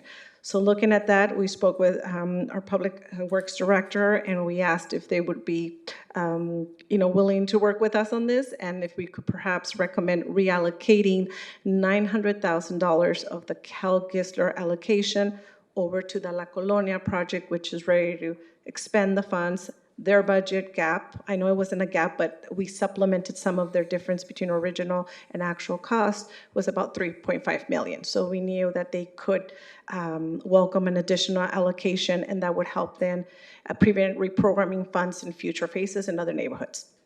So having that conversation, they are very confident that they can use that $900,000. It's an eligible expense, and they understand that then we are reallocating the funds that we're giving to the Cal Gisler program. So today, before you, we're proposing that we give an additional $900,000 allocation to the La Colonia project so that we can meet our timeliness expenditure challenge that we're going to be facing. Since writing the staff report, we've been in communication with HUD. They feel it's an appropriate plan that we're proposing. They're in support. And this week they released, they're already releasing our funds for 25-26. So they are on board and feel that this is the best workout plan and are satisfied with our response so far. Okay, thank you very much. And I'll just, I know it's questions, but I just want to give thanks to the collaborative effort between you and Public Works in finding a solution on that. So thank you. Go ahead, Councilwoman. Thank you for the overview, and just really appreciate the highlight specifically regarding Cal Gisler's neighborhood street improvement. I think that's just a good thing that the people in our community should be aware of, which I know it mentions here that it's meant to improve streets, sidewalks, and the construction of ADA access ramps for persons with disabilities.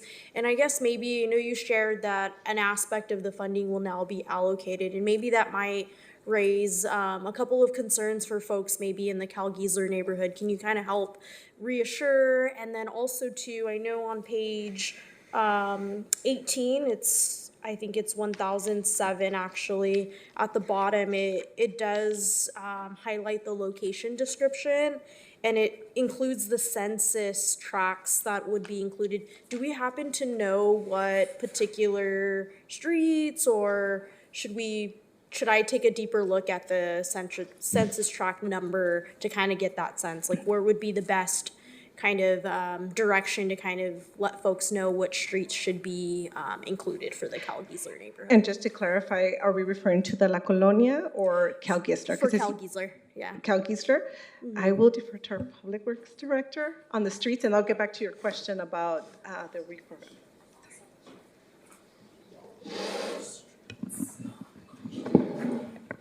Yeah, good evening again. Michael Wolf, Director of Public Works. I'll start off by saying we always like it when the housing director calls us because she brings money. So So I want to make sure it's clear that we're not proposing to stop or make any changes to the Calgeisler neighborhood paving project. It'll go forward as planned. The timeliness of money is the issue here. So we have a construction project that's already going in the Colonia area, and that can be spent faster than the money that was going to be spent in Calgeisler. So we're not proposing to make any changes to the design. You asked about the specific streets, and so there's a couple of components there. There is probably a component that Brenda can answer, which has to do with which streets define the housing tracts that are associated with CBG. Now, inside of that, then the question is which streets are going to get paving, and I don't know the names of the streets off the top of my head. I wish I did, but we have on our CIP webpage, we have all the locations of our upcoming streets. We have our 5-phase maps that we took to council, I want to say about a year ago, give or take. So I certainly can come back with those, but nothing in tonight's proposing to change what the council has already seen in those 5-phase paving plans. And just for the public's awareness, I know this is an ongoing project for the Calgeisler neighborhood. Is there a timeline that they should be aware of in terms of the project being completed? Yeah, so again, I don't have off the top of my head, it is on our website. We typically bid those projects towards the beginning of the summer, and then they get constructed starting late summer and then in the fall. The Calgeisler is one of it's the next phase of our neighborhood street paving projects, and it has actually Calgeisler and a couple other smaller areas as well. So anticipation is that will start construction later this calendar year. As long as everything bids correctly, we get all the approvals, things like that. Great, thank you. Thank you. Councilmember Perillo, did you have a comment? If not, I'll move to Councilmember Starr. Go ahead. Thank you, Ms. Lopez. It feels like HUD's kind of admonishing us, given that they're requiring staff to attend a mandatory community development block grant timeliness training webinar. I guess first of all, can you tell me what it is exactly that you learn in a CDBG timeliness training webinar? Is that something that staff's already participated in this webinar, right? Yes, and I did. I owed one last answer to Ms. Perez about the funding for Calgeisler. They're part of our allocation for the next fiscal year. So we will make them whole via the next allocation. And then back to the question on the training. The training really focused on best practices. And if you want me to summarize what I learned is we need to try our best to time when we're doing our funding allocations. We are very lucky that one of the largest allocations is to our Public Works Department. And just as you saw right now, Calgeisler is gonna go. They're starting, they need a little bit of seed money right now. But most of the funding is gonna be utilized towards the tail end of this year, following year, which is proper and appropriate, but then that means we got to make sure that our smaller subrecipients stay on track and they're receiving the training and the support that they need to expend their funds quickly. So some of the things that we are doing now, we do have Lorraine, which is our new grants manager. We are doing more one-on-one monitoring with our subrecipients, and we are making those decisions. I cannot speak to other administration, but we're making those decisions of it doesn't look like you're going to be able to spend your funds. Can we help you? Can we support you? And if not, should we consider reprogramming these funds? And also when we come before you with our next annual action plan, we also kept in mind that the federal administration and the funding were in changing times. And in the past, there was, I'm pretty sure, more flexibility on spending your funds, drawing them down.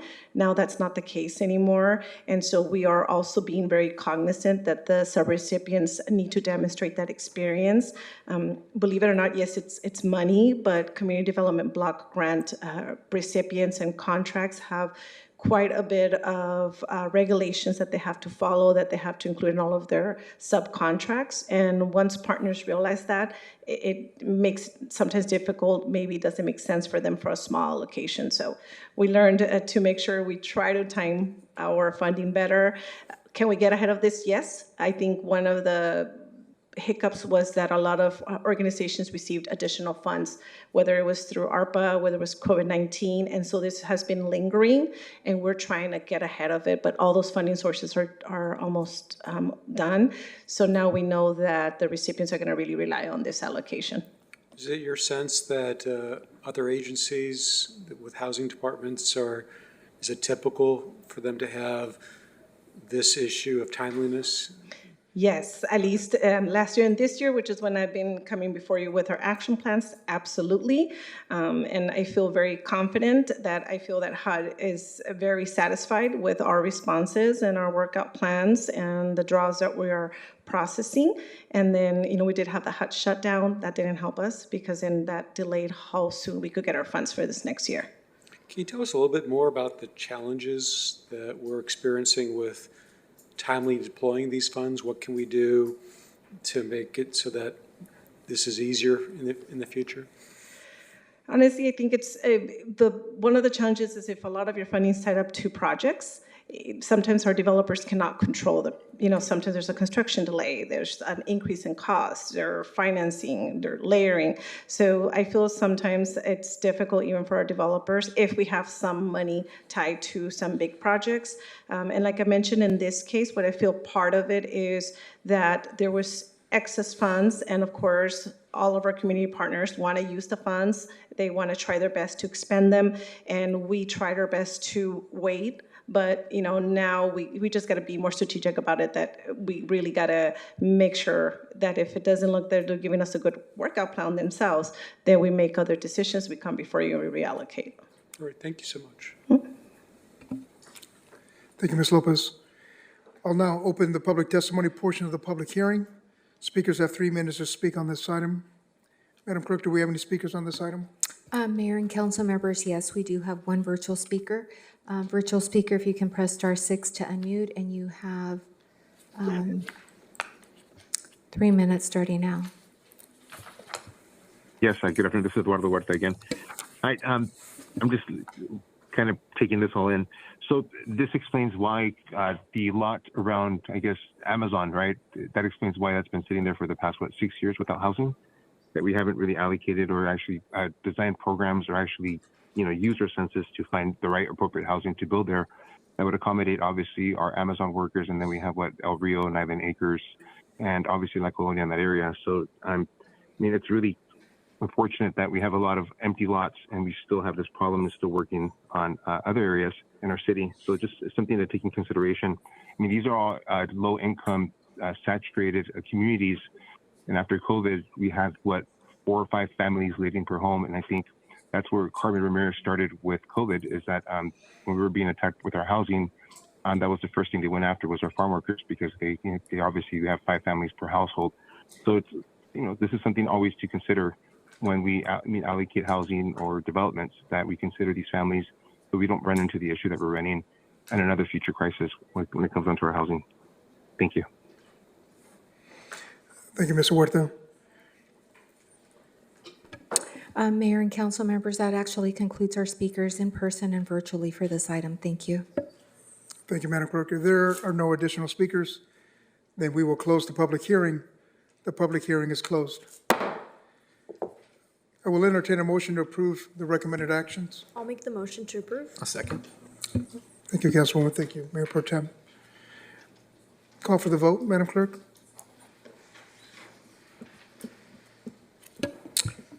Mayor and council members, if you can go, please cast your vote. Thank you.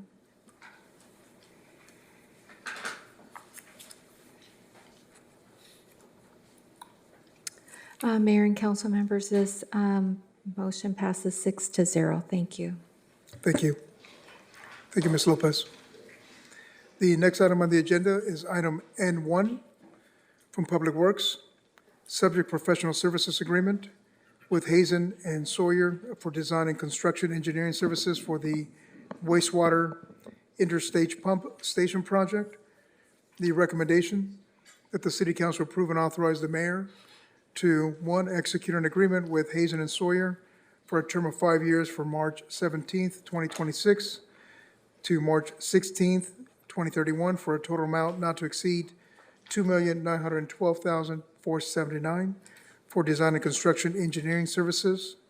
And two, authorize a project budget appropriation in the amount of $1,912,479 from the wastewater fund, 611, as well as the corresponding transfers in the wastewater capital fund, 612, for the design and construction engineering services for the wastewater interstate pump station project, C2544. This item did not originate in committee, as this is a capital improvement project specifically listed in the city's capital improvement program budget, which was previously approved by the city council. Michael Wolf, Public Works Director, is here to answer any questions council members may have. Before council member discussion, we will receive public comments. Speakers have 3 minutes to speak. Are there any public speakers on this item, Madam Clerk? Mayor and council members, we do not have any public speakers in person or virtually for this item. Thank you. Thank you. Do any council members have any questions of staff on this item? Yeah, some. So I think I got this from the presentation rather than from the staff report, that basically staff ranked the proposals based on some criteria being company profile, assigned staff, project experience, project approach and understanding, and level of effort.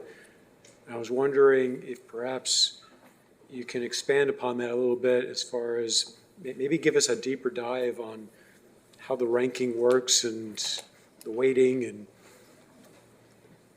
Sure. Good evening again. Michael Wolf, Director of Public Works. I'll talk in general, then Jan Hauser, our wastewater division manager, could talk specifics. But in general, we're talking about professional services rather than low bid process. We're talking about evaluating the things that are listed in the staff report. And normally what happens is when we send out the request for proposals, we indicate that these are the scoring criteria that we're going to use. Each one of the criterion has usually a weighted value or some, maybe the total adds up to 100, where experience maybe 25 points and other projects similar to ours maybe 10 points. So that is already known before any firm submits their proposal to us. So it's clear about how we're going to evaluate the proposal. They're pretty standard in terms of if you've read most of our staff reports, which I'm sure you have, you've seen that. Those are pretty standard items. But sometimes we tweak it a little bit if it's project specific. We want maybe to have something very specific about this project. We want to have that kind of experience. We may add that.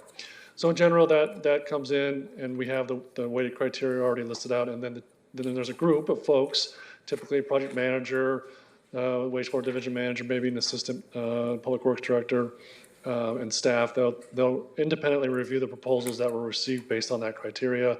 They'll put their score together, and they submit those to our purchasing folks, and then that becomes the aggregated score based on those individual scoring criteria, aggregated for the individual person, for the firm that they're scoring, or firms in this case too. And so that's typically the process that goes to it. And then once that's done, once we've selected the most qualified, for lack of a better summation of those terms, then we will understand what the price proposal is, and then we can negotiate with the highest ranked firm a proposal that fits within our understanding of what that scope of work should be. We'll have an estimate. We'll say, hey, maybe this design work is somewhere in the neighborhood of $2.5 million, and their proposal's at $3 million. We may negotiate that down to $2.5 million if we can, because we think it's $2.5 million worth of work instead of $3 million. And so that process can go as well. And then we come to council and make a recommendation. And with that, I'll have Jan add anything specific. Did I do a good job with that? Yeah, that's all right. We can go into more detail. I wouldn't mind actually hearing a little more detail, if that'd be okay. Thank you. Good evening, Mayor, council members. My name is Jan Hauser. I'm the wastewater division manager. So there's really 4 areas that we look at because, again, this is a qualification-based selection. It's a professional service. It's no different than hiring, let's say, a lawyer. That you want a real estate lawyer, you're not going to hire a labor attorney, right? So it's like that. So it's a process we go through to ensure that whoever we hire is actually qualified to do what we're doing. It's a very complicated process, and you have to be knowledgeable. You have to know what you're doing. So the first thing we look at is the firm background, right? So we want to make sure they've been in business for a long time, that they're financially healthy, that they have good management, that they're as local as we can get them. But that's not really the key. The next thing we look at is who they are proposing to work on our project. So we want resumes, names, and who are the key people? Who are the people we're actually going to work with and see face to face and talk to, right? So we look really closely at resumes. So we want to see similar projects on their resumes with clients similar to us in Southern California, Northern California, or somewhere in California. So that's a very important aspect. Then the next thing we look at is similar projects, right? So then they give us projects that company has actually done. We limit it to 10. I've worked for companies and I've seen proposals where if you don't limit it, you might get 300 projects, right? We don't want that. So they give a list of projects and they describe what they are and when they were done and how much they cost and all the technical data. And then we have them give us a matrix, which shows the people they've proposed with the projects they've proposed. We want to see a lot of check marks on that matrix. So we can really tell that the people we're hiring have actually worked on these projects that the company has done. So that's the third section. The fourth section is their understanding of the project. We have a pre-proposal meeting. We invite these consultants to come in. It's very difficult to explain all the nuances of a project in a scope of work. They're generally kind of generic. So it's an opportunity for us to talk about some unique aspects of this.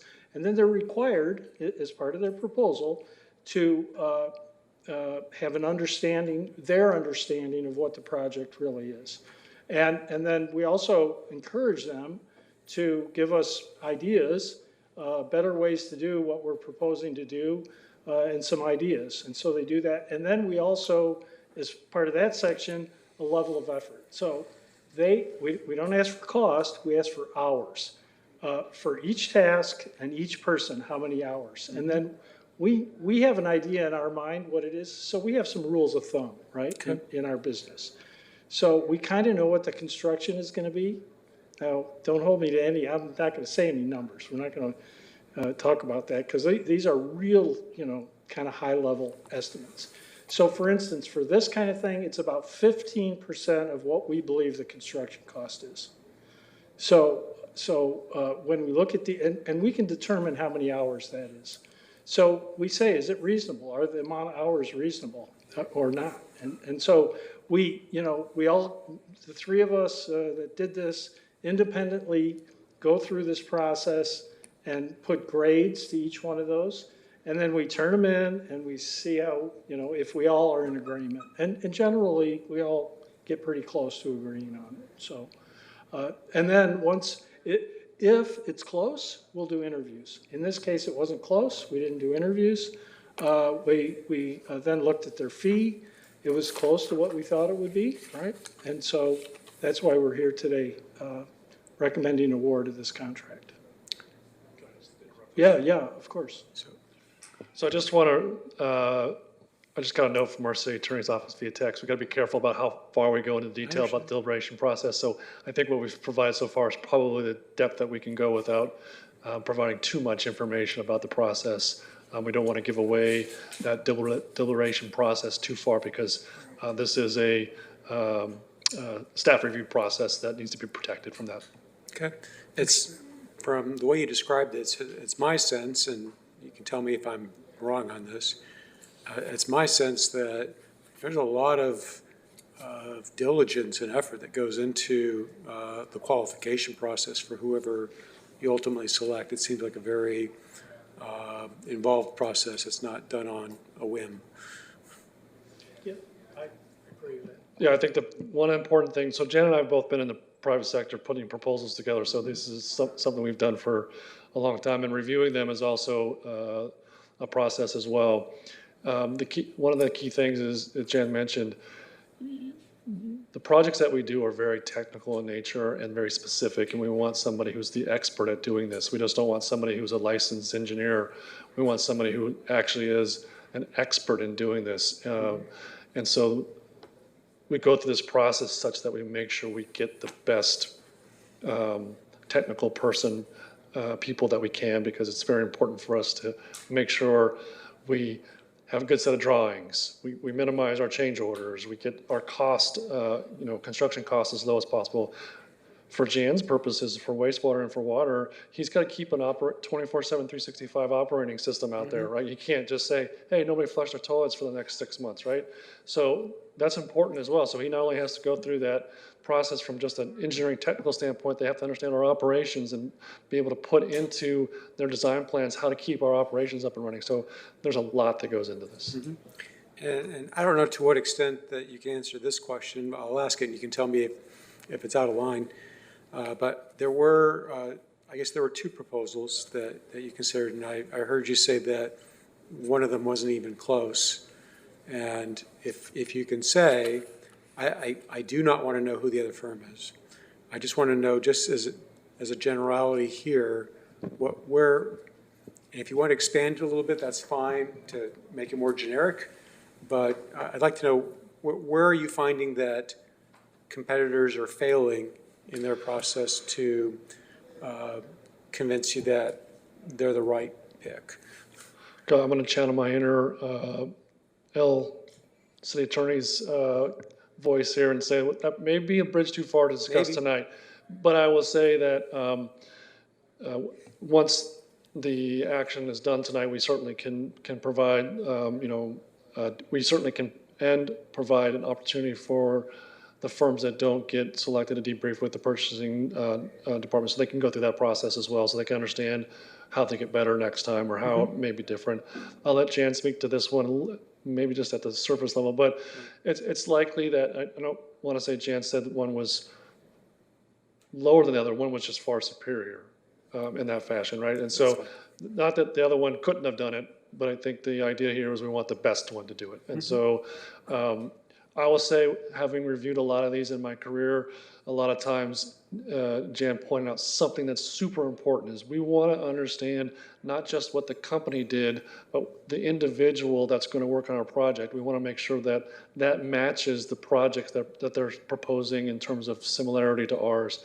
Because oftentimes it's like, oh yeah, my company's done these 6 projects, but actually nobody on their team that they're proposing actually worked on those projects, right?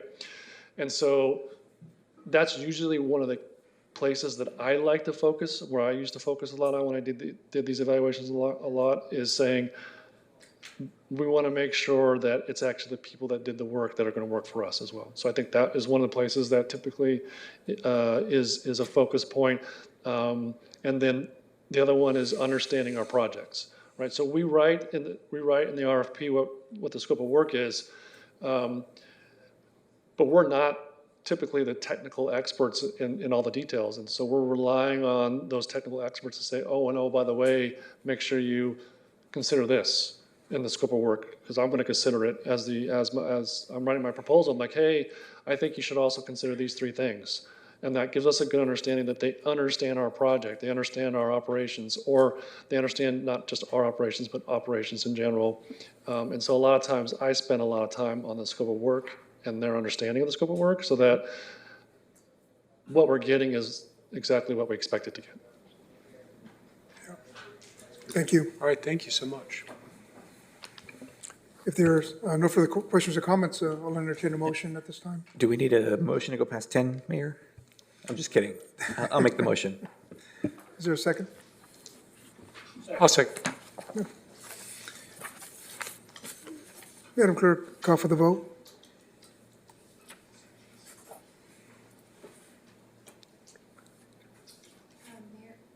Excuse me, Mayor and council members, if you can go ahead and cast your vote.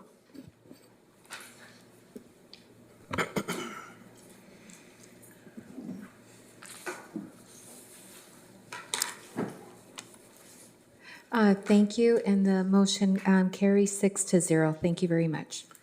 Mayor, I would just like to say I appreciate the detailed responses we got on these questions that were, really appreciate that.